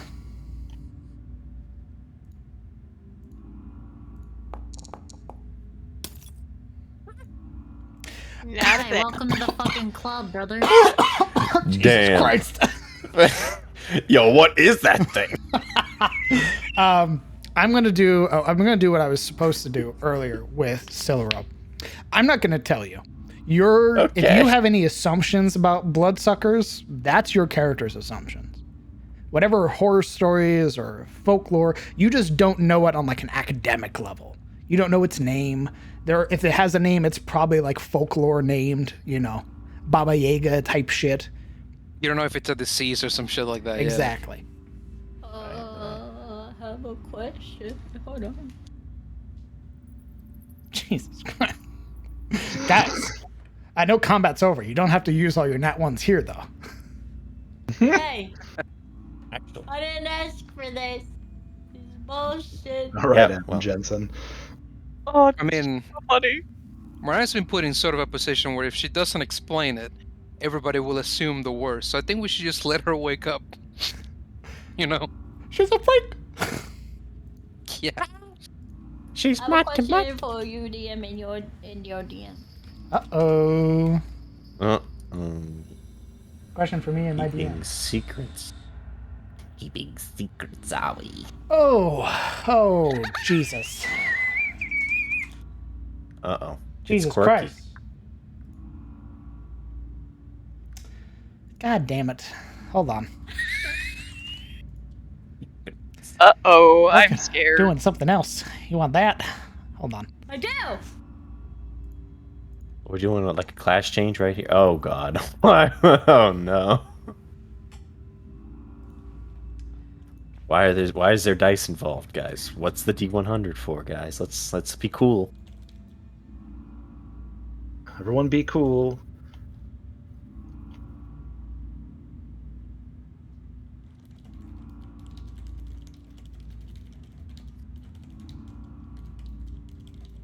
I'm gonna pretend that's not happening. When Alaric mentions the drawing of blood, those luminescent orbs narrow, looking past him. She did say she was afflicted. Something genetic. I Yep. wonder what sort of creature we have on our hands. DM, Yes. could Alaric carry a shoulder here? Yeah. The dwarf lady on the ground with one arm. Could Absolutely. he like under the arm? DM, could Alaric carry dainty Lady Juria in his other arm? Yo, Assuming. The funny thing is, I think a shield weighs more than Yuria. Perfect. He's Alaric got two arms, big. DM. Uria is a solid 130 pounds. Good luck. Soaking wet. A shield is 140. Very good. I'll allow it for right now because it is not a stressful situation. Great. So So, you. as Shilda gets the under the arm barrel grab around her torso, around her abdomen, more specifically, Juria gets the more dainty scooping grip up on his shoulder. So rather than leave, he'll bring the two of them along, back to the rest of the party. And to answer Juria somewhat belatedly, and after he's hoisted them both up, afflicted or not, she kept this secret this whole time, and that does not sit right with me.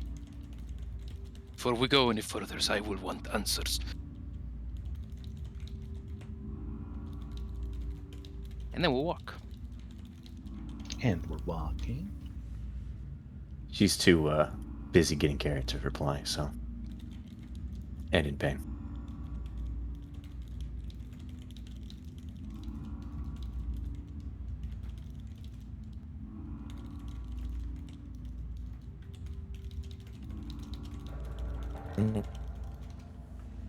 The dance.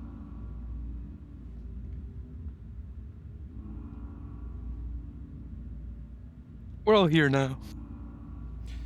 All right. Indeed you are.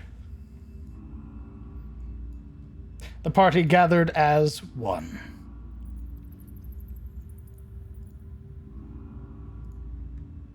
Still kind of hazy, but eventually her vision kind of comes to focus. And she was mouthing something, but the words seem lost on her lips as Kellen's face comes into focus. And she just begins to mouth.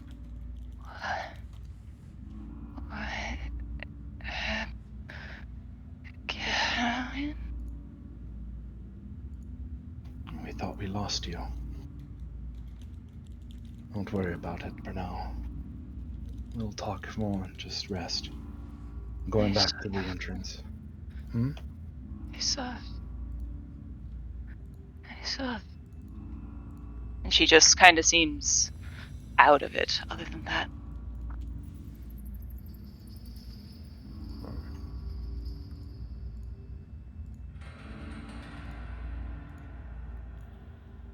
Understanding that this is probably not the best time for trying to make sense, he just kind of nods and adjusts her more comfortably so he can carry her easily.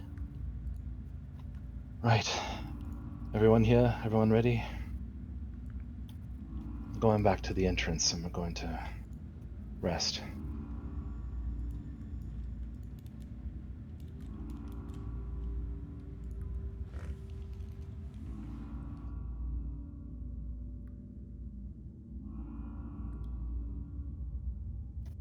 Did I cut out? No, sorry. I was just updating notes. Unconscious dwarf noises. Waiting for Silurids to, update. Glitching. I mean, I would have responded had she had anything to say. She's Right. still down on the ground, just looking this direction. Cyril, find your feet, soldier. It's time to move.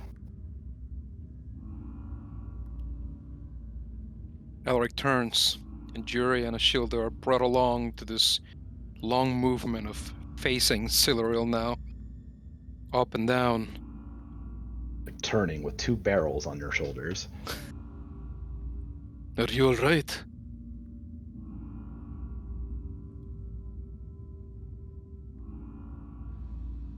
She would stand,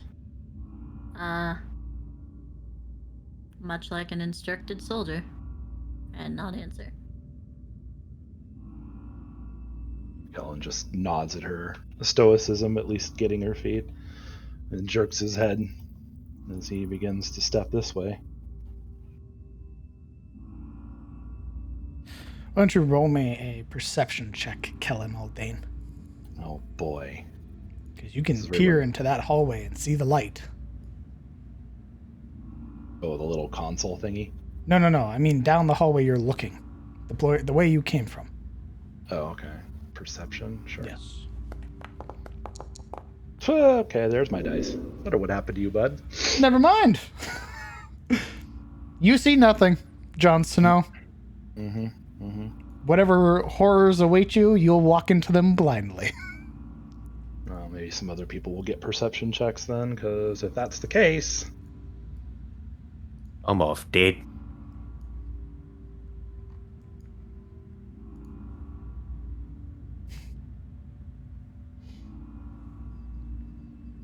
Just gonna wait for everybody. Alaric is waiting for Siluriel.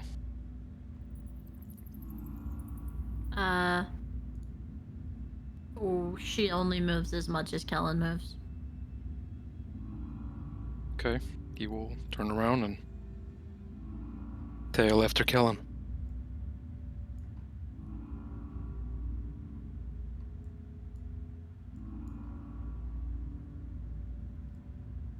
Let's go here.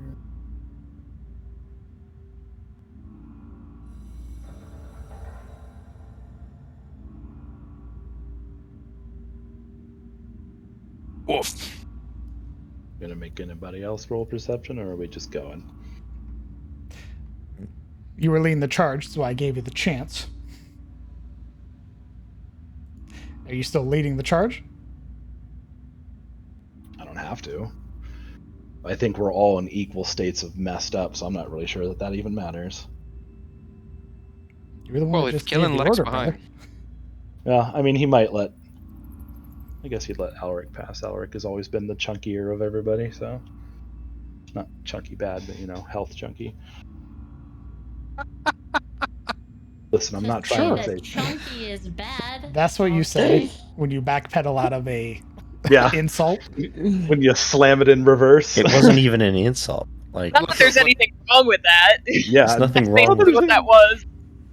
What's important is that Alaric is chunky. Let's go. That's Let's Alec, go. go ahead and My roll me a tooth right now. perception We've check. established it's okay. You may also roll me a perception check. Does she get advantage because she's like on his shoulder, so she gets like a wider? Nope. She's got like the high ground, No. 10 feet up in the air. Okay. ooh, brother, God damn! brother. Hey, Fucking catching, dude. Oh my god. Holy shit! You guys are Hey. dying. Can I I what? want you to understand Remove that. your token. we're dying. Yeah, Even if we are this dying. monster rolled like a 7 stealth check, you would never see it. You're a poet, Alaric. I'll pursue. Maybe. Alaric rolled decent. Maybe. Showed. Holy fuck. Alaric, Yeah. you would see it. Thank God.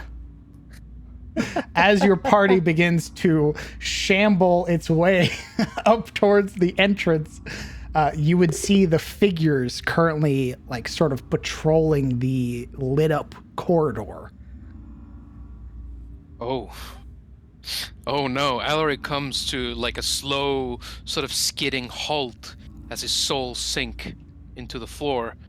And he quickly, furtively turns and looks over his shoulder, the one that doesn't have Juria. Look back at Kellen. There's things the way we came. We have to go back. Someplace in one of those bolts. We can try and close the door a little bit and hide there instead. Shit. Alright. I wasn't able to see. Where are we going? He nods quickly in that direction and starts sort of tiptoeing there. Why don't you guys roll me a group stealth check, please? Oh no. Turns around, steps on alarm. So because I'm Boing! leading, it's Boing! 1d20 plus 1, yeah? Correct. God help us. I saw that one, brother. Yeah. Okay.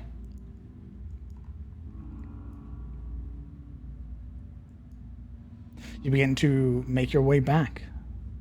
Are we Oh. though? Is Siluriel coming? Well, I think were we going down the hall? Which way are we going? We're going down. Okay, well let's go that way.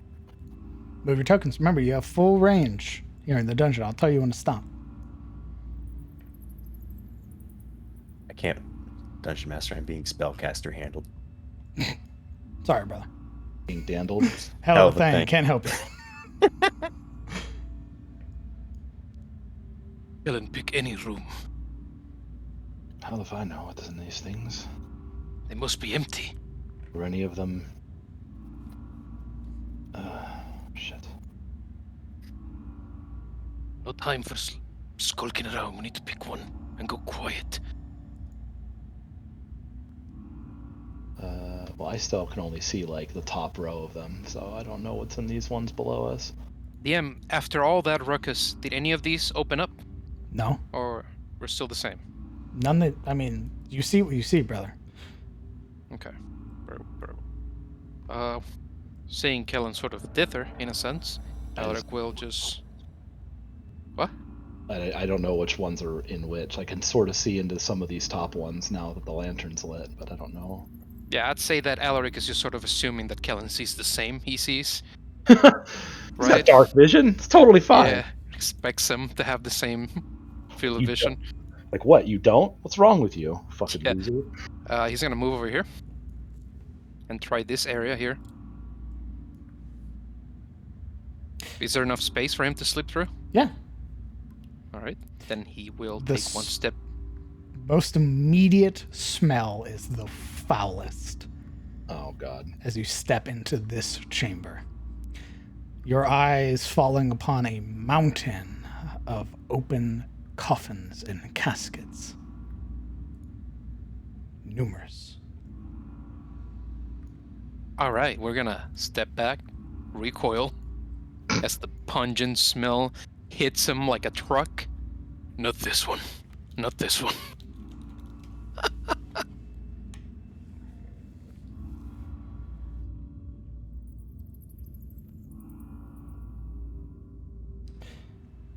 Let's check any other. Come on. Why don't you guys roll me some investigation checks? Yes, sir. Yes, sir. Yeah, my rolls are definitely back. Da-da-da-da! Fucking bless. Finally! Finally! Jesus! That one's all day, baby. That's how we roll. Okay.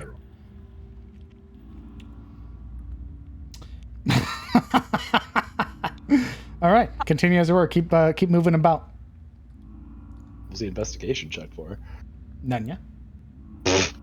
Okay, that's fucking rude. All right. Gonna try to open this door here. No, not this door. Sorry. I don't know if we should open any doors. Well, that door leads to the same room. What about this open one just south of you there? Yeah. Well, actually, it's the Should same be room as being well. left behind. Alaric would definitely not go for the same room. Is that room also fucking disgusting and awful? Yes. Great.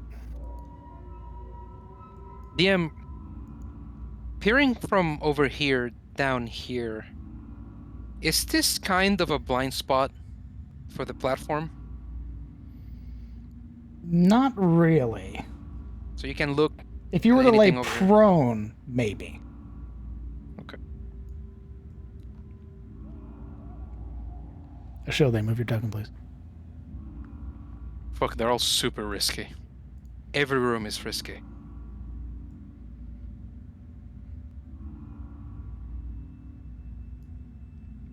We could try to break the glass, find shelter in there. Make noise. Potentially attract more monsters. You can feel more than see the faint shrug. We've killed most of the monsters. That's why if there's ones patrolling up north, up the way we came, though. Any place that we can fortify would be best. We have anything we could use to cover those windows?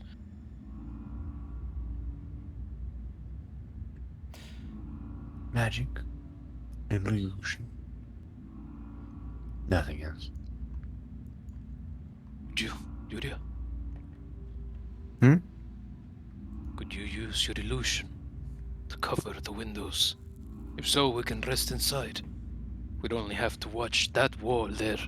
And he motions towards it with his chin. Oh.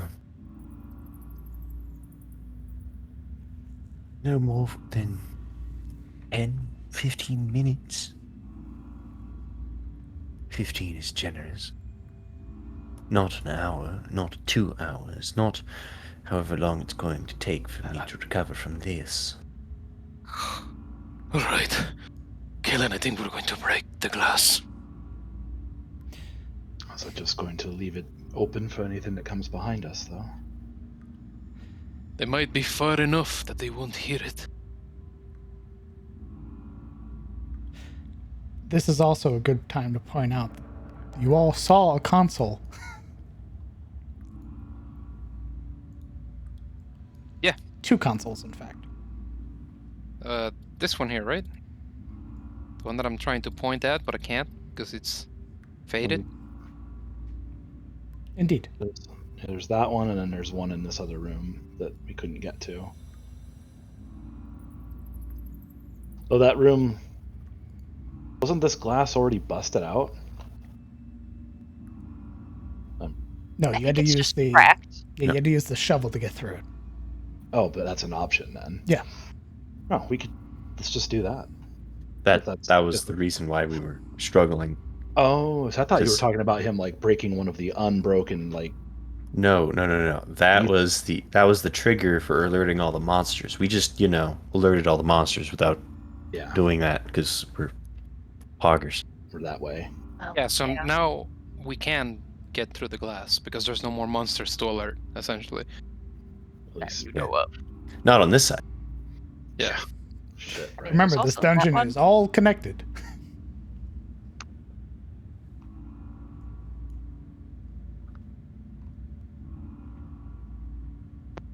Well, What's it going to Either be, we- party?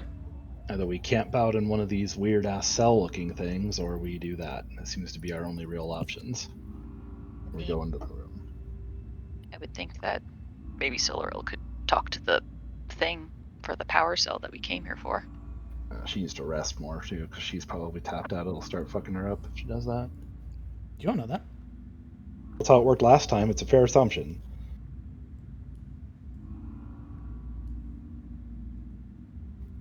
Well, Alaric just suggested that they may have to break this glass here. That's where we left it. This one? Yeah. No, I think that's probably our best bet. Perhaps different crystal, different. She sort of waves her hand. Entity. Maybe this one will be nicer.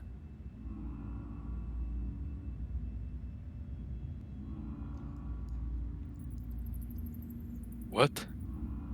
What? What are you talking about? The crystal. Beginning of this entire room. The one that looks identical to the one that Siluriel touched and probed. Juria's face, is this covered in blood? Yeah, there's like a smear where she touched her face with her bloody gauntlet. Her hair, is it drenched in it? Dry and crusty with its congealed, pasty, like, stains all across it? Like the scalp of her head is mostly clean, but like the tips of her hair that are touching like the gorget are bloody. There's like a streak where she brushed her hair. So it's streaked and speckled. So there's stuff on her face, yeah? She Yeah. looks a little bit... Yes, okay. Alaric will reach up and run a thumb across one of her eyes and then the other. You're talking crazy. We couldn't even understand what the machine said. We don't even know if it is a thing that can be nice or not. Siluriel wouldn't tell us. Putting a pause there. Silver, Yes. what are you doing? Is a hand in here? I notice you have a tag. Yeah. Explain. What's that tag say? Okay. She would be frightened. She is not, like, her eyes are doing that anime, like, tiny twitchy thing. Like when anime people and their pupils go all tiny. She's just staring at Marana and Kellen. Unable to move closer. And only moves when he moves. Okay. She's max stress. Siluriel's resolve was being tested. She's become paranoid. Paranoid. Holding her head. Red halo behind her. You brought me here to die! To die! The mortal mind. Fragile like a robin's egg. Perhaps there's. She points to the other way down the hallway we haven't been down. Perhaps there's something down there. I'm not sure about any of you, but I am done exploring. I want to rest. am riddled with holes and cuts and things. Need it.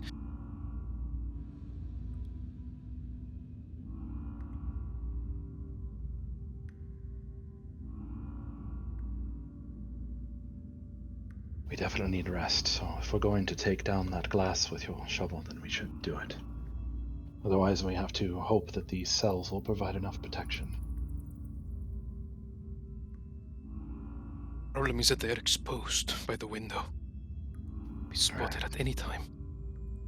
Correct, so maybe the window is the best bet.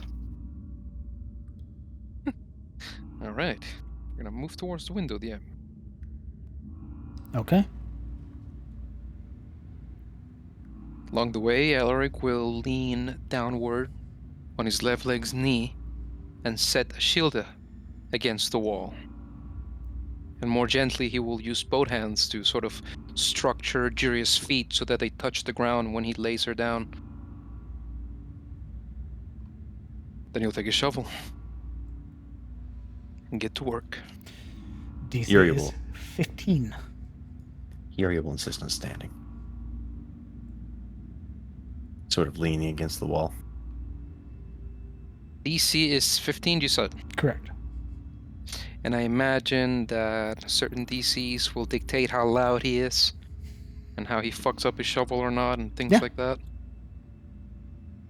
Amazing. So you notice how I've been having good dice thus far? This is it, baby. Hey, I have this cool D20 here. You can borrow it, bud. Here you go. No. Here you go. I grabbed Marana's dice from under the couch. Let's see the roll. This is it, baby. This is it. I'm telling you. Oh my god, unbelievable. Holy shit. The glass shatters in towards the chamber. Your path is clear. Let me clear the... Oop. Well, that wasn't meant to happen.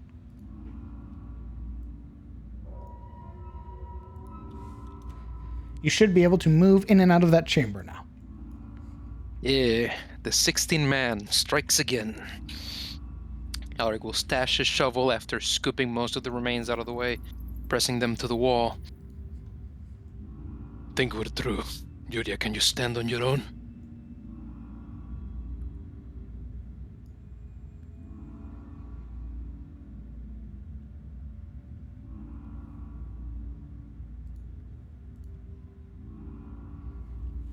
Yuria.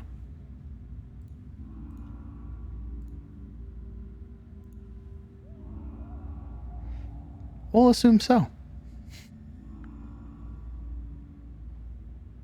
Yuria's dead. Sorry, for some reason my mic keeps disconnecting and reconnecting to Discord and it's fucking it up. Gross.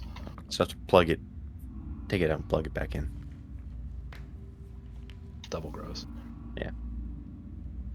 She'll stand on her feet, wobbling, but nod.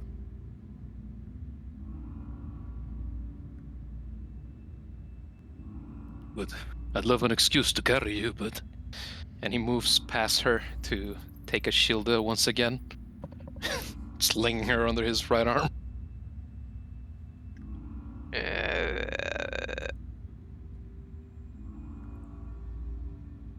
Where is... And he looks past Kellen and Morana. Where is Silrid? Behind me, last I saw.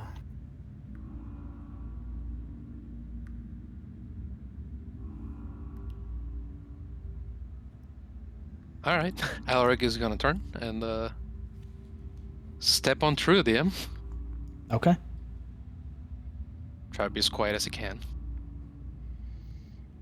A little hard, as you've knocked all the glass into this chamber. Indeed.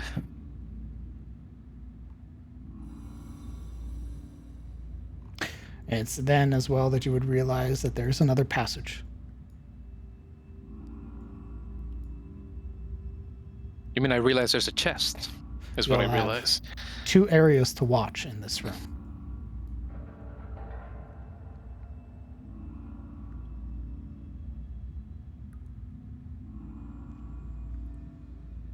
Could we potentially use the debris in this room to block the opening of the window? Is there enough? Not enough, I'm afraid. Gotcha. Might be able to hang the rug or something. But I don't know. It's up to you. Try. Oh yeah. The carpet. Sir, we don't know where they went. All we found is this broken glass and hole with a carpet over it. You know, that's actually genius. We could hang the carpet on the window and cover this one entrance with the debris. This would give us some time, if nothing else. It is a gamble. Well, I mean, everything in here is a gamble. Not everything.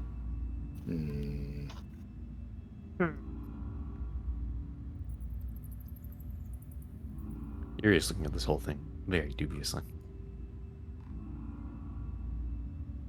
Well, we made it through. The consul is here. We need the, what's the word? The overseer. Where is she? She's on her way. I can see her. Silurel, do you have the strength to talk to the crystal again, or do you need rest? Should shake her head. We need to rest.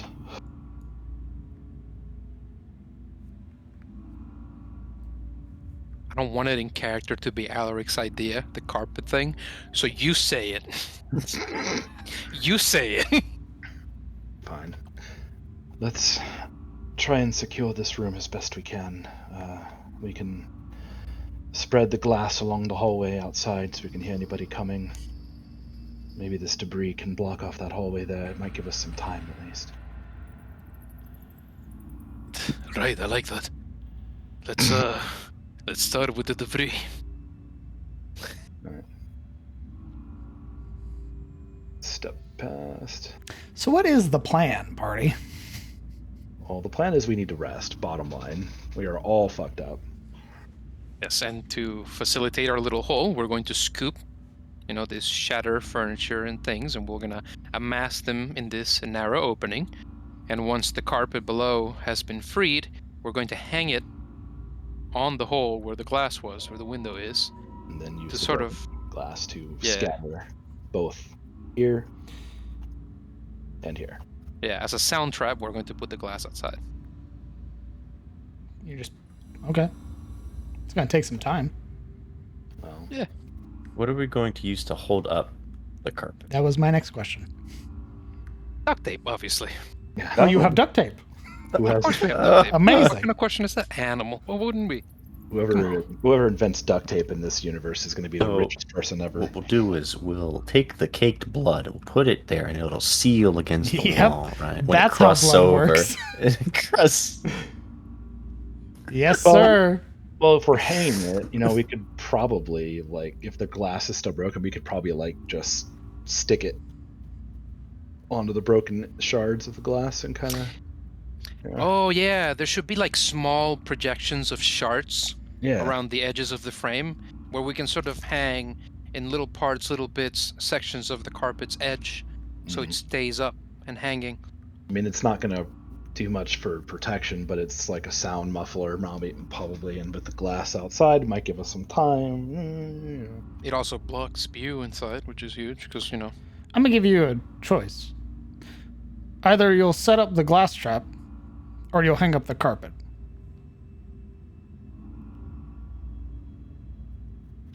Why couldn't we do both? I think because we need to use the glass to hang up the carpet. Correct. Well, I was talking about using the broken glass on the floor. What? There's not shards. If you want enough to make the sound traps, you're gonna need all of it.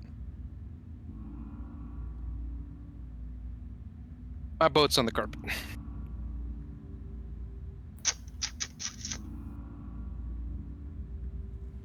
You're just looking at this whole operation very dubiously. I mean, there's nothing. Again, we're left with not very many good options. So, I mean, we're only going to be here for an hour, so it has to do.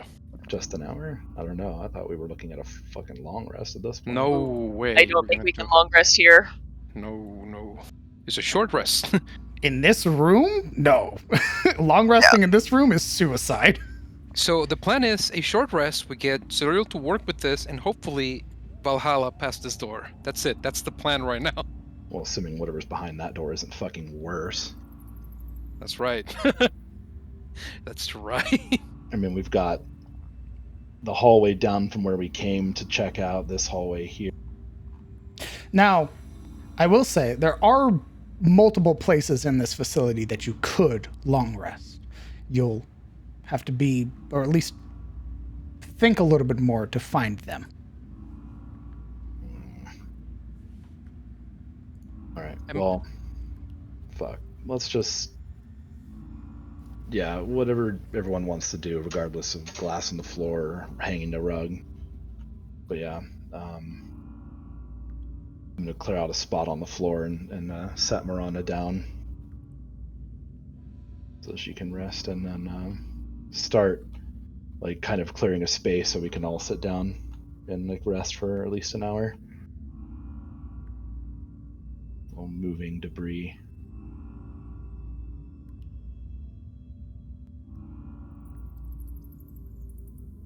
Yeah, Alaric sets grimly to the task, piling wood and debris and anything he can find here to block the way. Miranda, how almost dead are you? She blearily focuses on Yuria, kind of holding some of the wounds where bandages have been applied. Oh, I feel very, very close, I feel. And just kind of trails off.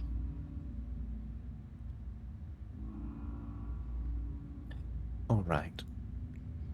Yuria straightens. Turns to look towards Cyril.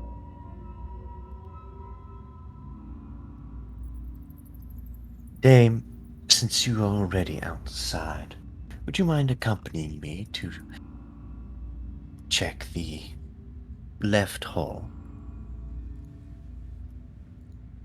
She will Pointing nod. down there. Good. She re-establishes her link with Callan with his permission. As you're on his friends list, you get to accept it automatically. Fantastic. I take over his no. Fuck! Hoisted on my own petard yet again. Desktop gets full of ads. Russian ads. What's all this fucking spam? Okay. Yuria and Silro split the party. You're dead. Hopefully for not very long time, because we're only going down here.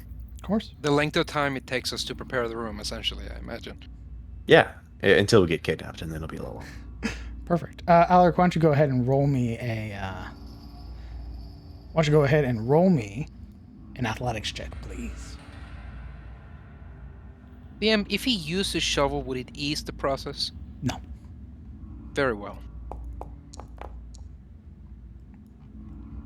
23. Little to no issue, you're able to shovel the broken chair and table into this corridor here and create a sort of pseudo blockage. Yeah, of course. Alaric is full of tenacity and grim persistence. Do you expect anything else? We'll see how long it lasts. Yes, indeed. Only the dice will tell.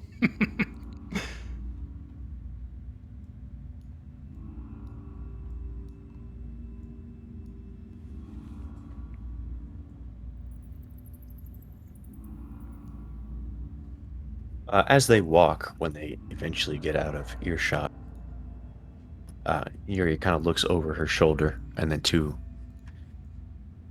Cyril. I think I'm starting to get an idea what this place might be, as odd as that might sound. You mentioned... As she nears the corner, her voice lowers, as she sort of carefully peers around. Cyril slams into the wall. I don't know why it did that. Sorry, continue. hearing a room. You mentioned something about an elder brain, yes? That is what it said.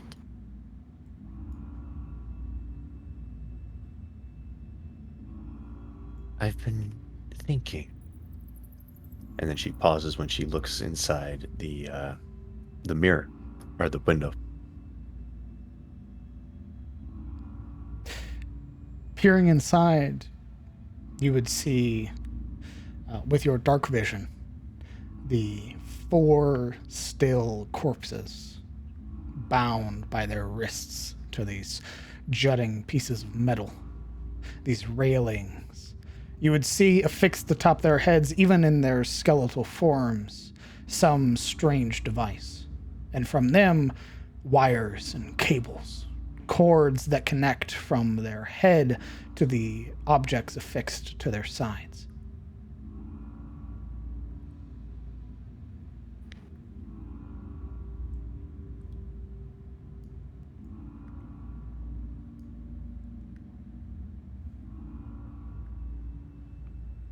There's a sort of pause in her speech, a moment of silence as she takes in everything she's seeing.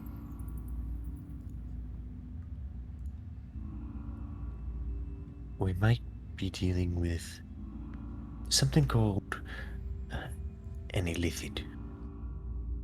I was suspect when you mentioned the brain. These experiments, well, they don't solidify, but they definitely offer a stronger case.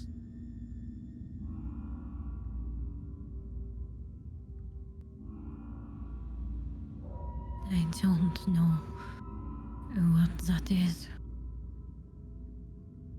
She gives one more glance to the cold room and then moves on. Neither do I, really. I protect her when I was a child. His people dealt with them. He talked about them.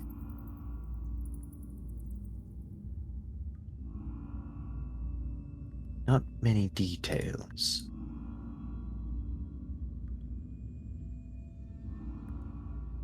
But they are a sort of ruler of the Underdark, from my understanding. Driving his people out from that place. I know that they fight with things that neither he nor his people nor we really understand. Though I suppose that's obvious. He did mention they have a prolific desire to abduct other races. To do, well, God knows what. This place looks an awful lot like abduction. Though, and she looks over to the coffins, it doesn't seem they're too picky about living or dead. You would know. Same as Marana would know. Ghouls love dead corpses. They love rotting, festering bodies.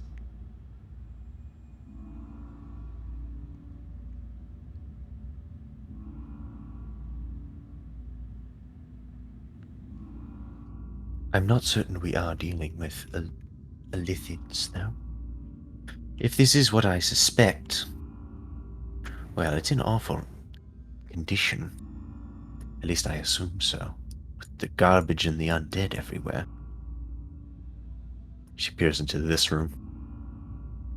Roll me a perception check.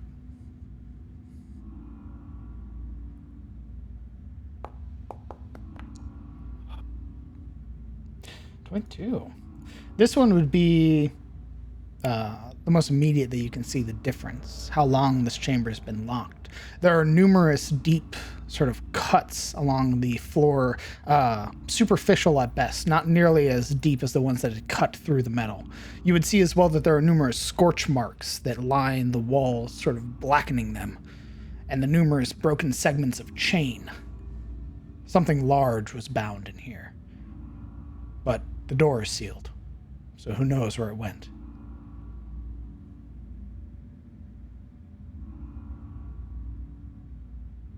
You can't help but notice those strange, weird pieces that sort of jut out along the floor.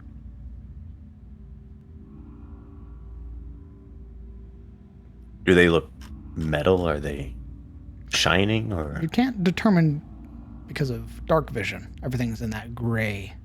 There's no real reflection or anything like that. Just the difference compared to like everything else in this room. There are those two weird, elongated segments of something. But from here, you can't tell what.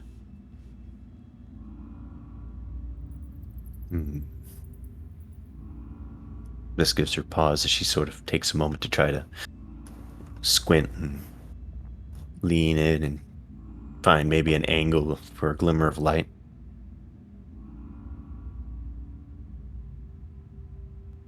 I suppose Kellen should be here with his lantern. I can see some sort of weird material in there, but I can't make out any details. You see, she sort of points, finger pressed against the glass, leaving sort of a blood smear.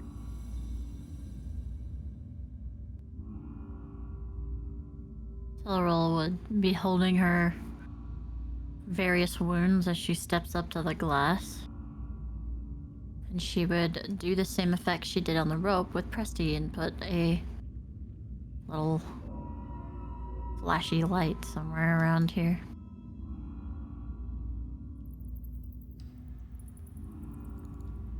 Let me double check Presty.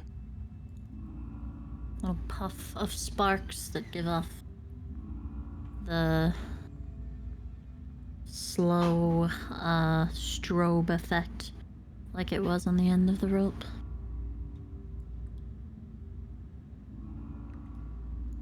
$10 feet. Be about right there. It would be just far enough away you wouldn't be able to make out the detail. It doesn't reflect, if that helps any. It's a very like matte color.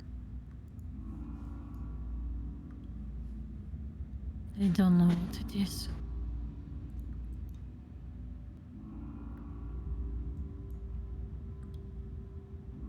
Maybe some sort of stone or bone. Sora would look up at the top of the, like, enclosure through the window. You would see a, what looks to be like a portcullis of some sort.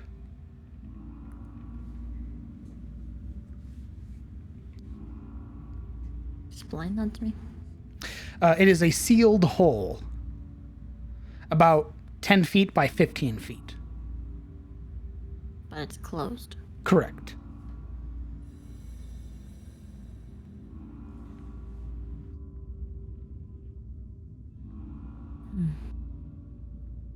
Zoro would point it out to Yuria.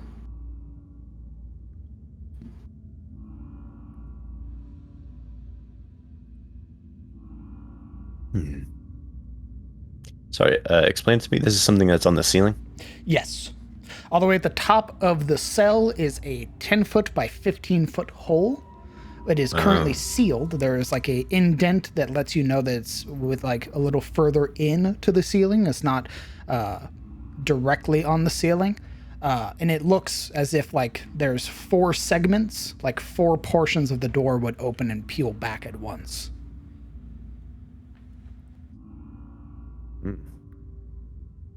Some sort of ventilation, maybe.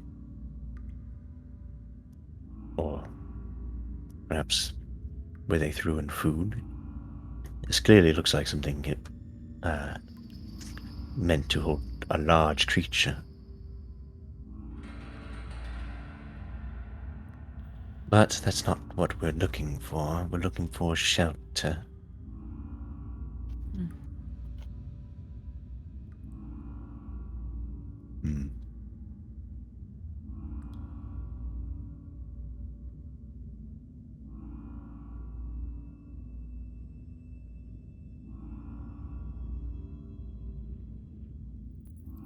Do you think we could use the crystals to get to them to open this door. That vault door, I mean. I do not know.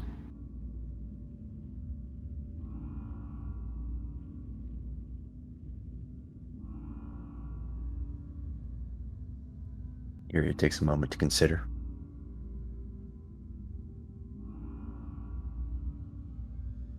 Could you ask, Jin?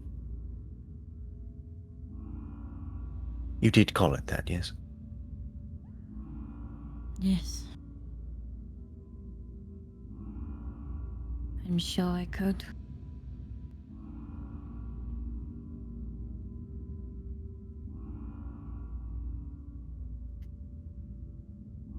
There's that moment of sort of silence where she sort of starts taking in Cyril.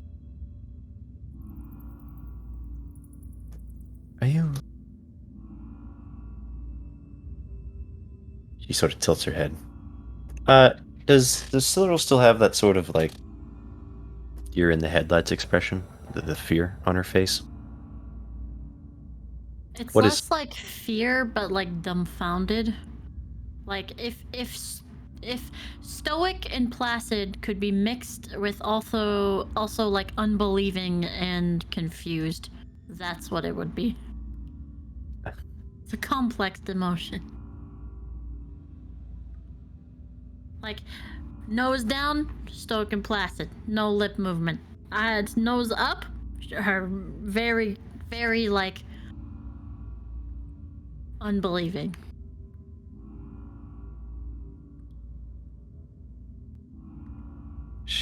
Yuri takes a moment to sort of take in Cyril's look. You look like you're in shock.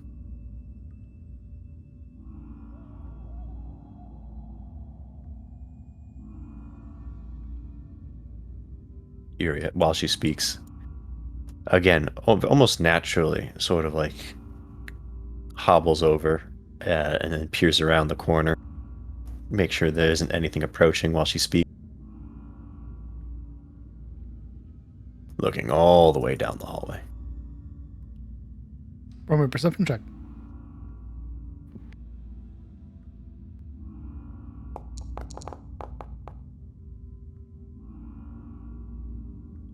Peering down the length of the hallway to where the lights are at the far end. If there's something there, you don't see it.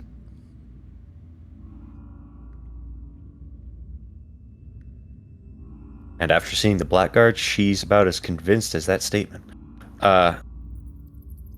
She hides back behind the wall.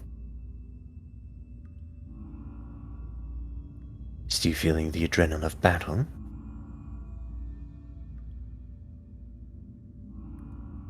I admit it's a bit difficult for me to, well, I'm a little... She sort of gestures with her hands, unable to find the right word. Bloody. Cyril would pull her right hand away from one of her wounds that she's been holding. Her blood blotted against the palm of her gauntlet.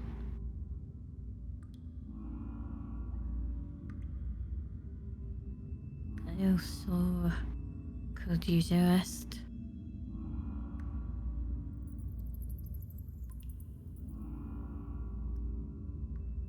I can't say I very much like the room that they're proposing. It's, ramped. On top of that, I don't want to be in the same room, locked inside with her. Yuri, having not seen the actual event, sort of takes a moment, blinks, and then makes like a silent O motion with her mouth, silent, and then sort of catches up to Cyril. She's She's got like her left hand against the wall as she's limping back.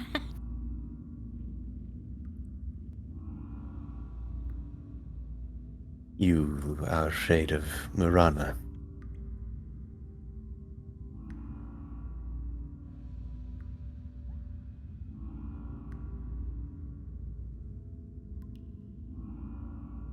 You did not see? She asks in a questioning tone. I was told by Alric something of what happened, how she was revived. I saw the look on your face. I had assumed she perished. She was dead.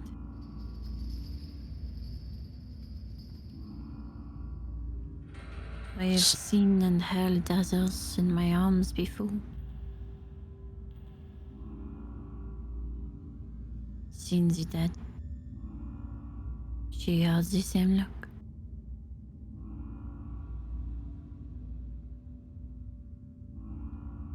That was until she was feeding off of Kellen. She says this with like she's losing breath, afraid to take another.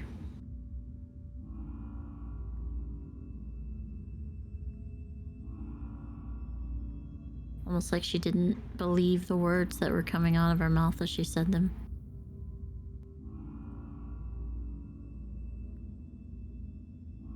She was dead. Dead. And then... she wasn't.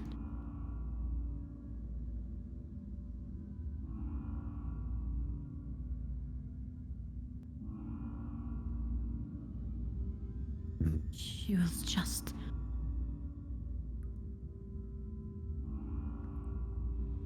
feeding on him. Drinking from him. Or I'm... There's no such thing as...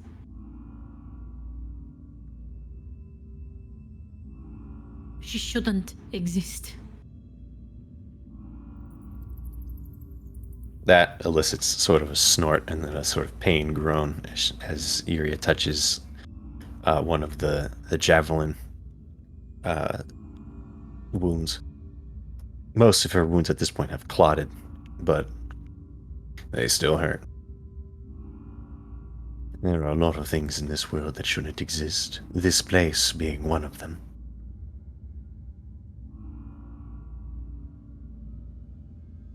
At this point, I don't think we have really much room to choose. I am not judging whether or not she should exist. That is not what I'm saying. What I am trying to understand for myself is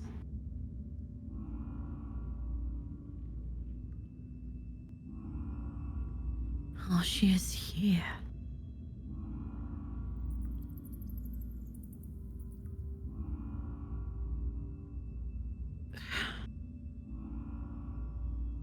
From children. And she stops as she sees the corner here, the light coming through the glass. And she would lean against the edge here with her arm that she's been trailing against the wall.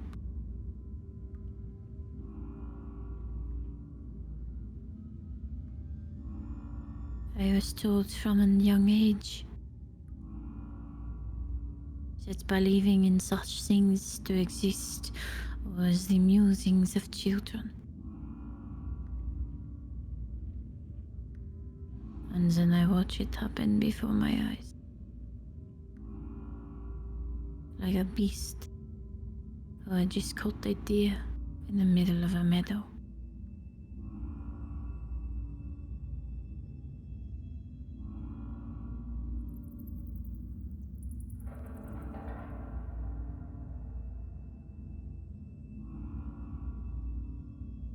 It certainly is surprising. Seeing her on the wall, seeing her peering into the dark despite what she said. Lying. Yuria kind of nods. I don't blame her for that, though. People lie all the time. It's what people do when they're afraid. Besides, we all have our secrets. Alec turns into this bestial form now. Did you notice that? During his rages.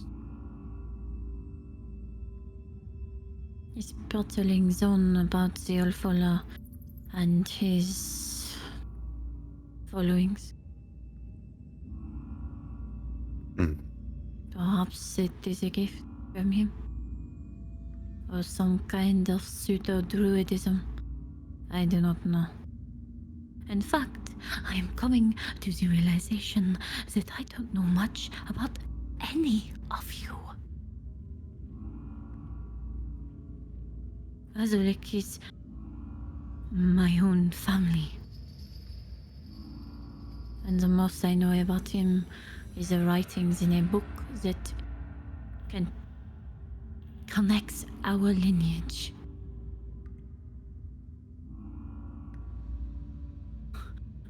Else, up until a week ago, I thought my people loved my family. Now I am here stuck in some strange metal hole with vampire and tiger men. It will be next.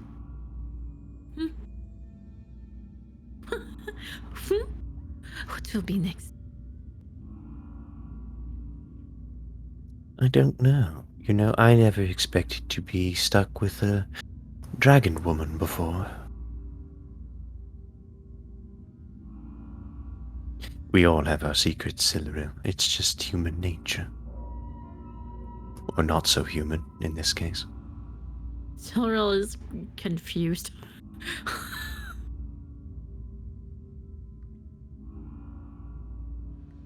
He When were tilts you her. stuck with a dragon?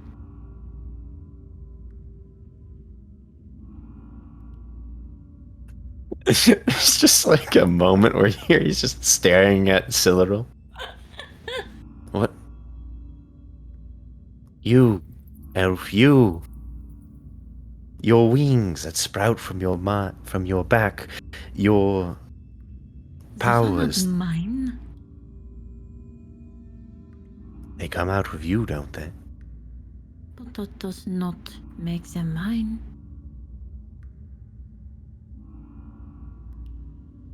What about your abilities to move things with your mind? Again. Nothing more than I think it and it happens. You say everyone has secrets.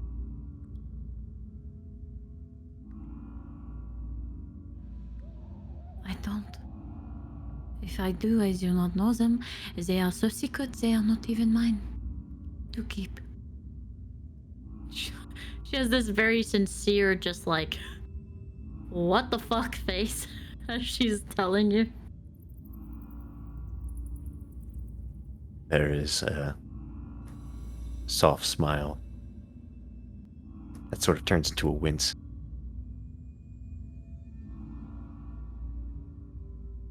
We are similar, then. She peers over Silveril's shoulder. It was not until I reached the land of Tyros that I understood I am this... what was it called? Don't tell me you are also eater of flesh. Oh dear, no, that's... not unless it's cooked, of course. Raw meat is not good for digestion.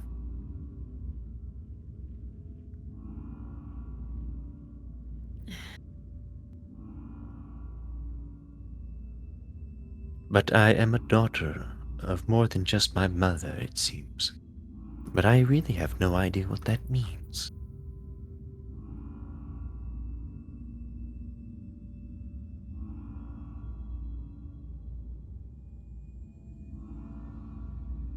Why don't you both roll me a perception check?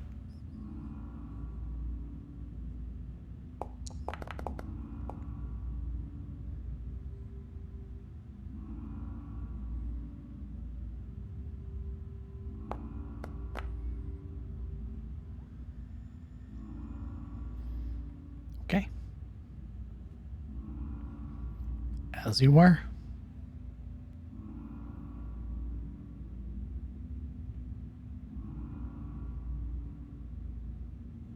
Look, the point is,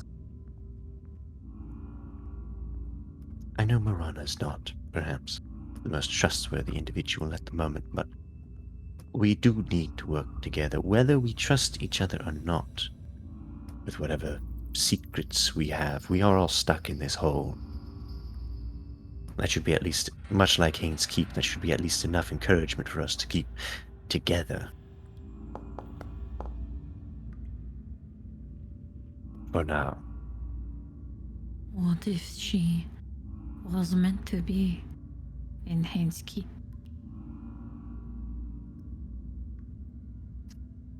We were all meant to be in Haynes Keep. Not the same. Think about it. He doted on her. Far more than he ever did with any of us. Took care of her private time. How do we know she was not put here with us?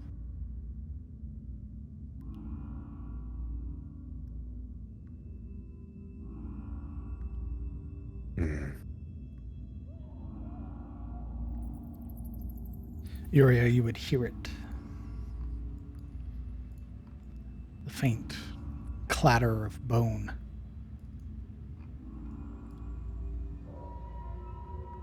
The rhythmic cadence of footfalls.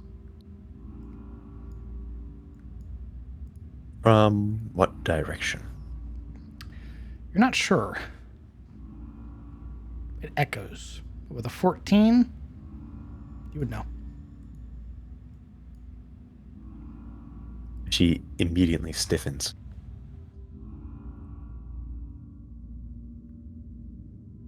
We should move. Get back with the others. And with that, she starts moving back towards the small hole. Do try to keep that in mind. There is the slightest nod.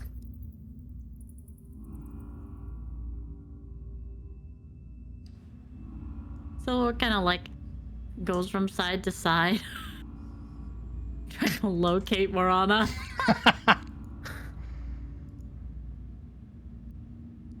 In here.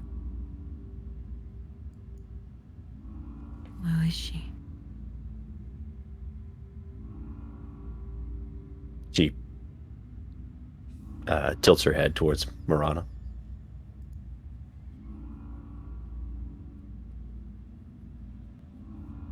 Silva would climb through the weird wall.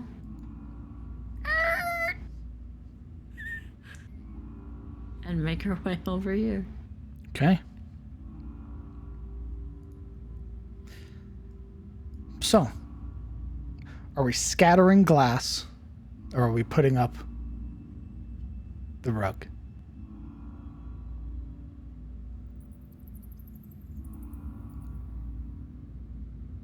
Does everyone vote for? We'll start with you.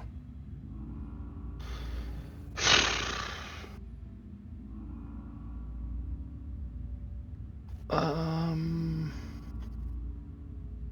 guess I'll go with the rug for now. Alaric, Alaric wanted the rug. Marana. Perched to the glass because it worked last time, but Marana really isn't in much of a position right now. Silura. Rug. Yuria. Glass. The rug has it. Oh yeah, shield, I can't vote. Sorry, brother, I ain't got no way to bring you up. During Paladin was our healer. So, party. Having secured this chamber, at least you hope so, you begin to settle down for a short rest. Who's keeping watch? Well, if it's a short rest, we're all awake, so I guess everybody. You know what I mean. Well, I don't gain pretty much almost anything from a short rest, so I'll probably be looking around the most. Are you out of hit dice? I don't want to spend them, because if I do, I can't access the terminal. Well, I think you used your psi points for that too, so that's a thing. I don't get them back. Even after a short rest? Mm-mm. Really? That's dumb. Really? You're a fighter. Fighters usually get all their shit after a short rest. That's weird. Level I think 5. the only baby. things you get back is Action Surge and Second Wind. Oh, Maron. That's all I get.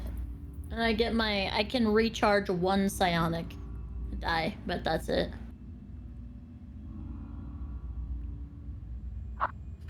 I will not be holding watch with my 3 HP and a dream. You will be huddling up in the corner. Okay. If you would like to spend hit dice, now is the time to do so. Please mark on your character sheet your short rest. Shilda, during this point, you would have woken up. Can you spend multiple hit dice or just one? You can spend as many as you want. Yep.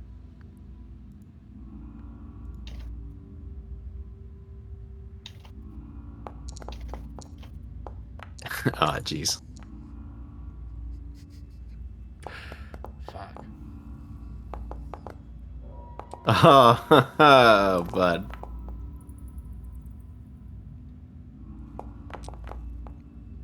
Cal said, what if I get all my hit points back? Almost. Well, like minus. What if I 12. get all of my hit points back? Yuri said, I don't need the hit points. I'm a spellcaster. Who needs them? I'm going to need my hit points though. I don't know how to roll a hit die, so. If you hit short rest, you get the option to roll your hit die from the pop-up window. Yeah, roll all the ones you want, and then when you... You private rolled that to me. Oops. Before, like, we enact the short rest, actually, can I do one thing? It's a little What? far for that, but what's up? I mean, it's just kind of a preparatory. It's not really anything that affects anything else, but like Kelton will be kind of like resting, looking at everybody, and then he'll just kind of pipe up like, "Who's hungry?" Silura visibly wrenches in her mouth as she covers it with her hand. I'll do some bacon, he says as he smears his bloody hand all over rations. Mm-mm. No, he'll concentrate for a moment and then clap his hands together, and in his hands are 10 berries. Not a loud one. Jerk. Just kind of like a, you know. But yeah, he holds up. One of these should be enough for a full day. Thank you. Yeah. He's like feeding a shield one if she's still for some reason unconscious. Sensubi. It also gives you 1 HP back if you eat it, so that's a thing. Go ahead and mark that, please. Here, let me like the thing you do.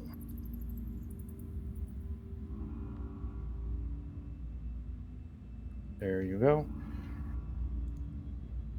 Oh, no, I mean mark it as in mark it off your spell list. So it counts as a spell slot. There we go. Okay, that should do it. Perfect. So anybody who wants to eat gets a HP back, plus you're fed for the whole day. Uriel will eat as many berries as you give her. I'll take one. Using arcane recovery, it won't let me roll it even though I have it. It's because you used arcane recovery in the other room. Then why was it on my sheet? Does it come back on a short rest? I don't think so. You have to use it. Oh, on it a does short when you rest. finish a short rest. Oh. Wait. Oh.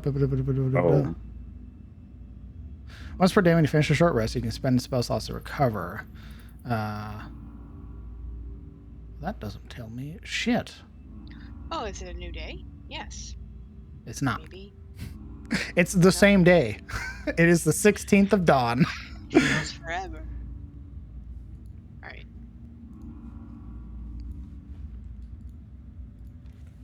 Well, shit.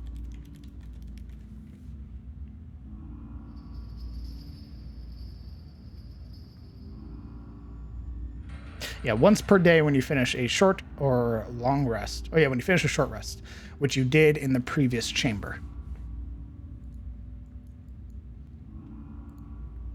I got my rage back. So who is getting? Make sure you count out your bean or your fucking berries, Kellen. Your beans. Well, if everyone Bro. took one, I'd only have 4 left. Yeah. So what do you do with the next 4? Well, they last for 24 hours. Hold on. And they're essentially 1 HP healing potion, so I might just hold on to them for now. Wait. That might be For a hit good idea. points. For hit points is just what Alaric needs to top off. Yeah, but if someone gets downed, I can force feed them like a fucking bad hamster and make them wake up again. Or. No, it's okay. Or, Hey. but what if? For dramatic flair, can we change them from berries to like baked beans that you hold in your hand? You're really on this sensu bean cake, aren't It just sounds really funny to me that Kellen's just running around with beans in his hand. you? I'm making giant roots grow, boy. The llama. Whoever is keeping watch, roll me your perception check, please. Sure. I don't know. I should also, if we're resting, probably like drop the lantern either down to minimal or none, at least for the hour. You tell me. Sure, just turn it off for now. Conserve whatever oil's left in there. The room goes pitch fucking black. Yeah, well, nothing new here.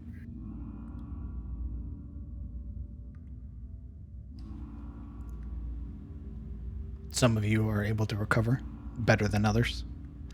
Some of you still in that mortal range.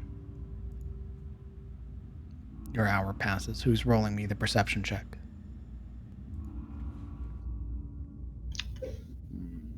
I would say I'd do it, but maybe somebody who can actually see things, or are we just listening?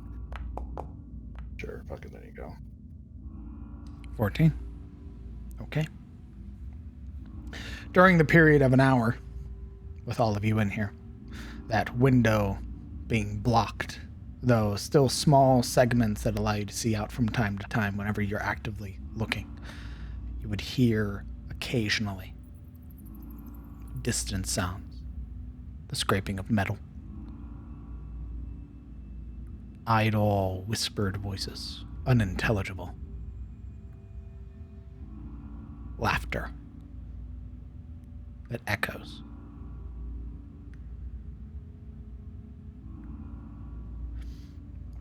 You would see, Alaric, that the chamber beyond this way leads into the chamber that you came from. A much more narrow hallway, though, and you would see the lights at the end, the flickering wall lanterns that begin to dim and then turn off, casting that far distance in nothing but shadow, and limiting your perception to as far as your dark vision allows you to see. He would have told them when the lights went dark.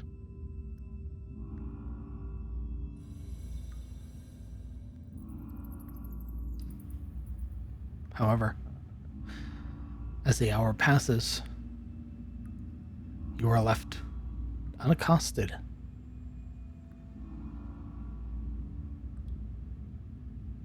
What are you doing, party?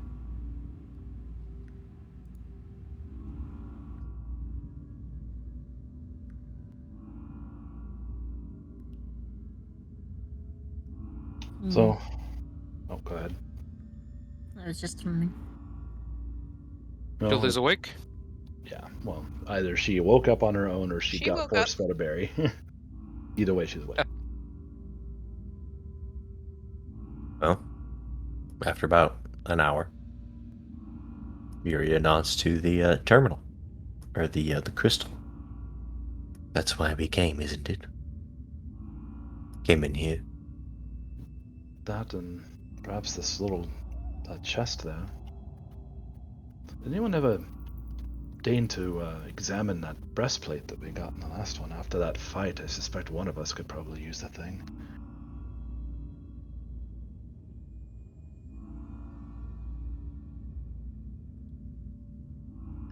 I do not think we had looked at it.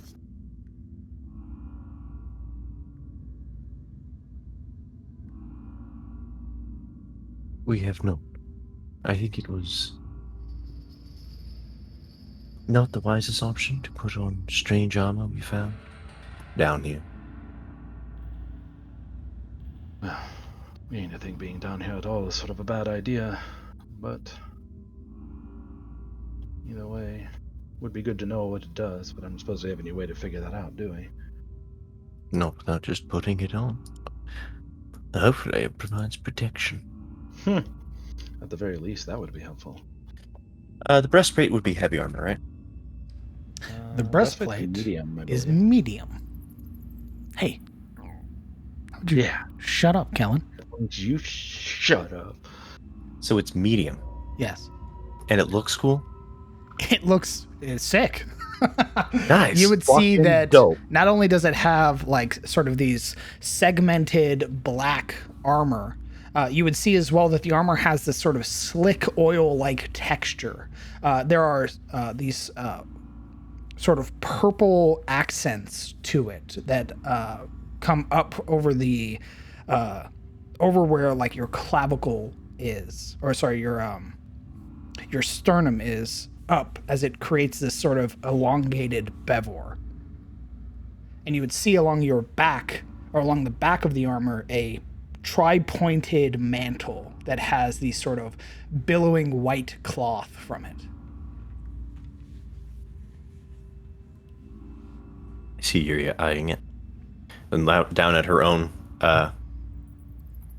not simple, but certainly monochrome, now somewhat ruined leathers.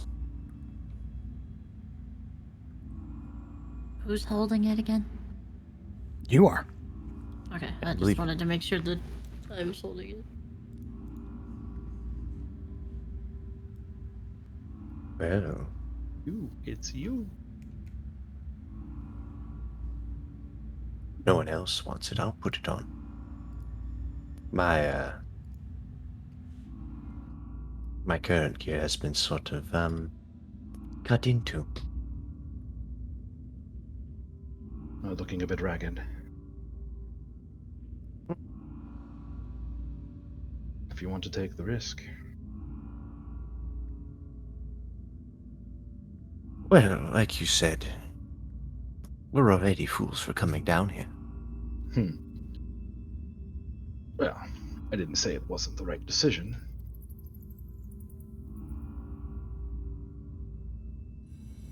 No one objects.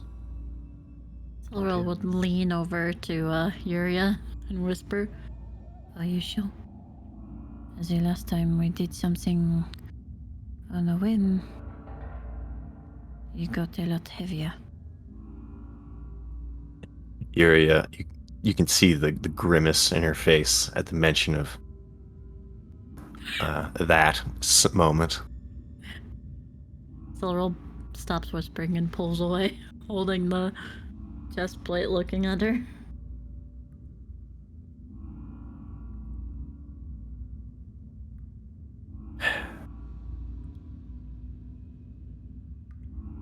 And yet I'm still here.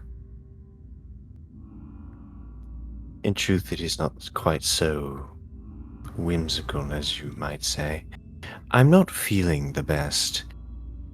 If it gives me any opportunity to survive for that much longer, I'm willing to take it. She would nod and hand it to her. Taking it into your hands, it feels light, which is odd. You would notice as well that it has similar line-like marks across the entirety of the breastplate in very intricate small portions that from afar you wouldn't be able to realize until it is much closer. And you would notice that it is the same on the inside, though the lines are much more pronounced. Are these lines similar to the box at what was on the consoles? Indeed, a language you do not understand.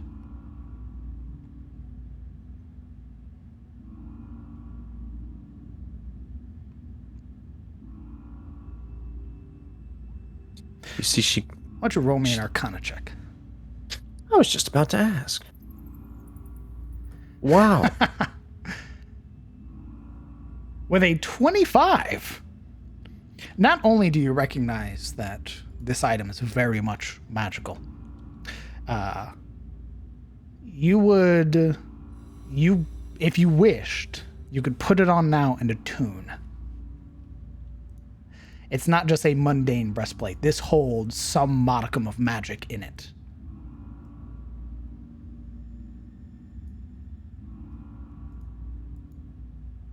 Now, let's see. I have the Cloak of Favor, which is an attunement. How many attunements do you get? 3. This does require attunement. Well, shoot, what else am I gonna use it on? Okay. You tell me that you're attuning to it. Yes, after considering, noting that it is very much magical.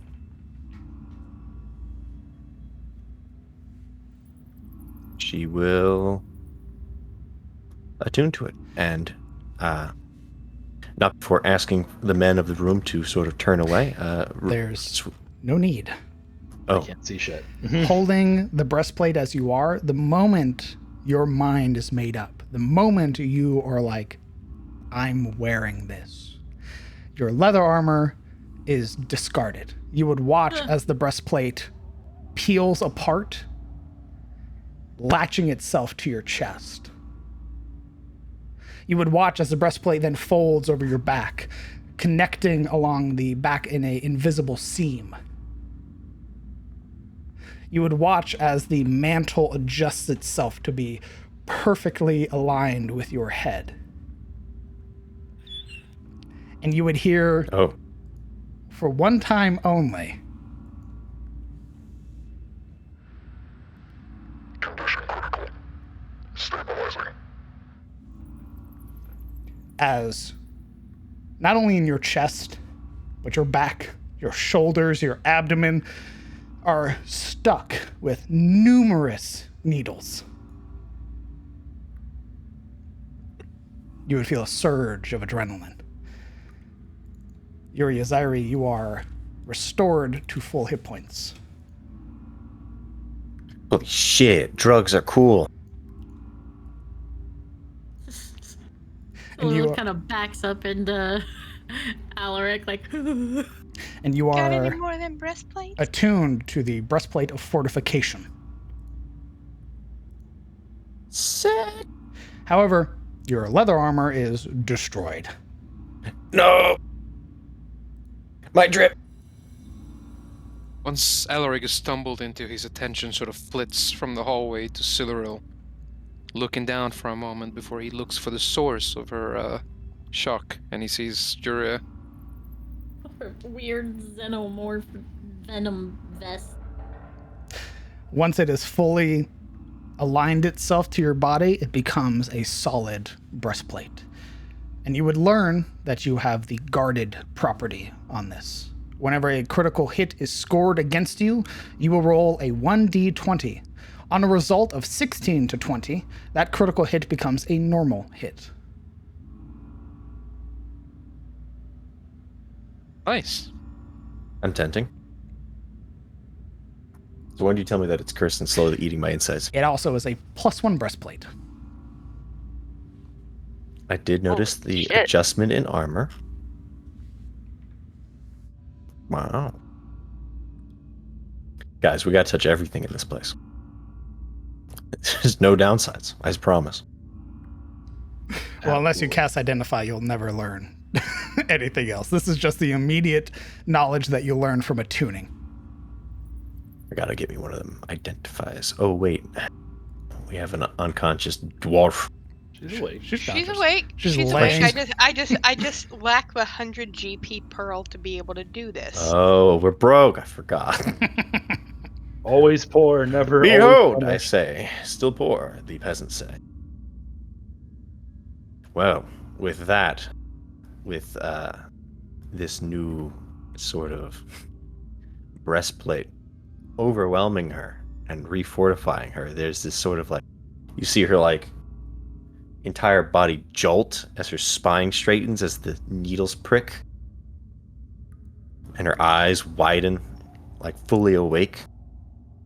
And she finds herself solidly standing instead of wavering, bloody. She will start by casting Press CT on herself, cleaning away the blood, sort of like a fresh start.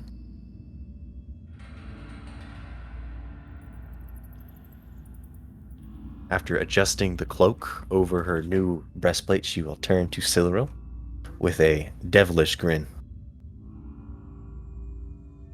You know, I think it fits me rather well.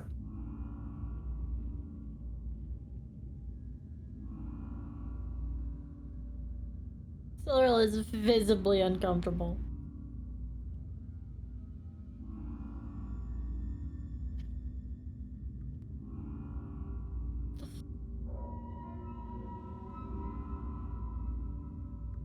Yuria doesn't seem bothered by Siluril's botherment, and instead is sort of slowly like rotating her arms in the breastplate, getting a feel for how it feels, rolling her shoulders.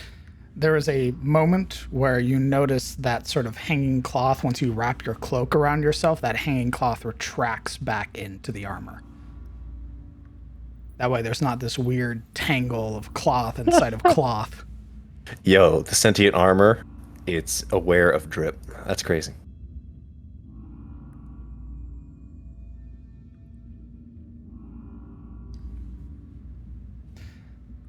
Oh, party.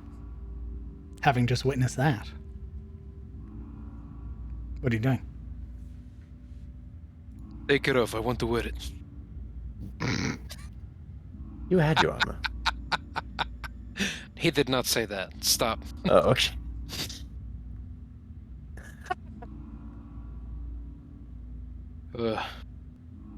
Alaric reaches up with both hands and sort of sets them on Silur's shoulders. Do you think you're ready to interact with, what's his name? Jin? Siluril kind of like looks up, like rotates her head up and looks up at him before like stepping back to where she was.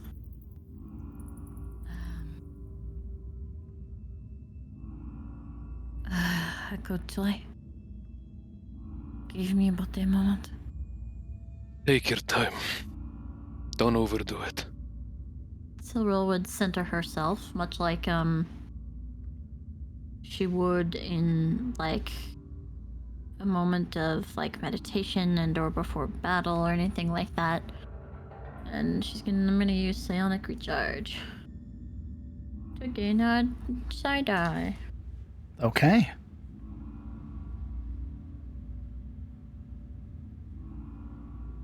Don't forget, if you find it to be draining, you could always include one of us to try to take up the mantle. Or be included, at least.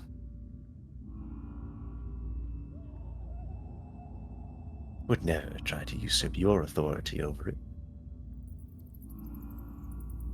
Siluril kind of like does that Shrek face where he's like, mm-hmm. There's a certain smile on Yuria's face, emboldened by this find. That definitely suggests she would try to usurp if she gave him the chance. This face.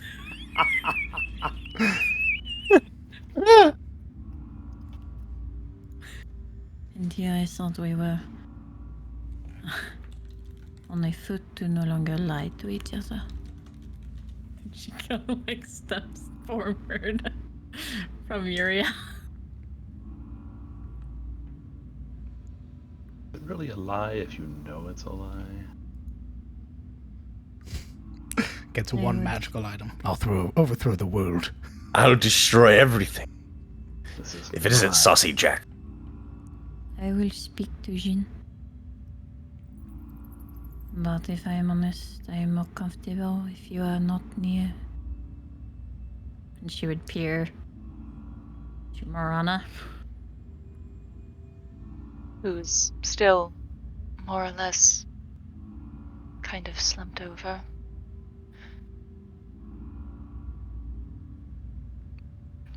Bleary-eyed still. She uses a hand to steady herself against the wall.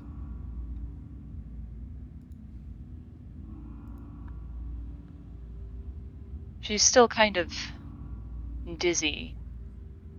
Not really completely well.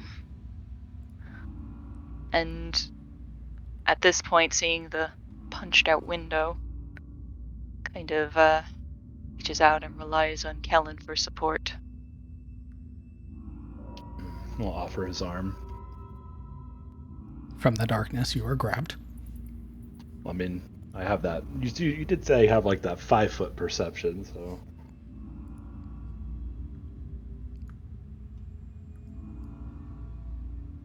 It's a very Sorrel's weak eyes grasp. are darting between Marana and his arm. It's a very weak grasp, if it's anything, any consolation. Not like before. He doesn't seem to think much of anything of it. He's just kind of like, mm-hmm.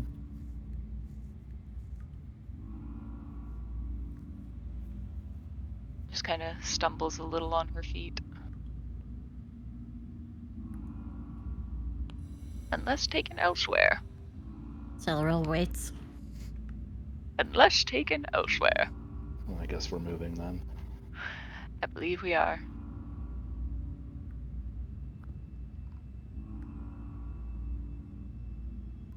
And she would approach Jin. Okay. Placing your hand to the crystal, you would feel those familiar tendrils brushing along the side of your mind. Ugh. She would twitch and turn her head to the side. Sort of taking hold and cementing your position here. And you will hear the voice. Overseer acknowledged. Awaiting command. And that's Illusion. what we're going to call it for tonight. Damn. Yay. Oof. Well done, gamers. You guys almost fucking died. Yeah. Lost 2 people. Almost? Fuck. Yeah, I said what I said. Thank you guys so much for playing. And thank you, chat, for coming out and supporting the players. And myself, it means a lot. Thank you, chat. And good night, chat. And good night, everyone. Good night. For as long Good as the night. players wish to stick around, feel free to use your channel points to highlight any questions you may have for me or for them. Good job, by the way, today. Chan? Or not Chan, sorry. Yes, chat, but also Yeah, chat. players. I Good really job, chat. enjoyed the roleplay today. You guys did a great job. Thank you. I enjoyed dying. Getting stabbed in the back, getting shot at. You know, the usual. All the good Wow, y'all complaining. stuff. Hey. I mean, you shouldn't have just approached the bowman, obviously. I was on you. To be fair, Right, this was, Clearly. this was a Like learning your ass. experience for everybody. Huh? I said this was a learning experience for everybody. We learned that the Tainted Blackguard can go invisible. We learned that the Bowman is just as formidable in melee as he is ranged. And I that didn't learn when anything. Tainted soldiers are led by defenders, they can march as one singular unit. Tell me, was that whole like undead dying and then coming back? Was that like something that you planned and then ixnayed because you knew it would kill us? I don't know what you're talking about. Is that something that you I don't planned know on? what you're talking about. Yeah. What was that? What? Well, you remember, because I take notes, how damn one it. skeleton fell down and then got back up again. And he's like, because he thought it was quirky in Dark Souls, so he'd do it here. It's an Notice how ability. none of the other was did that. There. It's an ability. Yeah. It's not from Dark Souls. It's a monster ability Oh. from the monster Oh. manual. Oh, okay. I see. Yeah, the Understood. Dark Souls monster manual. Nope. So that Blackguard, that wasn't just a reskinned Dark Souls 3 skeleton. No. That'd be visible. way fucking brutal if it was. You would be dead. You wouldn't be talking right now. You'd be making a new character. Those skeletons from the Dark Souls book don't fuck around. Yeah, no, they don't. But they're also designed to kill you. More. No, the Tainted soldiers have an ability called White Eyes. If they are not killed in a very specific way, they fall down. They become a pile of bones. And then on their next turn, they come back with full hit points. Specific way. Correct. Presume crushing is one of those ways. Who knows? You were making a zombie laugh. Yeah. Marana, what was your mindset ongoing so far from the party? Well, really, at the time, I thought Siluriel was gonna come and peel left to get the bowman. So I was gonna cut off his escape and kind of box him in for a change. You realized, at least I hope you realized, that once you dipped that far, she couldn't see you anymore with dark vision. Yeah. Yeah, but I had mentioned while I was near her, You cut said off his good. escape. You said good and then disappeared out the wall like a No, spider. before that one, the round beforehand, she had mentioned the archer cut off his escape, and then I think Siluriel went and turned on the ghoul or something that was there. Marana Lamortia suffering a natural 1 on her death save, by the way. Yeah. Ooh. Yeah, that'll do it. With the bleed on top. The bleed is bullshit. It is. Correct.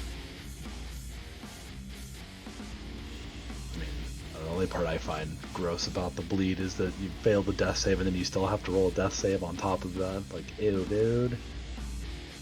Shit's fucked up enough. 1 point of healing gets rid of it. Yeah, okay, where's all our healing at, though? No idea. We lost our healer. The Fey Prince took her. No, she's actually right there. She was just on the floor. Yeah, she got her ass beat. Your actual healer is now just woke up. Remember, a shield A is part wizard? She's a part cleric. She's part cleric. Why did she call herself a wizard? Because she's a wizard first.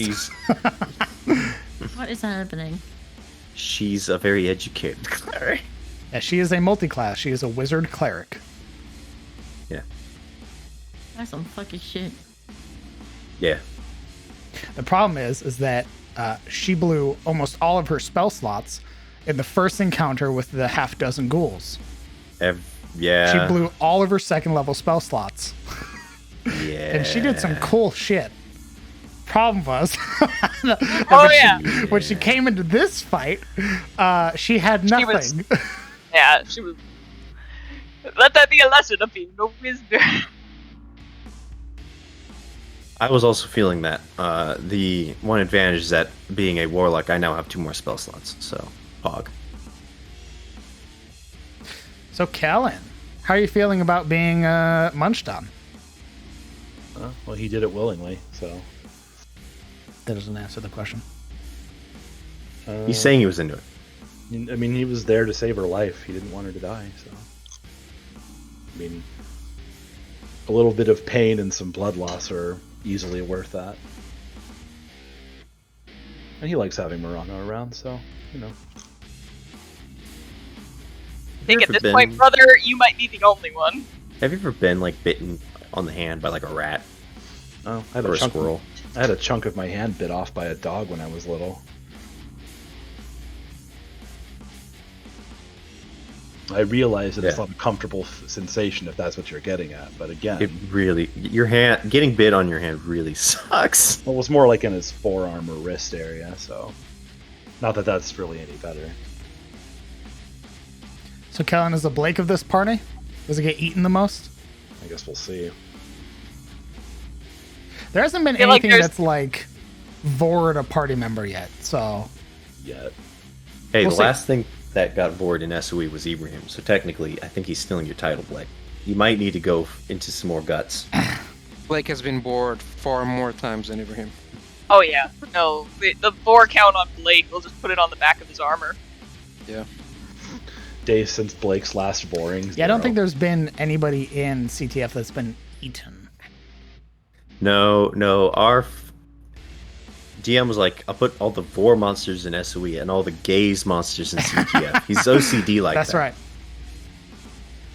He's separating the 5 senses per campaign. The next campaign is going to be all based on hearing. It's all going to, like, Everybody's it's going to all be deafened. sirens and shit. Yeah. It's pandemonium. Yeah.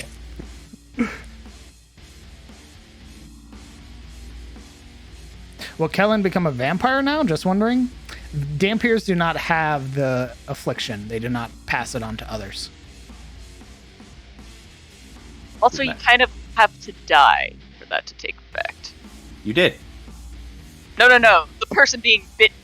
Oh. By the way, Yeah, true. good job, Kellen, on taking that grenade. I'm going to give you inspiration because if it had exploded on top of Ashilda while she was unconscious, she'd have immediately come back as a husk ghoul. She would have been permanently dead. Nice. So I'm going to give you inspiration. Hell yeah. Yeah, throw that penny. Throw it back. When I a was husk fully ghoul expecting- explodes, if it hits a creature like a Shilde, or it drops somebody, basically kills somebody, they immediately come back as a husk ghoul. Do they get to still be in the party? Nope. They're gonna be in the party, in your guts. Yeah, up in them guts.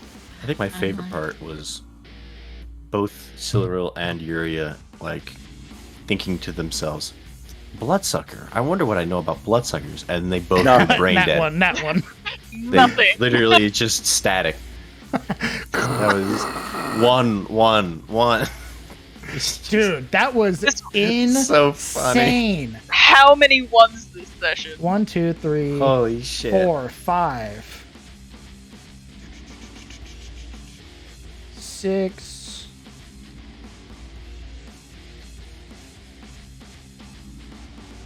7, Those, them monsters were rolling pretty high, too. 8, Except maybe the ghoul. 9,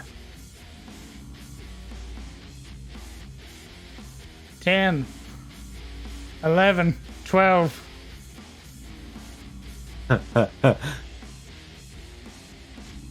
Stay edge. 13,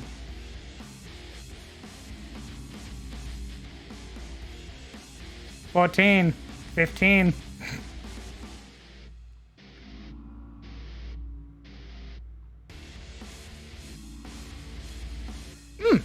15, mostly on my bad guys. Although you guys very quickly, it was almost half and half because of how many, actually no, it would be half and half because of how many nat ones you guys rolled in the last hour.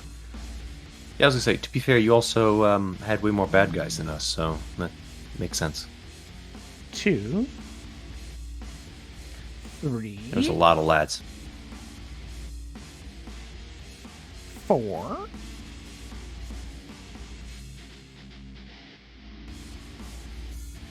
This is just a classic example of if you want the party to feel cool, give them one big boss.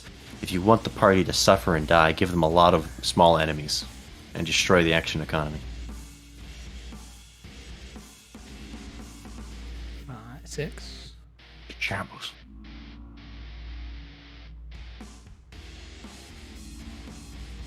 7, 8.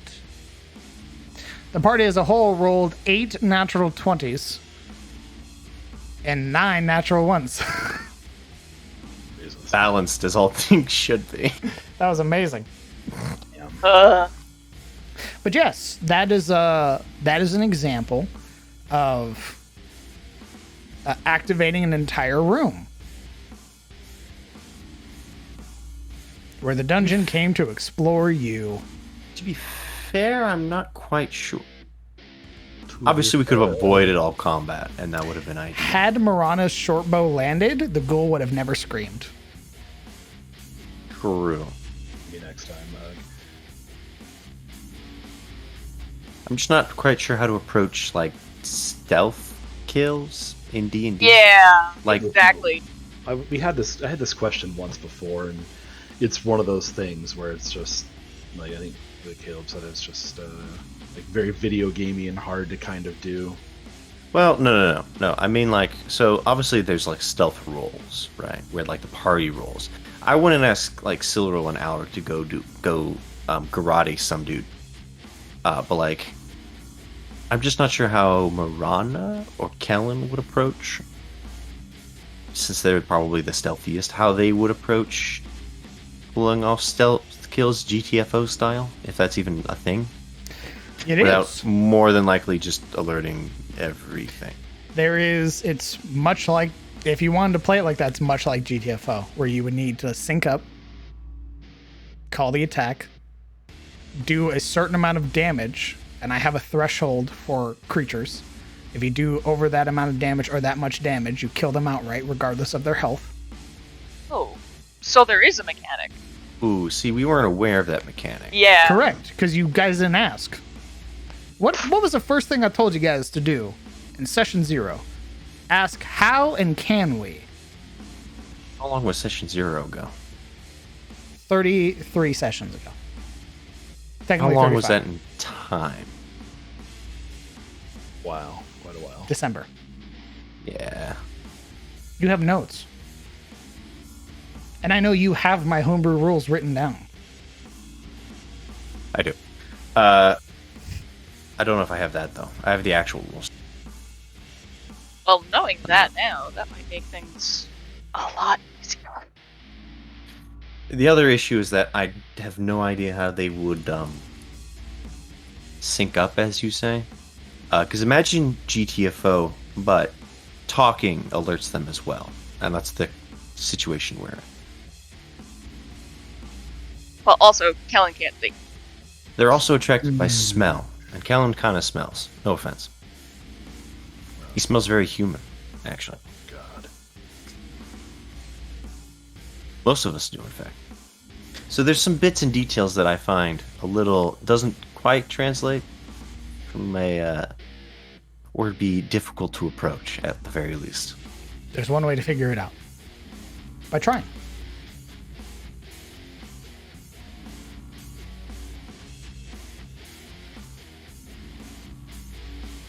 So I guess we'll try next time.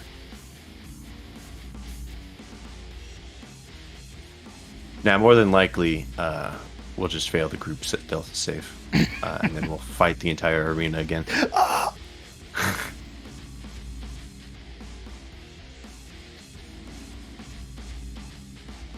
Okay. I think that's a good place to call it. Why don't you guys go ahead and say goodbye to chat? So long, chat. I couldn't read you for most of Twitch because of the death saves. Because even if TM deleted it, you guys would have been like, RIP! New character when? But it's okay. We still love you. Also, Toby, hi. Okay. I'll be back.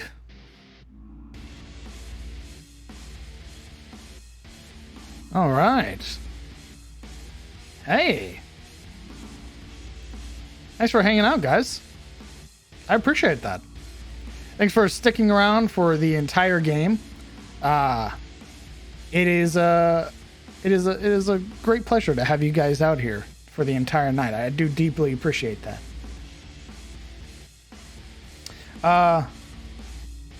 Yeah. We got SOE this Sunday, where the party continues their exploration of the dungeon beneath Frostwood. And next week, we have our game with Brett Ultimus, Into the Shadows Breach. So, I look forward to seeing you guys there.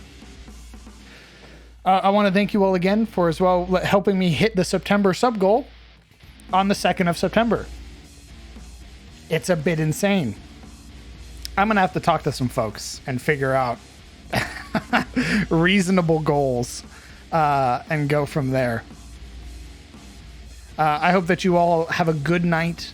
I hope that you all take care, hug your loved ones, tell them that you love them, and I will see you all later. Good night, chat. Don't forget the community Discord. It needs more lovely people just like you. Goodbye.